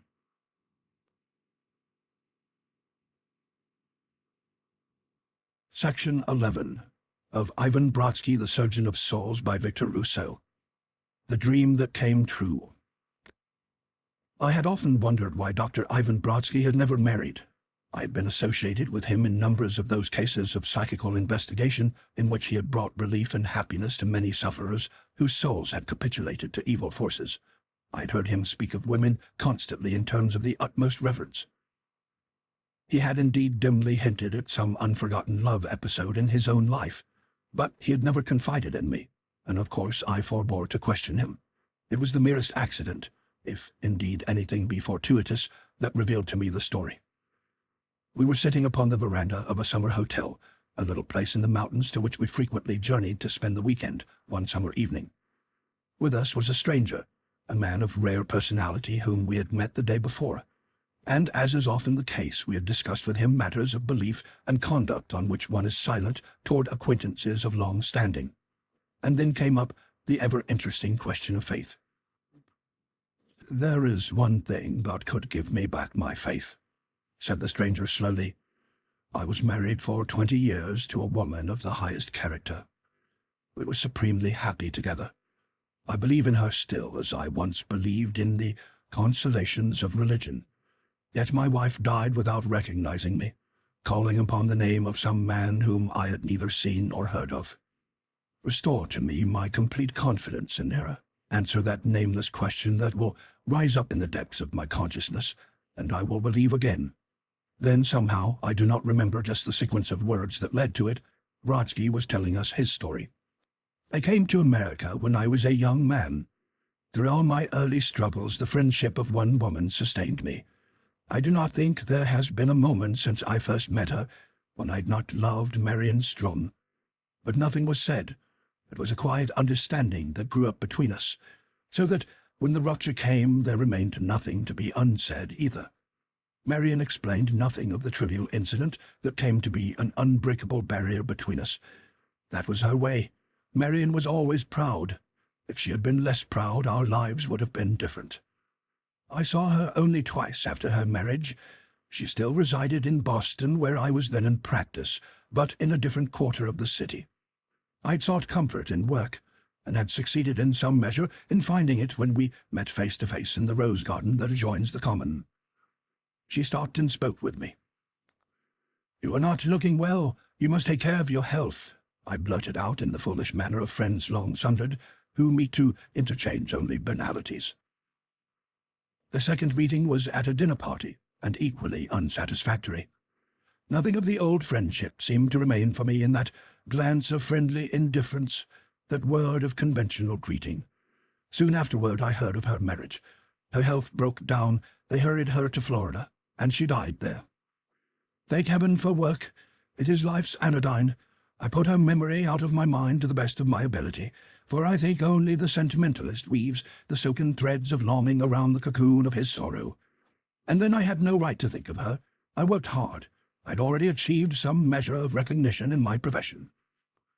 When the methods of the Nancy School of Hypnotics were introduced into medical practice in this country, so that it was no longer considered the sign of a charlatan to make use of them, I found that I possessed unusual faculties for curing ailments of consciousness and reviving lost personalities by hypnotism. One day a woman called on me, in company with a little girl. The child suffered from some slight nervous ailment, common among girls of that period of life. Listlessness, blue studies, as the laity calls fits of abstraction, and nervousness. I prescribed some child's remedy, but when I came to look into her pupils for the examination, for just one fleeting instant the eyes of Marion seemed to look back at me. Could it be anything but hallucination? Marion's eyes were the most beautiful I had ever seen, and their intelligence, the grey liquid softness. Fearfully I looked again, but only the sleepy pupils of the ailing child looked back at me. "I see you do not remember me, Dr. Brodsky," said the woman, when my investigation was ended. "Nevertheless, I know you well, and I came to see and consult you partly out of interest. Do you not remember Marion Strickland?" I started involuntarily. Yes, that was the name of the man whom she married. This was a Mrs. Strickland who had brought the child to me. She was the second wife of Marion's husband, and this was our daughter. My heart leaped in my throat. Thank God in this new marriage he had forgotten Marion. At last I might now have the right once more to turn my thoughts upon her. She was as much as mine as his. "Her end was curiously sudden, poor thing," said the woman in gossiping fashion. "She died quite unexpectedly, you know."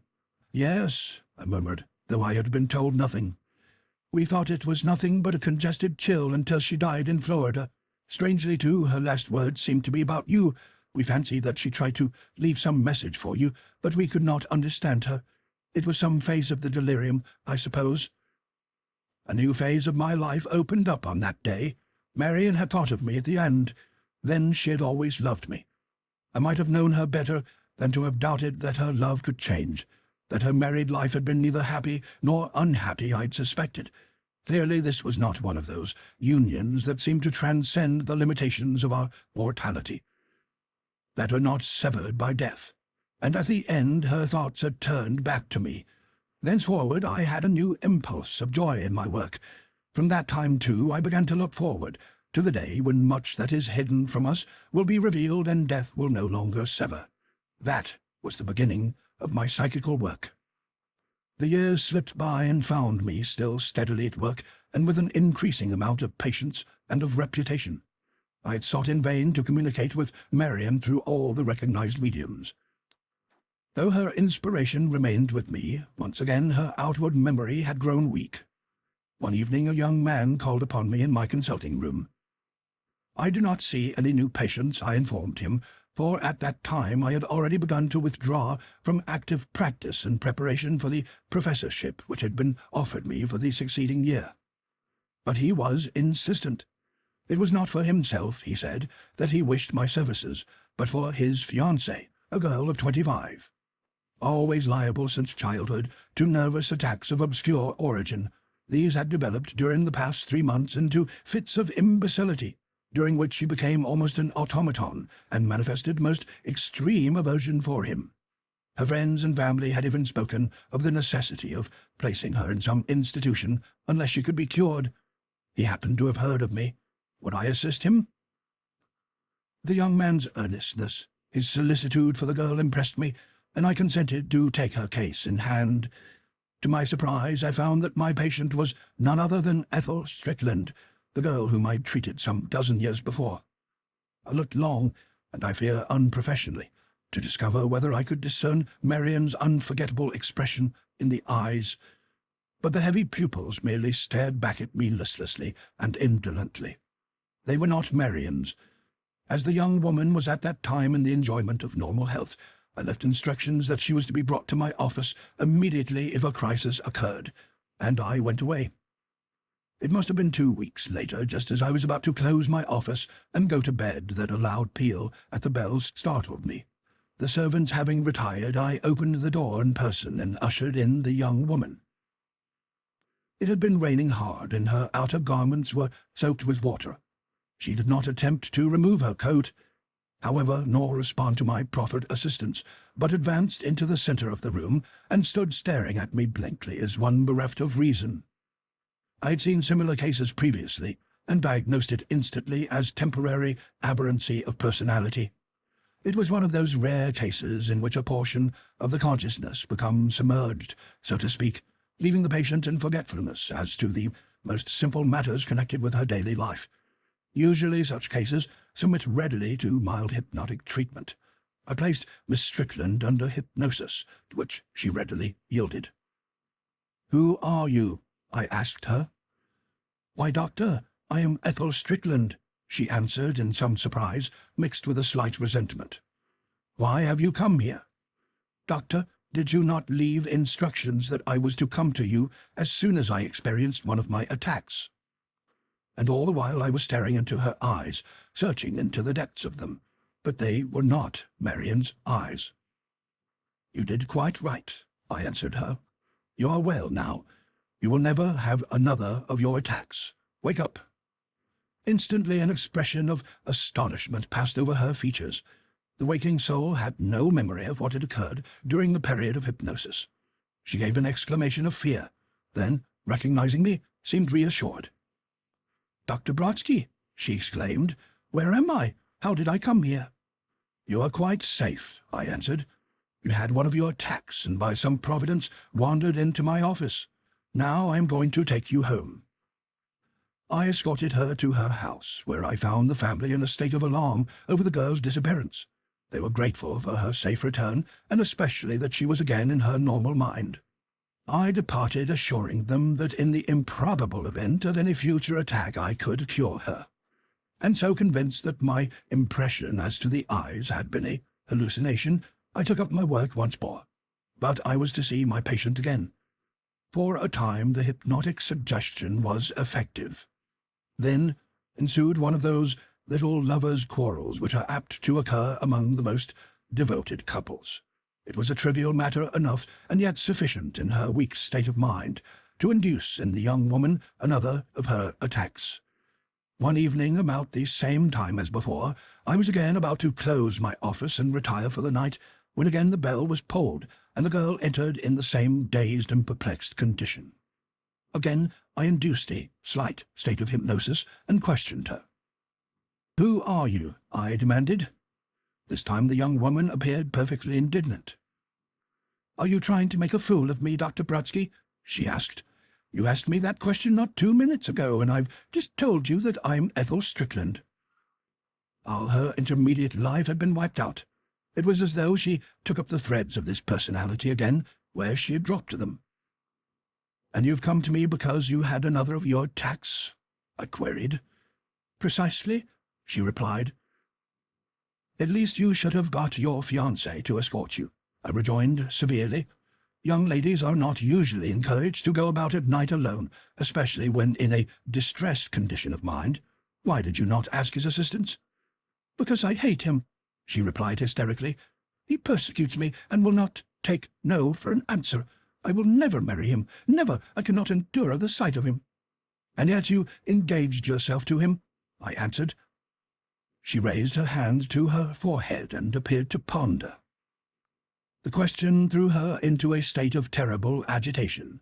The young fellow had told me that she hated him when in her imbecile phase, yet here she was still hating him, although I had restored her faculties under hypnosis. It seemed to me that this confusion was possibly due to an alternating personality, some deeper layer or stratum of consciousness which was endeavoring to thrust itself up into the normal life.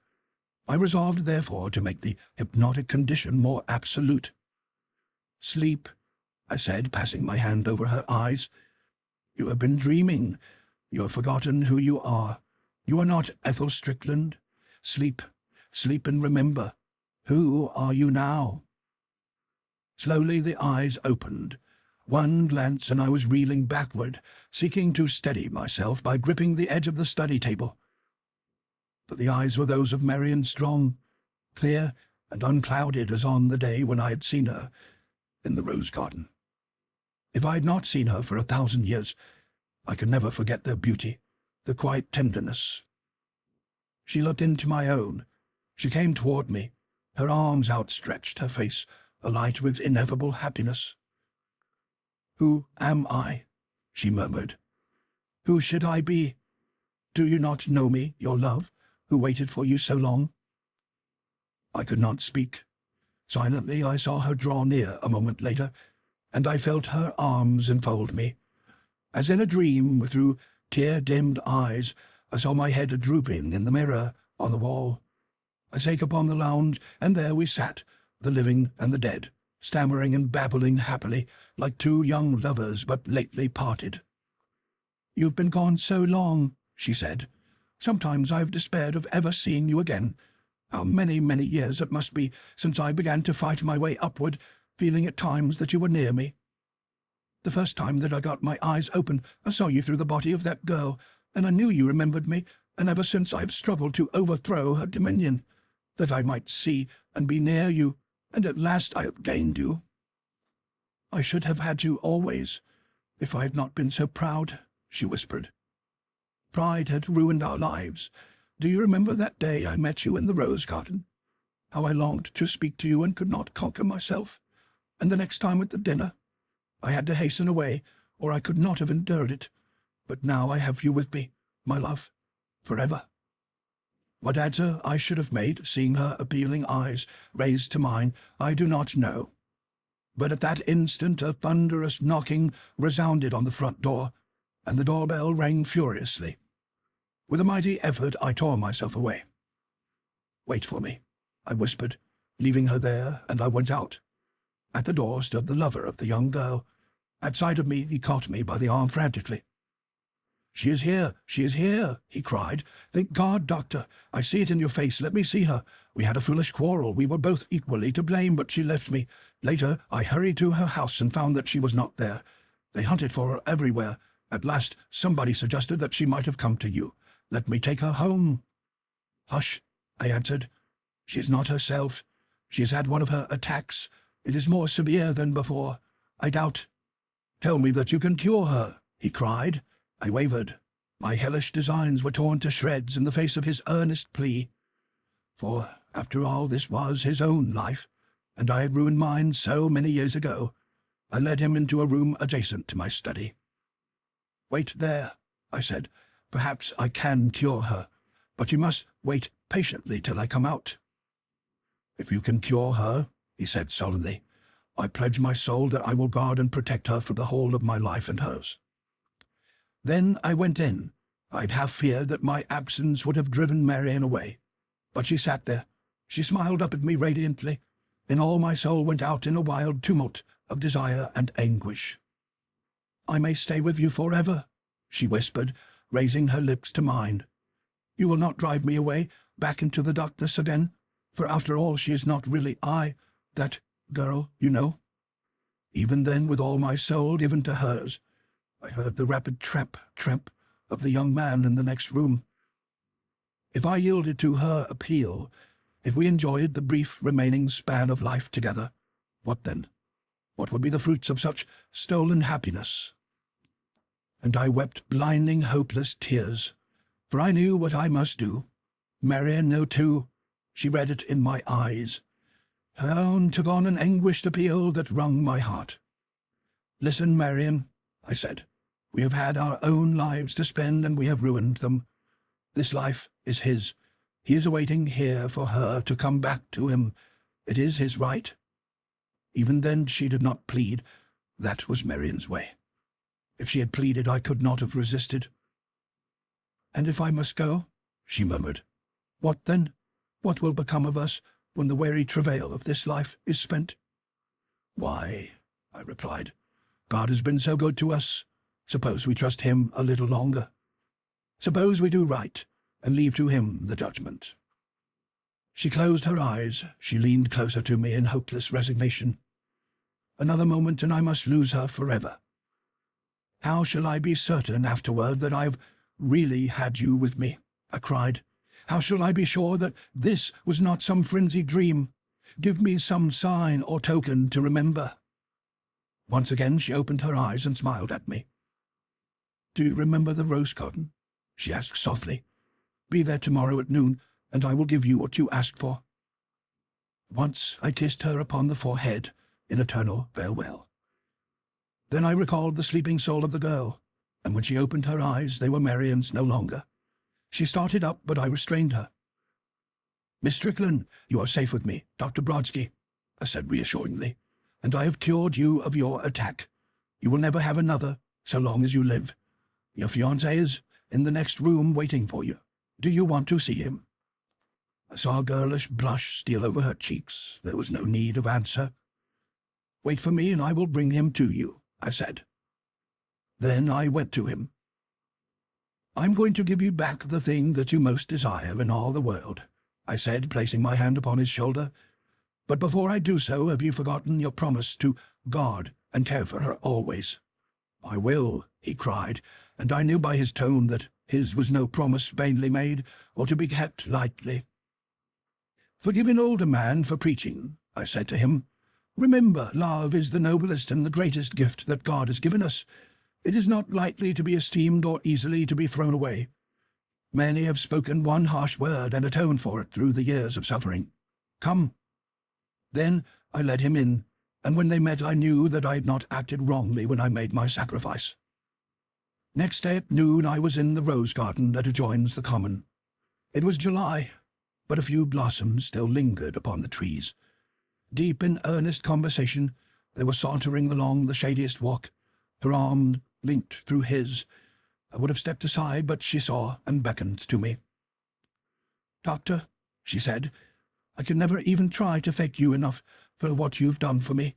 I know last night I must have come to you during my attack. I do not remember that, but I know you cured me.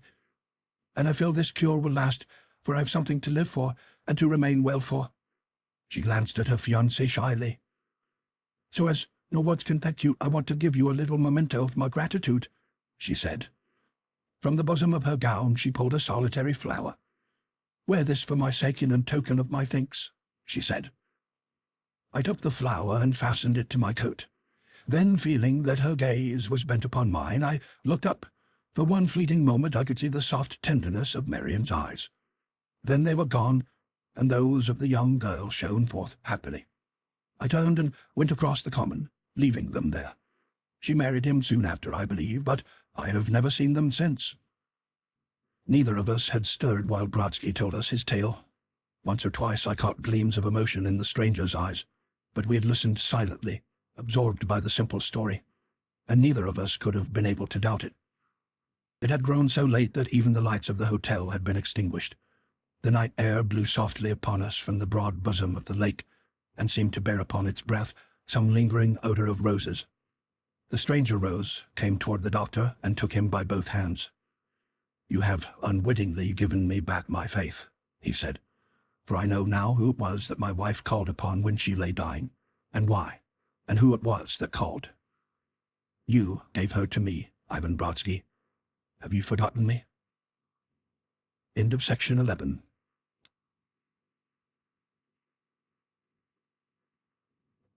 Section 12 of Ivan Brodsky, the Surgeon of Souls. The Ultimate Problem. During the 2 years that I had acted as secretary to Dr. Brodsky, assisting him in his psychical experiments, I'd been enabled to build up an active medical practice of my own. My duties were light. Often the doctor did not call upon my services for 2 or 3 weeks together. More and more rarely had he done so of recent months, and gradually the conviction, sure, although intuitive, was borne in upon me that the days of our association were numbered. Although comparatively young in years, Brodsky lived through the existences of 3 ordinary men. His early revolutionary career in Poland, his struggles in America, at first for the mere necessities of life, afterward for success, finally the dedication of his career to the solution of psychical problems had satiated him with worldly experiences. He was unmarried. His only ties lay, as he had told me, upon the veiled shore of eternity. I felt that life held nothing further for him. "Death," he said to me once, "is no result of physical processes. So wonderful a machine is the human body that there exists no reason at all why it should not go on forever. What kills is the satiation with earthly experiences that comes to us. It is the longing of the soul for its resting place where it stores up and absorbs all the results of its earthly achievements until it is ready to renew them in some fresh incarnation." "And are you satisfied?" I ventured to ask. "Not with the world," he answered, "but with my own personality. Yes, I am tired of Ivan Brodsky. These incarnations are the merest halting places in the soul's long pilgrimage. I would like to take up my work afresh, but in a different body, so that I might forget Brodsky with his hopes and longings and disappointments, and face the world with the fresh anticipations and new faith of a child." "But that is annihilation," I cried. "Are the dreams of immortality that are hope of the world, the desire for continued personal existence after death, are these all useless?" "By no means," the doctor answered. "The personality persists after the change called death. It remains so long as it is needed. Reincarnation is not fulfilled until the soul has grown tired of its remembrances and voluntarily descends after some 1,000 years of dreams to gain new experiences. And then, though it puts off the old personality forever, the results of its acts remain to modify its new life. Shadowy remembrances flit through the brain. Old friends are encountered. Besides, in the end, everything is remembered. For those who wish continued personality, there is a heaven of rest, where every dream and hope come true. But as for myself, I confess, if only I could start life again and take up my work in a new body, I should be infinitely content. Nor will this be long, I believe." I knew that he alluded to his heart, which was somewhat affected. Yet the danger was not imminent, nor likely to become so for many years to come. "At any rate, I shall be ready to answer the call when it comes," said the doctor. He walked over to his desk and unlocked a drawer. "Here is a sealed letter that I have left you," he said. "After my death you will open it." I wondered even then why he did not lock the drawer. I remembered this conversation the more vividly in the light of subsequent events. It must have been a little more than a week later when he sent for me. "I am resolved to undertake an experiment," he said, "more difficult than anything I've ever attempted. It has been done before, yet it is arduous and uncertain. You have heard of the Indian fakirs who actually pass over the borderland of death, allowing themselves to be buried in a grave on which the grass sprouts, only to be revived after a period of months. "You will not attempt such an experiment as that?" I cried. "No," answered the doctor. "It would be senseless to attempt so foolish an experiment without grave reason. Nevertheless, I am planning one somewhat analogous. I intend to pass through the gates of death for the sake of giving back to one who has been deprived of it his inheritance of the soul." "You mean the imbecile?" I cried, suddenly understanding. "Yes," answered the doctor. "I hope that this will succeed, but if my own death be the result, at least the last act of my life will have been to some good purpose." And I could not dissuade him from his intention. Among the dozen or more inmates of Dr. Brodsky's home whom he maintained out of his own pocket was an imbecile orphan, some 7 years of age. This child had never exhibited the slightest sign of intelligence. He lived a purely vegetative existence, had never learned to crawl, to utter a word.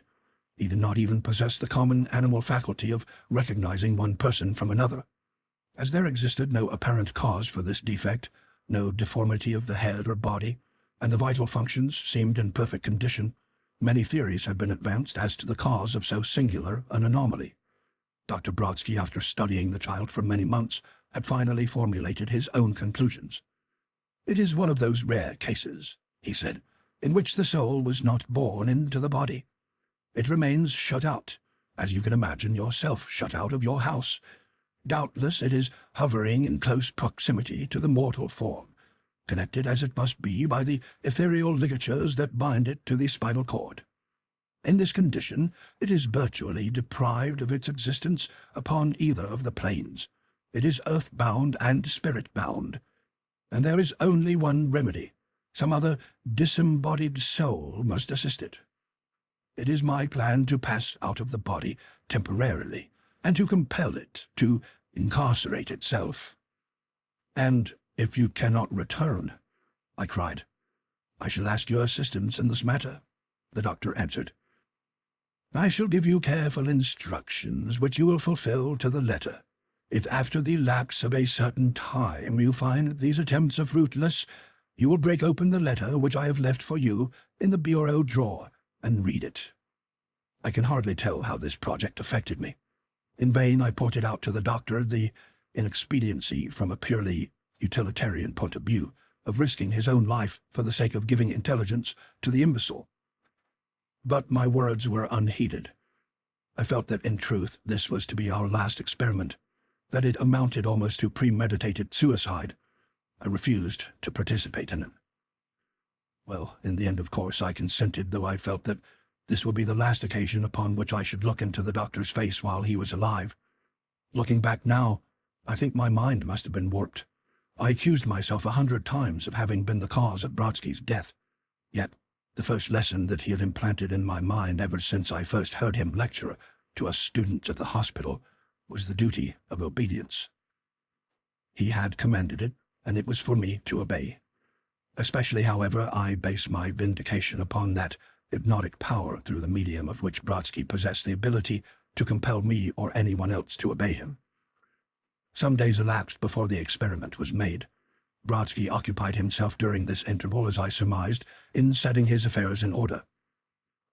At last, upon the afternoon appointed, I repaired with him to his laboratory, a long chamber in the rear of the house, completely shut off from all communication with the outside. Ordinarily there was no sound within, but now a great electrical engine buzzed and throbbed beside a low, flat table, raised only by some 6 inches above the floor, and surmounted by a large bowl of translucent blue into which the wires entered. Upon the table the imbecile child sat, propped up against a flexible pillow of rubber or some similar non-conducting material, searching the room with his large, lackluster eyes. The doctor stooped over his machine and made his adjustments. Then he connected a rubber sponge at the termination of a network of wires with the child's spine, and bound it there with strips of cloth in such a manner that it could not be removed. He drew another wire, terminating in a similar sponge, from the recesses of the machine, and affixed it to himself in the same way. Finally he united both to the metal base of the globe with a clamp. Immediately the globe became dark and opaque. "That is the measure of our vital forces," he said, "and now I will give you your instructions. It was my intention to ask you to press the lever which will send the high voltage through our bodies, but in case of any untoward results you would reproach yourself with being my slayer. I shall therefore myself press the lever and lay upon you only the responsibility of recalling me to life again. When I press this lever, it will send a current of electricity of several thousand volts directly through our bodies. The effect will be the same as that which is produced by an electrocution. Now, it has always been my claim, although the authorities of our prisons would never permit me to demonstrate it, that the man who has suffered electrocution can invariably be revived by the proper methods, since the current merely paralyzes the nerve centers and suspends the vital functions without destroying any of the tissues. The criminal who goes to the electric chair dies not from the effects of the current, but under the surgeon's knife. I have especially contrived this instrument for the purpose of proving my contention, although I little imagined at the time I set it forth that I was likely to be the first subject. The soul, which is purely electrical, is attached to the body by extremely tenuous but none the less substantial ligaments, and when driven out by some violent shock remains for some days floating above it until the ligaments give way and set it free. By means of this mechanism I claim that the expelled soul can be conducted along the wire and stored within the globe, which is a perfect vacuum, and where its presence will be indicated by the appearance of a wisp of light. To sum up, I shall electrocute myself and the imbecile child. You will wait until you see 2 threads of flame appear within the center of the globe. Then you will fling back the lever and again push it forward to the notch marked E. That will be all your task. The reversal of the current will again force each separate soul along the wire. Mine into my own body, and the imbecile's, I hope, into his. But if you do not awake, I cried, you will then wait until some unusual symptom intervenes either in the child or in myself. And now I confess that I am sufficiently human to feel a certain sense of apprehension. So give me your hand, remember. If this should be our last experiment, we will have yet many more parts to play, and lives to play them in. Be ready to play your own part, sturdily, in this. He gripped my hand in farewell. My own answered the pressure. Then I averted my head and waited. Meanwhile Brodsky, kneeling on the low table in the position of a Japanese in some old print, about to commit the fatal thrust that should cause instantaneous death, braced himself against the rubber pillow and stretched out his hand. I heard the soft thud of the doctor's body as he collapsed sidewise, and suddenly the opaque globe became a dazzling blue, and blue fire spluttered along the wires. It was almost too bright for my eyes to look into it. Gradually it subsided. The globe became a pearly gray, and there within, dimly visible through the glass, were 2 bright flames. Butterfly-shaped, they seemed to pursue each other as goldfish in a bowl, circling and doubling upon their courses, now approaching each other, now dancing apart, now fused into one, elongating, and again retreating to opposite sides of the globe. Yet never for one instant did they cease to hover, with poised and pendulous wings. I stole a glance at the body of the doctor. He had fallen upon his side and lay motionless, apparently lifeless, his limbs outstretched and stiffened as those of a man in some cataleptic trance, while at his side, in the same state, the imbecile lay, with glassy eyes wide open. Was it indeed possible, I asked myself, that those 2 souls, one imbecile, the other a compendium of knowledge and fineness, should in reality be those foolish, circling, butterfly-shaped lights that hovered and danced continually? I must have watched them in fascination for fully 5 minutes before I suddenly recalled the doctor's instructions. But my hands shook so that I could with difficulty lay them upon the lever. I caught it at last, reversed it, and sent it forward again to the notch E. Instantly the flames divided. There came a hiss and splutter, and the wire was once more aflame with the blue light. Then a convulsive trembling seized upon the limbs of the imbecile. He gasped, drew in a long breath, and sat up. His eyes fixed themselves gravely on mine. But it was no longer a glance of blankness, as though there were no mind behind the vision. He saw me. When I moved, the eyes followed mine, and a current of unintelligible babbling came from between the child's lips. But Brodsky lay as when he had fallen. nor was there any relaxation in the stiffened limbs. A spasm of fear seemed to turn the muscles of my heart to stone. I stared into the bowl.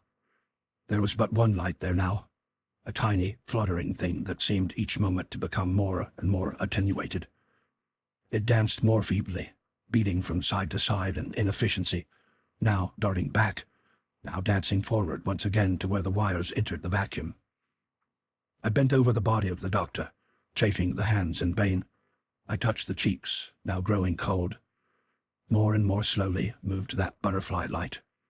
It hovered, a pitiful, tiny thing, poised in the midst of the globe, which was itself changing in color and slowly fading in brilliancy. Now it was a deep blue, merging into indigo, and from the edges black shadows seemed to creep forward and envelop that little spark at the heart of it. This became but a pinpoint of light. Then it glowed no more than the burnt-out end of a match. One instant it flickered up. Then it went out abruptly, and the globe was utterly dark and opaque. I placed my hand once more on the doctor's. It was icily cold, and as I bent over him I saw the stiffness go out of the muscles and the limbs relax. Some frenzy must have overcome me next. I must have torn away the wires and overturned the globe, for when I came to my senses nothing remained of the apparatus except the lifeless bulk of the electrical machine, while all around me was a wreckage of wires. I lifted the doctor's body in my arms and carried him into his study. I laid him upon a lounge and injected strychnine into the veins. There was no response. I placed my ear against his heart. It did not stir. Against his lips I laid a little mirror of silver glass. It was not clouded. And suddenly I felt a thing pulling at my coat. It was the imbecile child. It had crawled after me. Then I understood. This was the unusual symptom of which Brodsky had spoken. Then I knew that I had exhausted all my resources. I rushed to the telephone and summoned medical aid. Hours afterward, as it appeared to me, though it was in reality only a matter of minutes, a doctor arrived. I tried to stammer out some explanation, but he cut me short. "Heart disease," he pronounced. "I warned him only last week that he must be prepared. There will be no need of an autopsy." "But the soul," I stammered, "the soul in the glass globe." The doctor looked at me gravely. "You must lie down and rest," he answered. "It must have been a great shock to you." So I knew that my words would go for less than nothing. I was ill for weeks after that.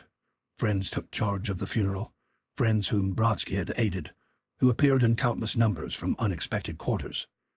The funeral partook almost of the character of a public demonstration. Even I had never known the extent of Brodsky's benefactions. Even the physicians of the town, who had regarded him more or less with suspicion, participated in the ceremonies. The newspapers were filled with long accounts of the dead man's works. His psychical researches were dismissed lightly, but not contemptuously, as the vagaries of a great thinker, the relaxations of a scientist.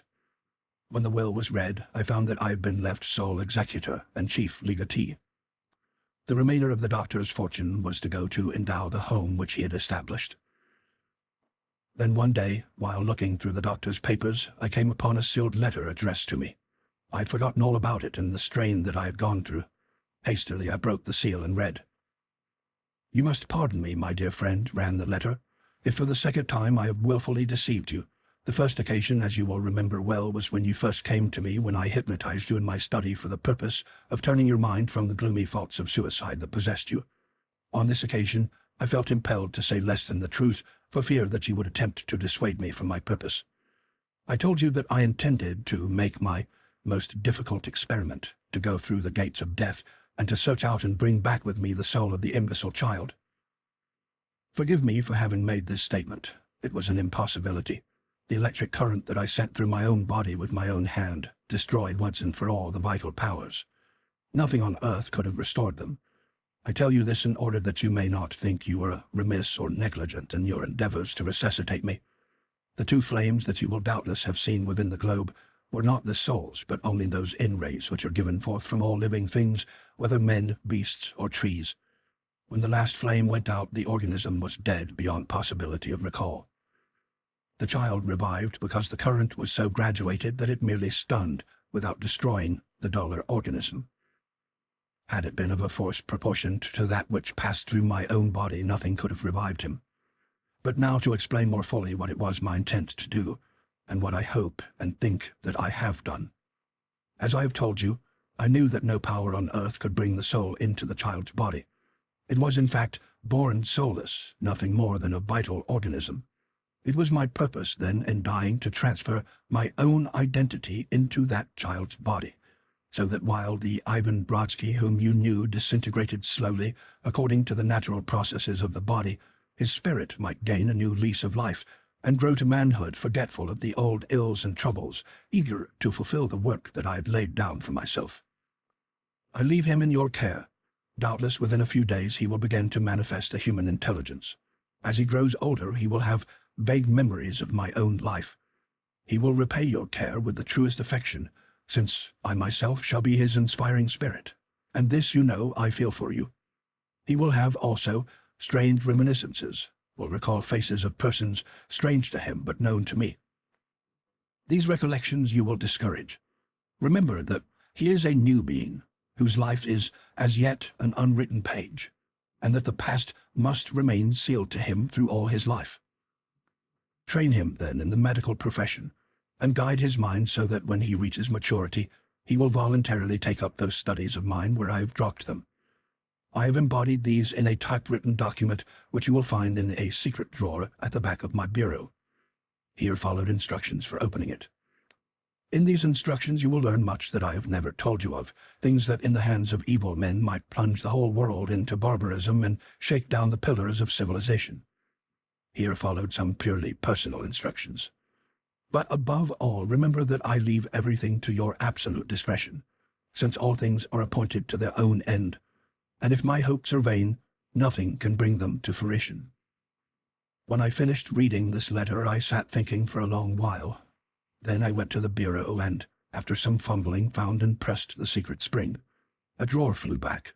In it I found a typewritten paper, half covered with dried rose petals. I unfolded it and began slowly to read.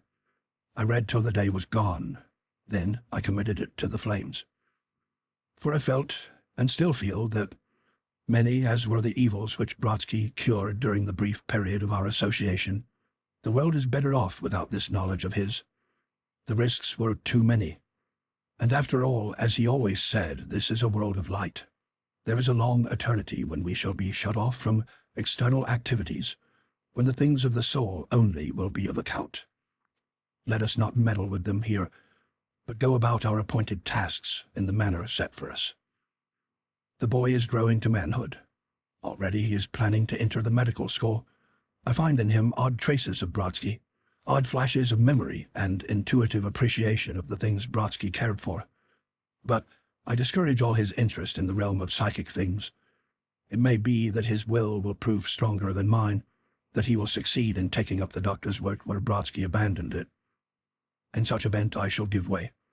Until that happens, I shall fulfill my trust in the spirit of my own interpretation.